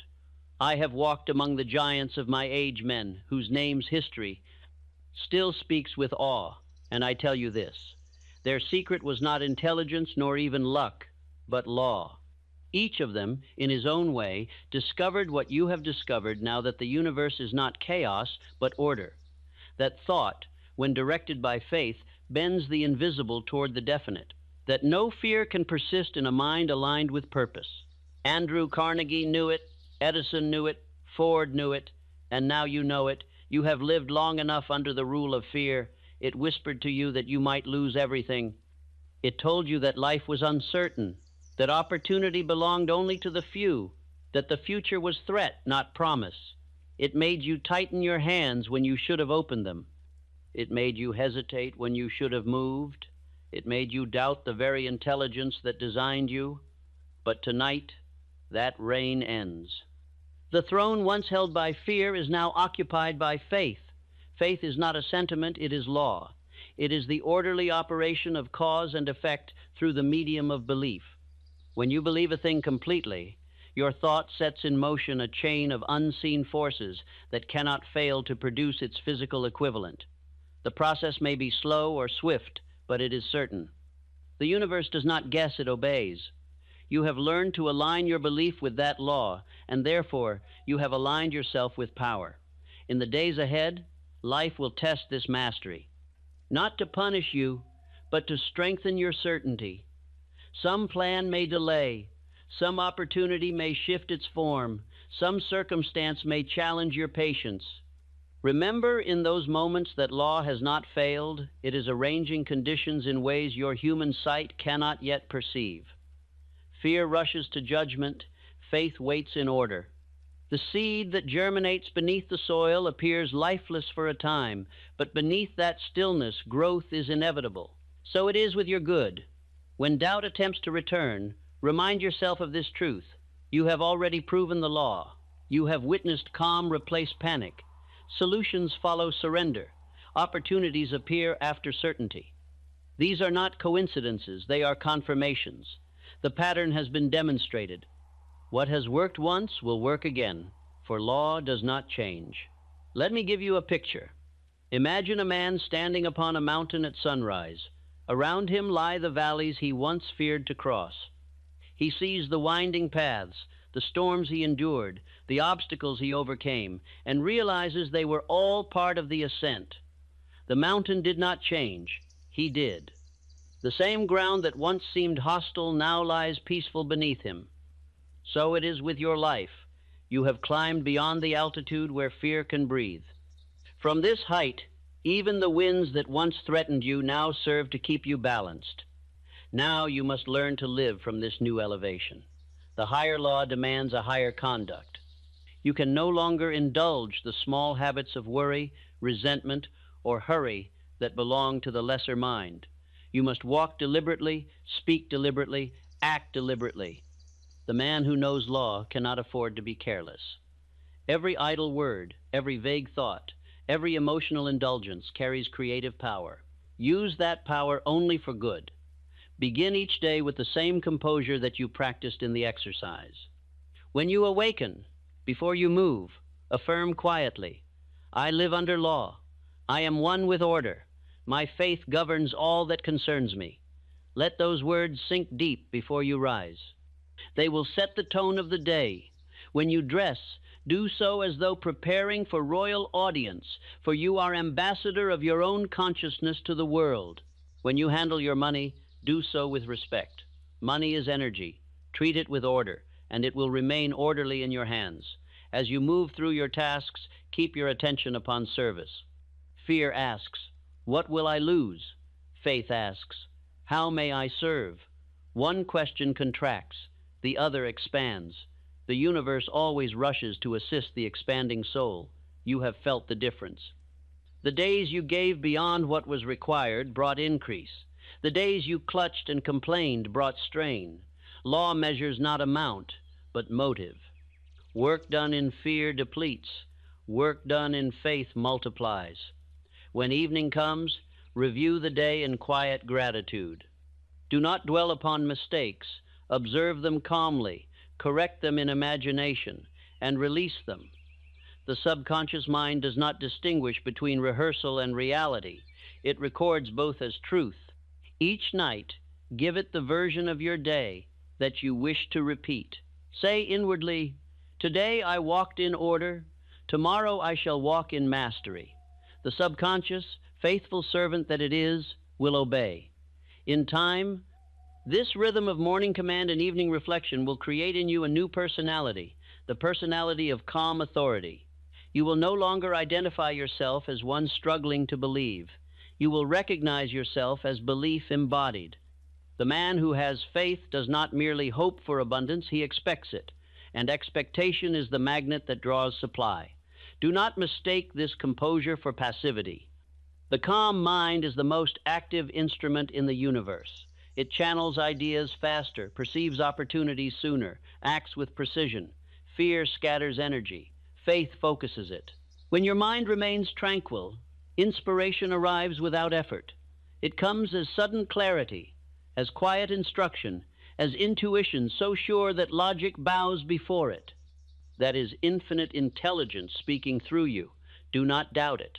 Act upon it. Law guides those who listen. As your mastery deepens, you will notice another transformation, the disappearance of haste. The fearful man hurries because he doubts.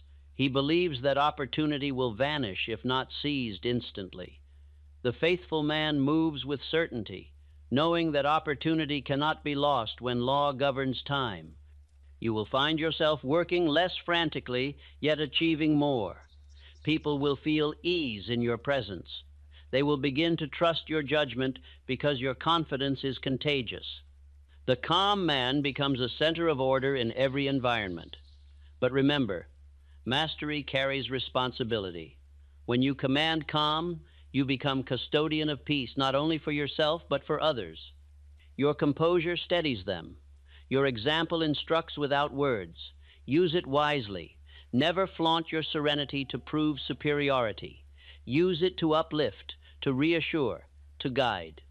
The true leader is never loud. He is consistent. Soon you will observe that life itself bends toward your peace.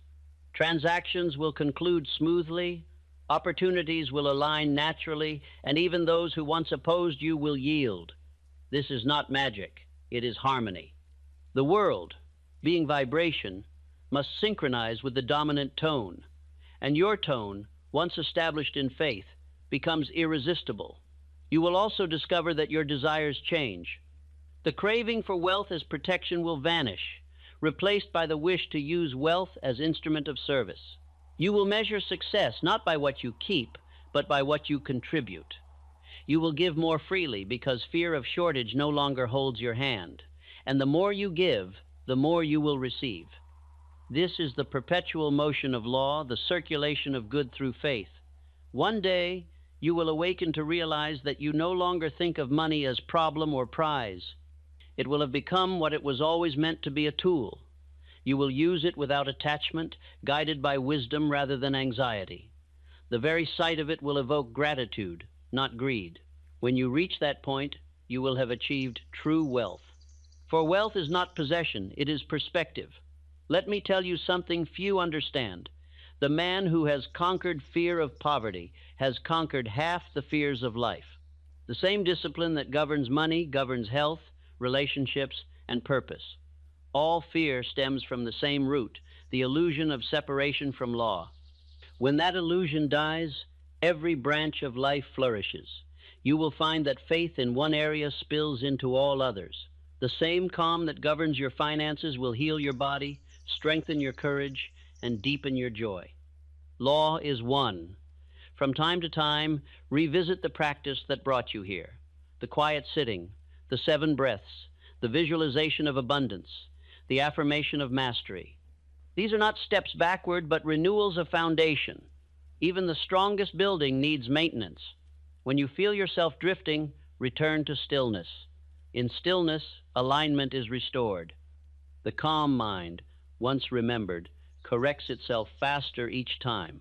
And if ever you doubt the reality of law, look to the world of nature.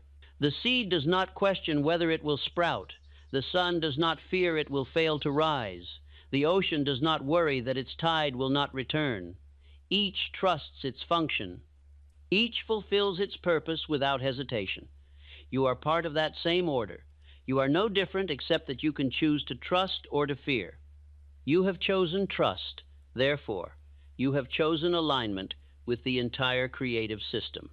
Now, I would have you close your eyes for a moment and imagine standing upon a wide plain of golden light. The air is still, the horizon endless. Before you stretches the path of your future, smooth, ordered, radiant. Behind you lie the shadows of old anxieties, faint and powerless. You walk forward slowly, each step leaving behind a footprint that glows. You do not hurry, for you know that every destination awaits you in perfect sequence. Around you moves the unseen machinery of law, quiet, exact, faithful. It adjusts the world to your calm. You smile, because you no longer wonder whether things will work out. You know they already have. In this awareness, gratitude becomes your constant prayer. Not a prayer of request, but of recognition. Each breath becomes a thank you, each task a blessing. Even challenge becomes welcome, for it gives faith new muscle. You will no longer divide your days into good and bad, for you will see the good operating within all. The old restlessness will disappear. The sense of hurry will fade. You will live in rhythm, not in race. People will notice the change. They may call it luck, charm, or divine favor. You will know it as law. Do not boast of it. Let them witness. Let your example awaken them. Teach only those who ask, and teach by demonstration. The world learns best from those who live truth without demanding belief. Years from now, when you look back upon this season of discipline, you will see that fear itself was your teacher. It drove you to the discovery of law. It forced you to prove your own strength. You will bless even your old anxieties, for they were the compost from which faith grew. Every sleepless night, every desperate prayer, every tear of doubt was part of your initiation into mastery. Law wastes nothing. Even pain becomes servant when understood. Now, as this journey comes to close, I would have you rest in the certainty that your transformation is permanent. The subconscious mind, once trained, does not forget its lessons. It will continue to act upon your commands, guiding your decisions, attracting supply, repelling fear. Even in moments when you feel less than certain, the law continues to function beneath the surface. Faith does not require your constant attention. It requires only your refusal to contradict it. So let your heart be light. Live as one who knows that every need is met, every path prepared, every desire lawful and achievable. Walk through the world as calm architect of circumstance. Let your words be few and your actions definite. When others falter, be still. When others panic, decide. When others doubt, believe. And when they ask the reason for your peace, tell them the truth, that you discovered a law that cannot fail, and that once a man aligns with that law, he cannot fail either. Say it once more before you sleep tonight. Peace is my power. Faith is my law. I live in order, and order lives through me. Let those words echo in the quiet of your room. They will sink deeper than thought. They will merge with the rhythm of your heartbeat until belief becomes instinct. From that moment forward, you will no longer merely practice faith, you will embody it. The dawn that follows will be the first of a new life. The same world will greet you, but it will mirror your new vibration. You will see opportunity where others see lack, order where others see chaos, and blessing where others see burden. That is how law rewards its faithful servants. It gives them new vision. Rest now in that certainty. The struggle is finished. The victory is not coming. It is already yours. You have aligned your thought with the eternal principle that governs wealth, health, peace, and joy. You have learned that fear is nothing and faith is everything. You have remembered what every man must one day remember, that the mind, rightly directed, is the most dependable instrument in the universe. So sleep tonight not as a student, but as a master. You have written your own decree, and law itself will carry it out. The same intelligence that turns planets through space now turns every circumstance of your life toward good. You are part of that movement, one with that rhythm, supported by that power. No shadow of fear can touch the man who lives by law. Tomorrow, you will rise into the calm certainty of your own dominion. You will speak little, decide firmly, and move with grace. And all that you require, money, opportunity, companionship, wisdom, will flow to you through channels seen and unseen. For law, once obeyed, never fails its student. The lesson is complete. The fear that once ruled you has dissolved into memory. The faith that once seemed distant now rules your every breath. You are free not by chance, but by understanding.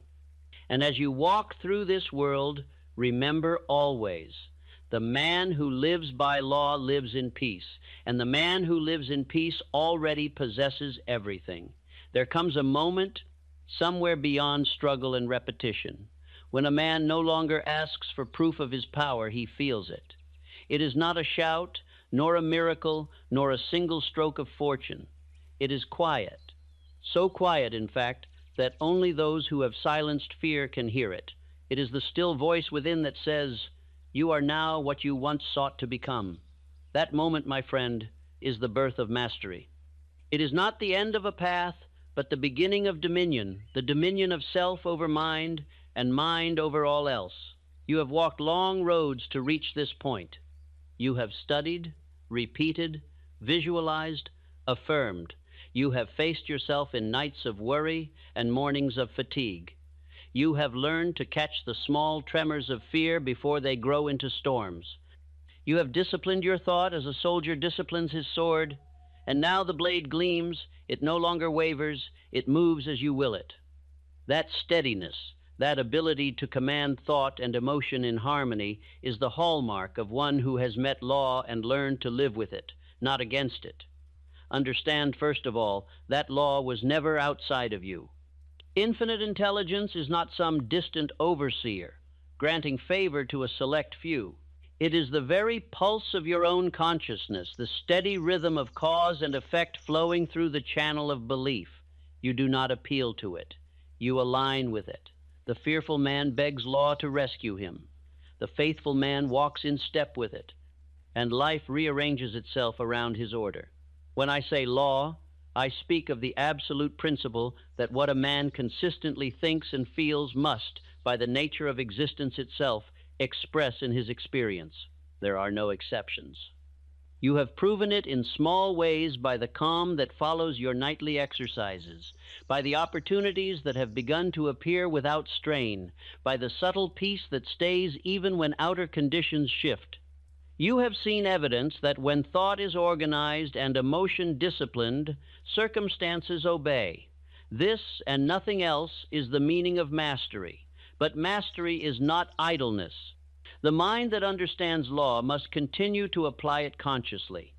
Faith is not a destination. It is a daily practice of alignment. A musician may master the scale, but he must play it still. A builder may understand the blueprint, but he must keep his hands steady. You must do the same.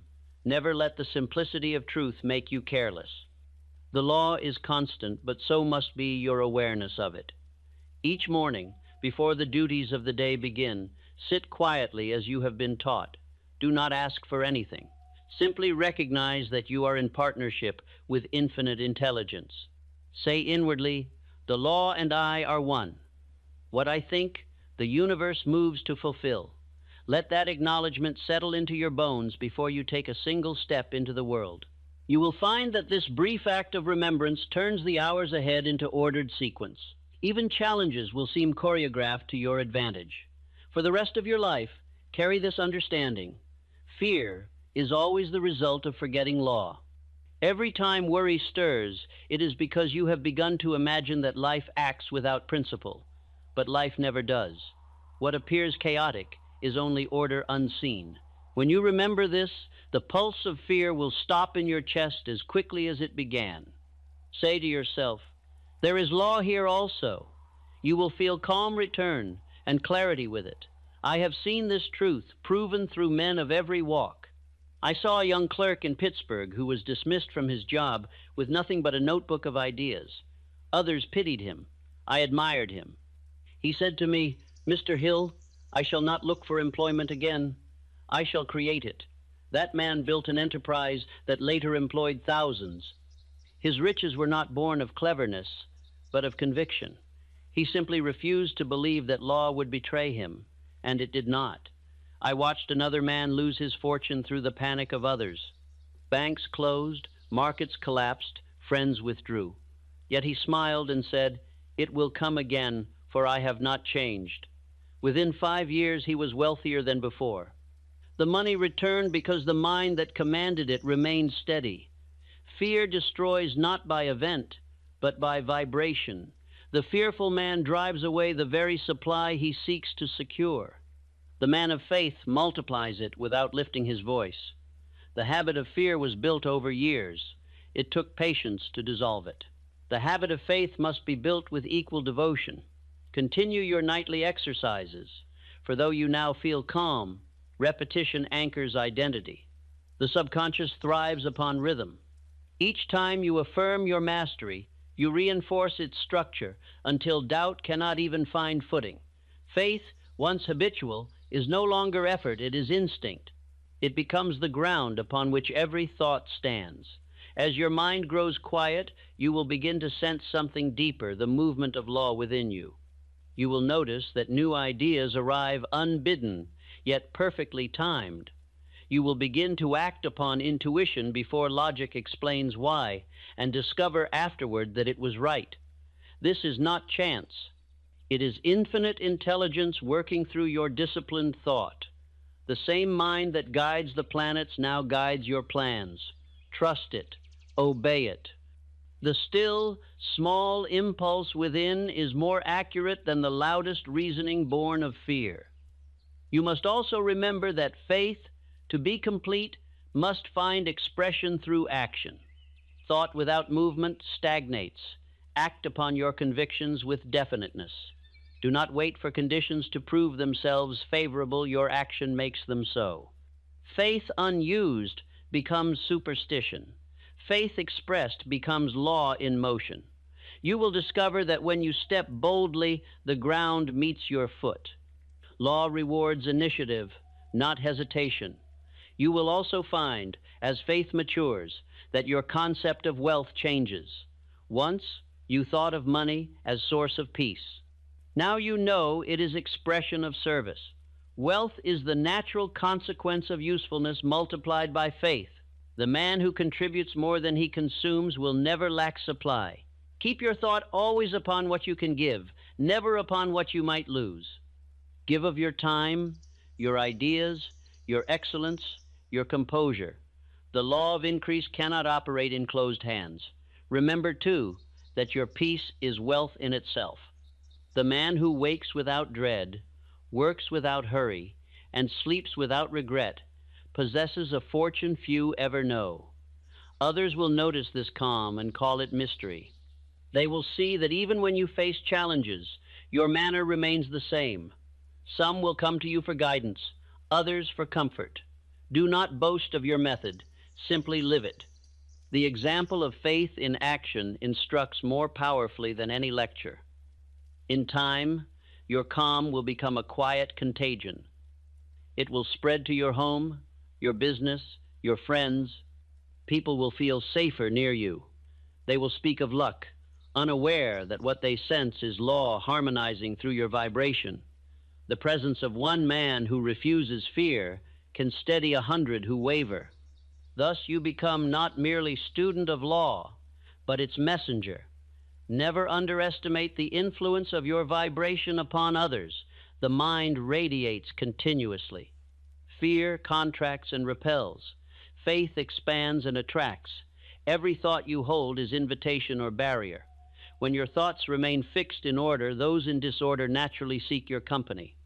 You will notice that quarrels ease when you enter, confusion clears when you speak, and hesitation turns to resolve under your guidance. That is not coincidence. It is the power of a trained mind asserting quiet authority over environment. Now, you must understand something profound. There is no such thing as failure for the man who lives by law. There are only transitions of form. What appears as loss is often reorganization. What seems setback is preparation. The fearful man calls every delay disaster. The faithful man calls it adjustment. If something leaves your life, it does so by reason. Bless it as it goes. The vacuum it creates will draw to you something better fitted to your vibration. The man who blesses the departure hastens the arrival. Let me speak plainly. Fear will attempt to disguise itself in subtle ways. It may call itself prudence, realism, or common sense. It will whisper that you should not expect too much, that you must be cautious, that others may judge you. Recognize these voices for what they are, masks of the same old weakness. True prudence never contradicts faith. It acts within its order. Common sense guided by fear is nonsense. Guided by faith, it is genius. Whenever such whispers arise, respond immediately. Say inwardly, "That is not my voice." Then replace it with a single clear command. "Law is with me. You need not argue further."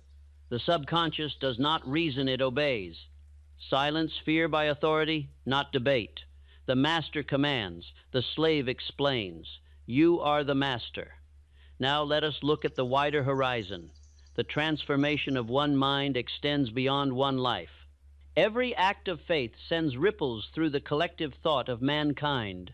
Each calm decision you make strengthens the unseen structure of human progress. The law that lifts one man lifts all. As you live by faith, you assist in healing the world's oldest disease, fear of limitation. You become part of the cure simply by existing in truth. Think of this when you doubt your significance. The calm you build today may reach a stranger tomorrow in ways you will never know.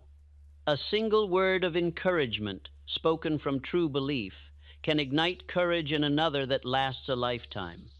This is the hidden economy of faith, the exchange of strength that passes invisibly from soul to soul. From now on, measure your worth not by possessions, but by presence. The value of a man lies not in what he owns, but in what his vibration contributes to the world around him. The day will come when those who once pitied your calm will seek it for themselves. They will realize that the truest luxury is a mind at ease, and you will smile, for you will know that you possessed that wealth long before they recognized it. Carry this truth also. Rest is not withdrawal from law, but participation in it. The seasons rest, the tides rest, the planets rest, even the heart pauses between beats. Without rest, order collapses. Therefore, allow yourself intervals of stillness each day. The mind refreshed by silence creates with greater precision. The man who works from rest produces more than the man who works from rush.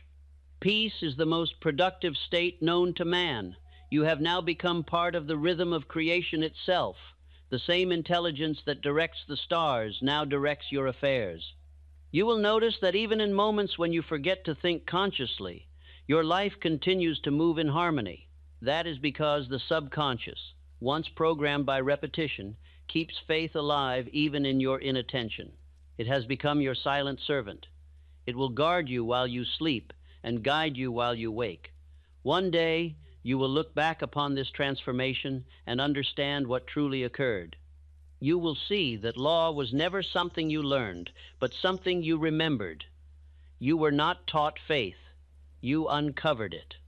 It was hidden beneath layers of fear taught by a world that has forgotten its own divinity. When you released those layers, the truth emerged simple, eternal, self-evident. The same law that governs the heavens governs the heartbeat, and both obey the same intelligence. You are part of that intelligence. You always have been. And when your years draw to close, you will not fear that final transition. You will know that law does not end with breath. The intelligence that animated you cannot die, for it was never born. You will pass into the next phase of existence as calmly as you pass from waking to sleep, confident that the same order which governed your life will govern your continuation. This understanding is the final victory over fear. Before this lesson ends, take a deep breath. Feel the calm that fills your body. Let it rise from the soles of your feet to the crown of your head. Whisper quietly, "Law lives through me." Again slower, "Law lives through me." Once more, "Law lives through me." Let the words become one with breath. That breath is infinite intelligence breathing through its creation. You are that creation. As you open your eyes and look upon the world again, see it not as battlefield, but as workshop. Every challenge is raw material. Every thought is tool. Every action is stroke of creation. Build wisely. Build with faith. Build with the calm certainty that order cannot fail. And when you finish this reading, do not think of it as ending, but as beginning. The epilogue of fear is the prologue of mastery. You stand now where the old self ended and the real self begins. The man who once sought security has become the very thing he sought, a living embodiment of law, calm, confident, unhurried, unafraid. From this day forward, walk as master of your own vibration. Let your thoughts be definite, your words few, your actions deliberate.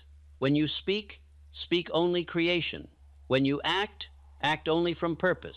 When you rest, rest with gratitude. For you have joined the small company of those who no longer bow to fear, but who command life through understanding. And so I leave you with these final words, not as suggestion, but as decree. I live in faith. I move in peace. I think with precision. I serve with joy. My mind is law, and law never fails. Repeat it once more, and let the vibration settle deep into the silence of your being. For the silence that follows is not emptiness, it is infinite intelligence listening, ready to act. The lesson is complete. The transformation is real. You are now the master of your own law, and the universe itself obeys the calm rhythm of your faith. There comes a point, after all the striving, after all the hours spent fighting invisible battles within your own mind, when the noise begins to fade, you realize that the war was never with the world, nor with money, nor even with circumstance, it was with thought itself. Every shadow that frightened you was cast by your own imagination. Every mountain that blocked your way was raised by your own belief in limitation. And every victory you ever achieved began the moment you remembered that thought, when charged with faith, rules the very fabric of life.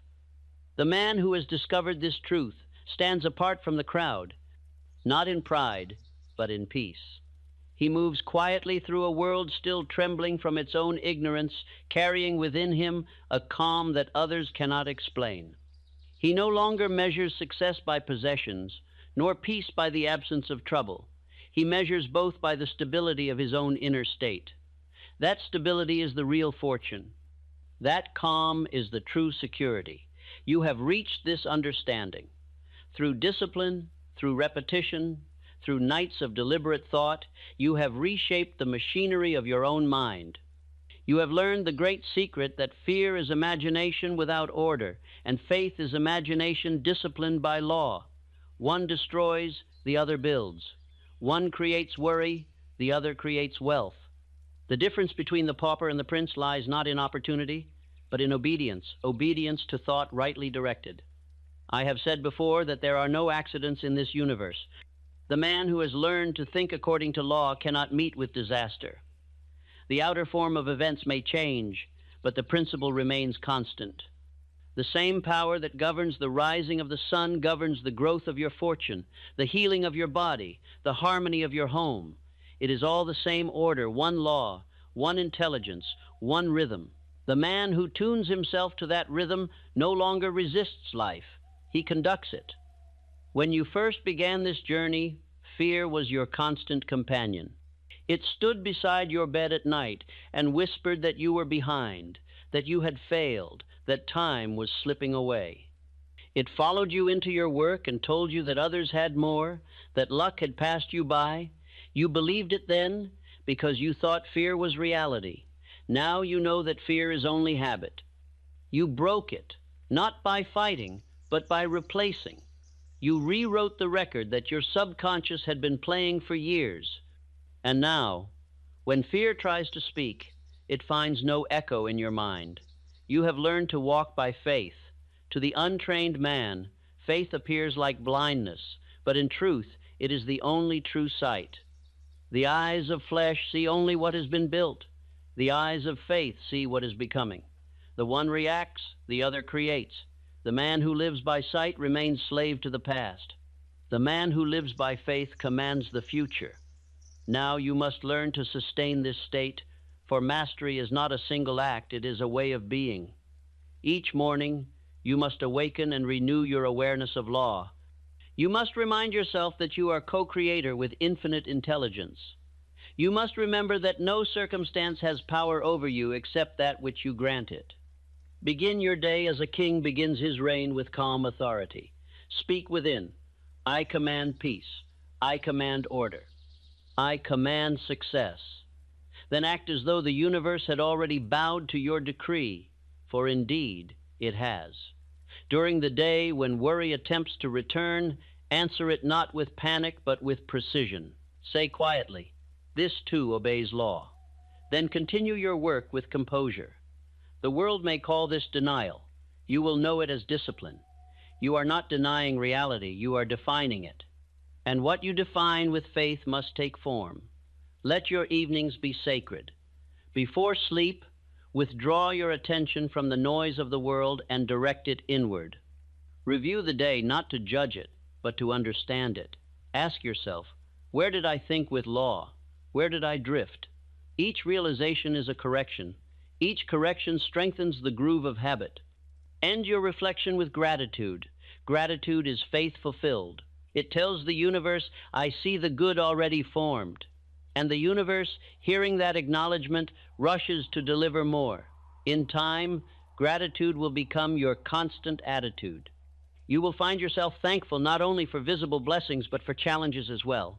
For you will know that every challenge conceals a lesson, and every lesson conceals increase. The man who understands this principle walks through storms with steady step, for he knows that every wind carries seed. This understanding will change how you see everything. You will look upon money differently. You will cease to chase it, for you will recognize that chasing implies absence. Instead, you will draw it by the magnetic force of your faith. Money is not substance, it is movement. It circulates toward calm, confident minds and away from those charged with anxiety. The man who fears poverty creates it. The man who trusts supply attracts it. You will see time differently. The fearful man treats time as enemy. He rushes, he panics, he burns himself out. The man of faith treats time as ally. He works with rhythm, not haste. He moves deliberately, knowing that the same intelligence which keeps the stars in orbit will keep his plans on course. He wastes nothing, because he no longer wastes himself.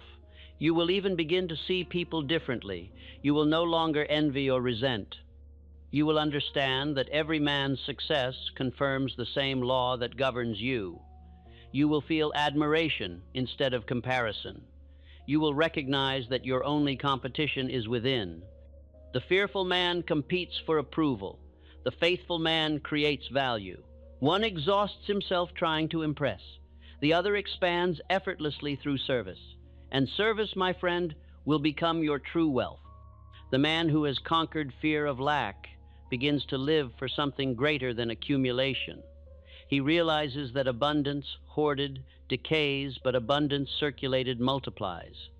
You will give freely, not because you seek virtue, but because giving is law in motion. The miser believes that giving reduces him. The wise man knows that giving extends him. As your giving expands, so will your influence.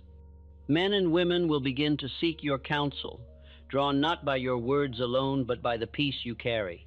They will ask, how do you remain calm while others panic?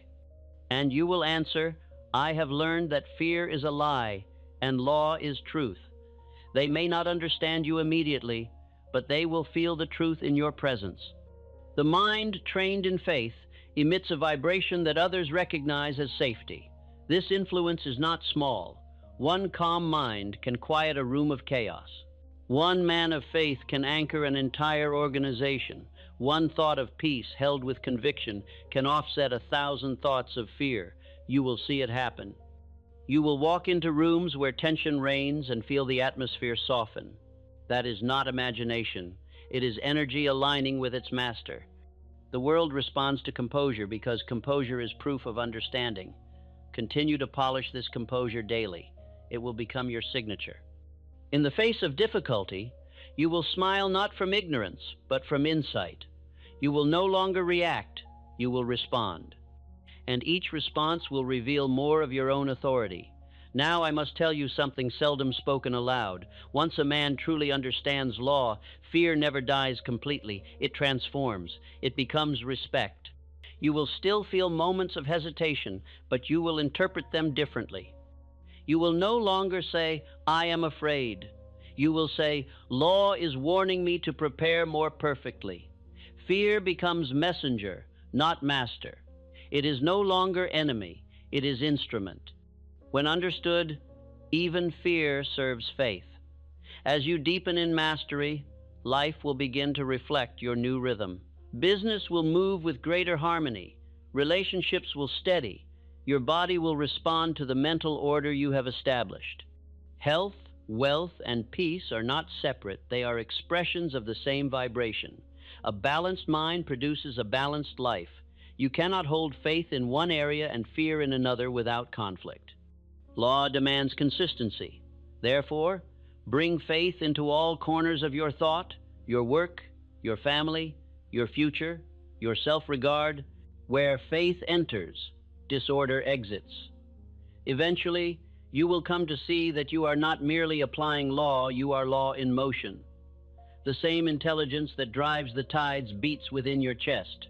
You are not a part of the universe. You are a point through which the universe expresses itself. Once this realization becomes complete, your words will begin to carry creative authority. You will say a thing once, calmly, and it will come to pass. You will act once, deliberately, and it will prosper. Others will call it power, but it is simply alignment, the unbroken cooperation between your will and the will of the infinite. Carry this knowledge gently. Use it for creation, not control. Never attempt to bend another man's will. Instead, inspire it. Never use faith for vanity, but for vision. The man who understands law knows that all men are subject to it equally. He seeks not to dominate, but to harmonize. He recognizes that the highest form of mastery is service. When your life becomes an instrument of service, fear becomes impossible. Fear is self-centered. Faith is universal. The man who serves aligns himself with the very heartbeat of creation, for the universe itself is service, each atom giving its energy to the whole. Align with that rhythm, and abundance flows through you as freely as breath through lungs. Now, I would have you picture one final image. Imagine yourself standing before a great mirror that reflects not the body, but the soul. Look into it. What do you see? You see a being of light, calm, resolute, wise. The eyes are steady, not hard. The face is peaceful, not proud. This is the real you, the master of mind, the architect of fortune, the student and teacher of law. You bow slightly, not in worship, but in recognition. You are saluting your own divinity. The reflection bows back, for law honors those who honor themselves. You turn from the mirror and walk into the world with slow, deliberate steps. Each footfall echoes with purpose. You feel the ground respond beneath you, as if the earth itself were confirming your authority. You breathe deeply, knowing that the air carries within it every element needed to sustain your next creation. You look upon others not with judgment, but with quiet compassion, for you see in them the same divine potential waiting to awaken.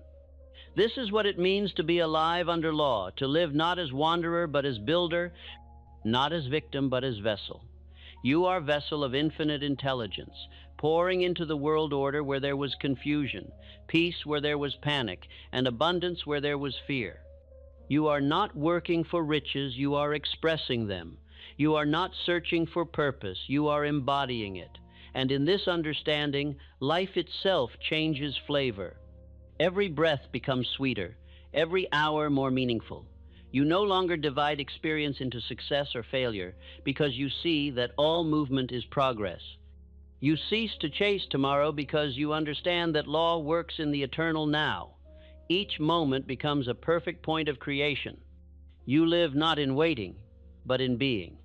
One day, many years from now, when you look back upon your journey, you will smile at the simplicity of truth. You will wonder how fear ever seemed real. You will see that all along, the universe was waiting for one decision, your decision to believe. When that decision became final, law began to unfold its perfection through you. The rest was inevitability. So, remember this as your final lesson. Nothing outside of you has power. Circumstance, economy, time, these are servants. You are their master, so long as you remain servant to law. Keep that hierarchy clear, and peace will never leave you. Now, close your eyes one last time and speak softly within. I am calm, I am faithful, I am guided, I am one with law. All that I require flows to me through perfect order. I live in peace, I act with power, and I rest in abundance. Say it slowly. Feel it. Let it settle not in your mind alone, but in your entire being. Then, when silence follows, do not rush to fill it. That silence is the sound of infinite intelligence listening and answering. You have reached the end of fear and the beginning of mastery. The man who once sought control has become the embodiment of it. You have not escaped the world, you have learned to govern it.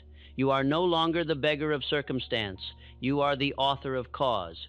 From this moment forward, wherever you walk, law walks with you. Whatever you think, creation begins to shape. Whatever you believe, life rushes to fulfill. This is not arrogance, it is alignment. The universe, through you, has found a mind willing to cooperate, and now the work is done. The old self has fallen silent, the new self stands radiant and unshakable. You may sleep in peace tonight, knowing that while you rest, the machinery of law continues its perfect operation in your favor. You may rise tomorrow, certain that no condition can defy the rhythm of your faith. You are no longer practicing the principles of abundance. You are the principle itself, alive, breathing, and unafraid. And as the world continues to turn, somewhere within that great turning stands one calm mind, yours holding fast to eternal law, and through that stillness, commanding the movement of all things. This, my friend, is the true reward of mastery. Not applause, not wealth, not comfort, but peace so deep that even the universe pauses to listen. Fear is gone. Faith reigns. Law lives. And you, its master, walk in unbroken harmony forever. I have spent my life studying the laws that govern the growth of men, and I have seen those laws proven in the rise and fall of every generation. I have stood beside men of wealth and watched the same power that made them also unmake them, and I have walked among the humble who possessed little in the world's measure, yet carried a wealth of spirit that no market could value. From these journeys I have learned one truth that eclipses all others. When a man has mastered himself, he has mastered life. Nothing more is required. Nothing more is possible. The world speaks much of achievement, but achievement is not the summit. Achievement is motion. Fulfillment is stillness. And the stillness of fulfillment is not the absence of action, but the harmony of it. It is the moment when every thought, every plan, every ambition ceases to run in separate directions and begins to move in rhythm with a single purpose. It is the peace that follows obedience to law. I have lived long enough to know that fulfillment does not arrive with applause or recognition. It enters quietly, as dawn enters a room through an open window. You awaken to find that your restlessness has gone, that you no longer chase success but invite it, and that you no longer measure worth by gain but by gratitude. This, I believe, is the highest condition a human mind can know, the steady awareness that nothing essential can ever be taken from you because it was never external to begin with. When I was a young man, I thought success meant motion. I believed that to become great, one must always hurry, always compete, always strive. But the men I studied, Carnegie, Edison, Ford, taught me something different. Their greatness did not lie in motion, but in direction. They did not run, they advanced. They did not scatter energy, they concentrated it. They did not rush toward opportunity, they created it by order of mind. Beneath their activity lay a calm so deep that one could feel it in their presence. It was the calm of men who knew that law never hurries and never fails. As I grew older, I came to understand that the greatest privilege of life is not power, nor wealth, nor even knowledge. It is peace. For peace is the evidence of mastery. It is the proof that faith has become law within you. It is the quiet certitude that the same intelligence which spins the stars also arranges the details of your day. When a man has reached this understanding, nothing can disturb him for long. The waves of circumstance may rise and fall, but his inner tide remains constant. This peace is not learned from books, nor granted by fortune. It is earned through the long discipline of thought, by observing oneself, by mastering emotion, by turning every fear into faith through repetition. It is the reward of those who have grown weary of struggle and have chosen understanding instead. It is the peace that follows the realization that there is no conflict between the world and the spirit. There is only conflict between ignorance and law. When a man understands law, he ceases to fight against life. He moves with it. He ceases to pray for miracles, for he sees that all existence is miraculous. He ceases to worry over tomorrow, for he knows that tomorrow is shaped this very moment by the quality of his thought. He does not cling to what has passed, for he trusts that law never repeats needlessly. In that surrender, he finds fulfillment. I have stood in quiet moments beside the graves of men who built empires, and I have asked myself what remains of their greatness. The answer is always the same, only their influence, invisible yet enduring. The buildings decay, the wealth is divided, but the vibration of their faith remains. It moves through time like fragrance through air, touching lives they will never meet. That is the true measure of success, to leave behind a mental vibration of faith strong enough to awaken faith in others. If I could give one gift to every man and woman who studies my work, it would not be ambition. It would be composure. Ambition without composure is fire, without control. It consumes more than it warms. But composure, born of understanding, becomes an instrument through which infinite intelligence expresses itself. A composed mind is the rarest wealth in the world. It cannot be bought or borrowed. It must be cultivated by faith and daily practice. I have watched men who possessed everything that the world could offer and yet lived in constant fear of losing it. They built great houses but slept uneasily. They traveled the world but never left their own anxiety behind. Then I have seen others who owned almost nothing, yet their peace was wealth enough to enrich all who knew them. One man had outer fortune and inner poverty. The other had inner fortune and therefore needed little else. Which was the richer? The answer is self-evident. When I speak of fulfillment, I do not mean idleness or retreat from the world.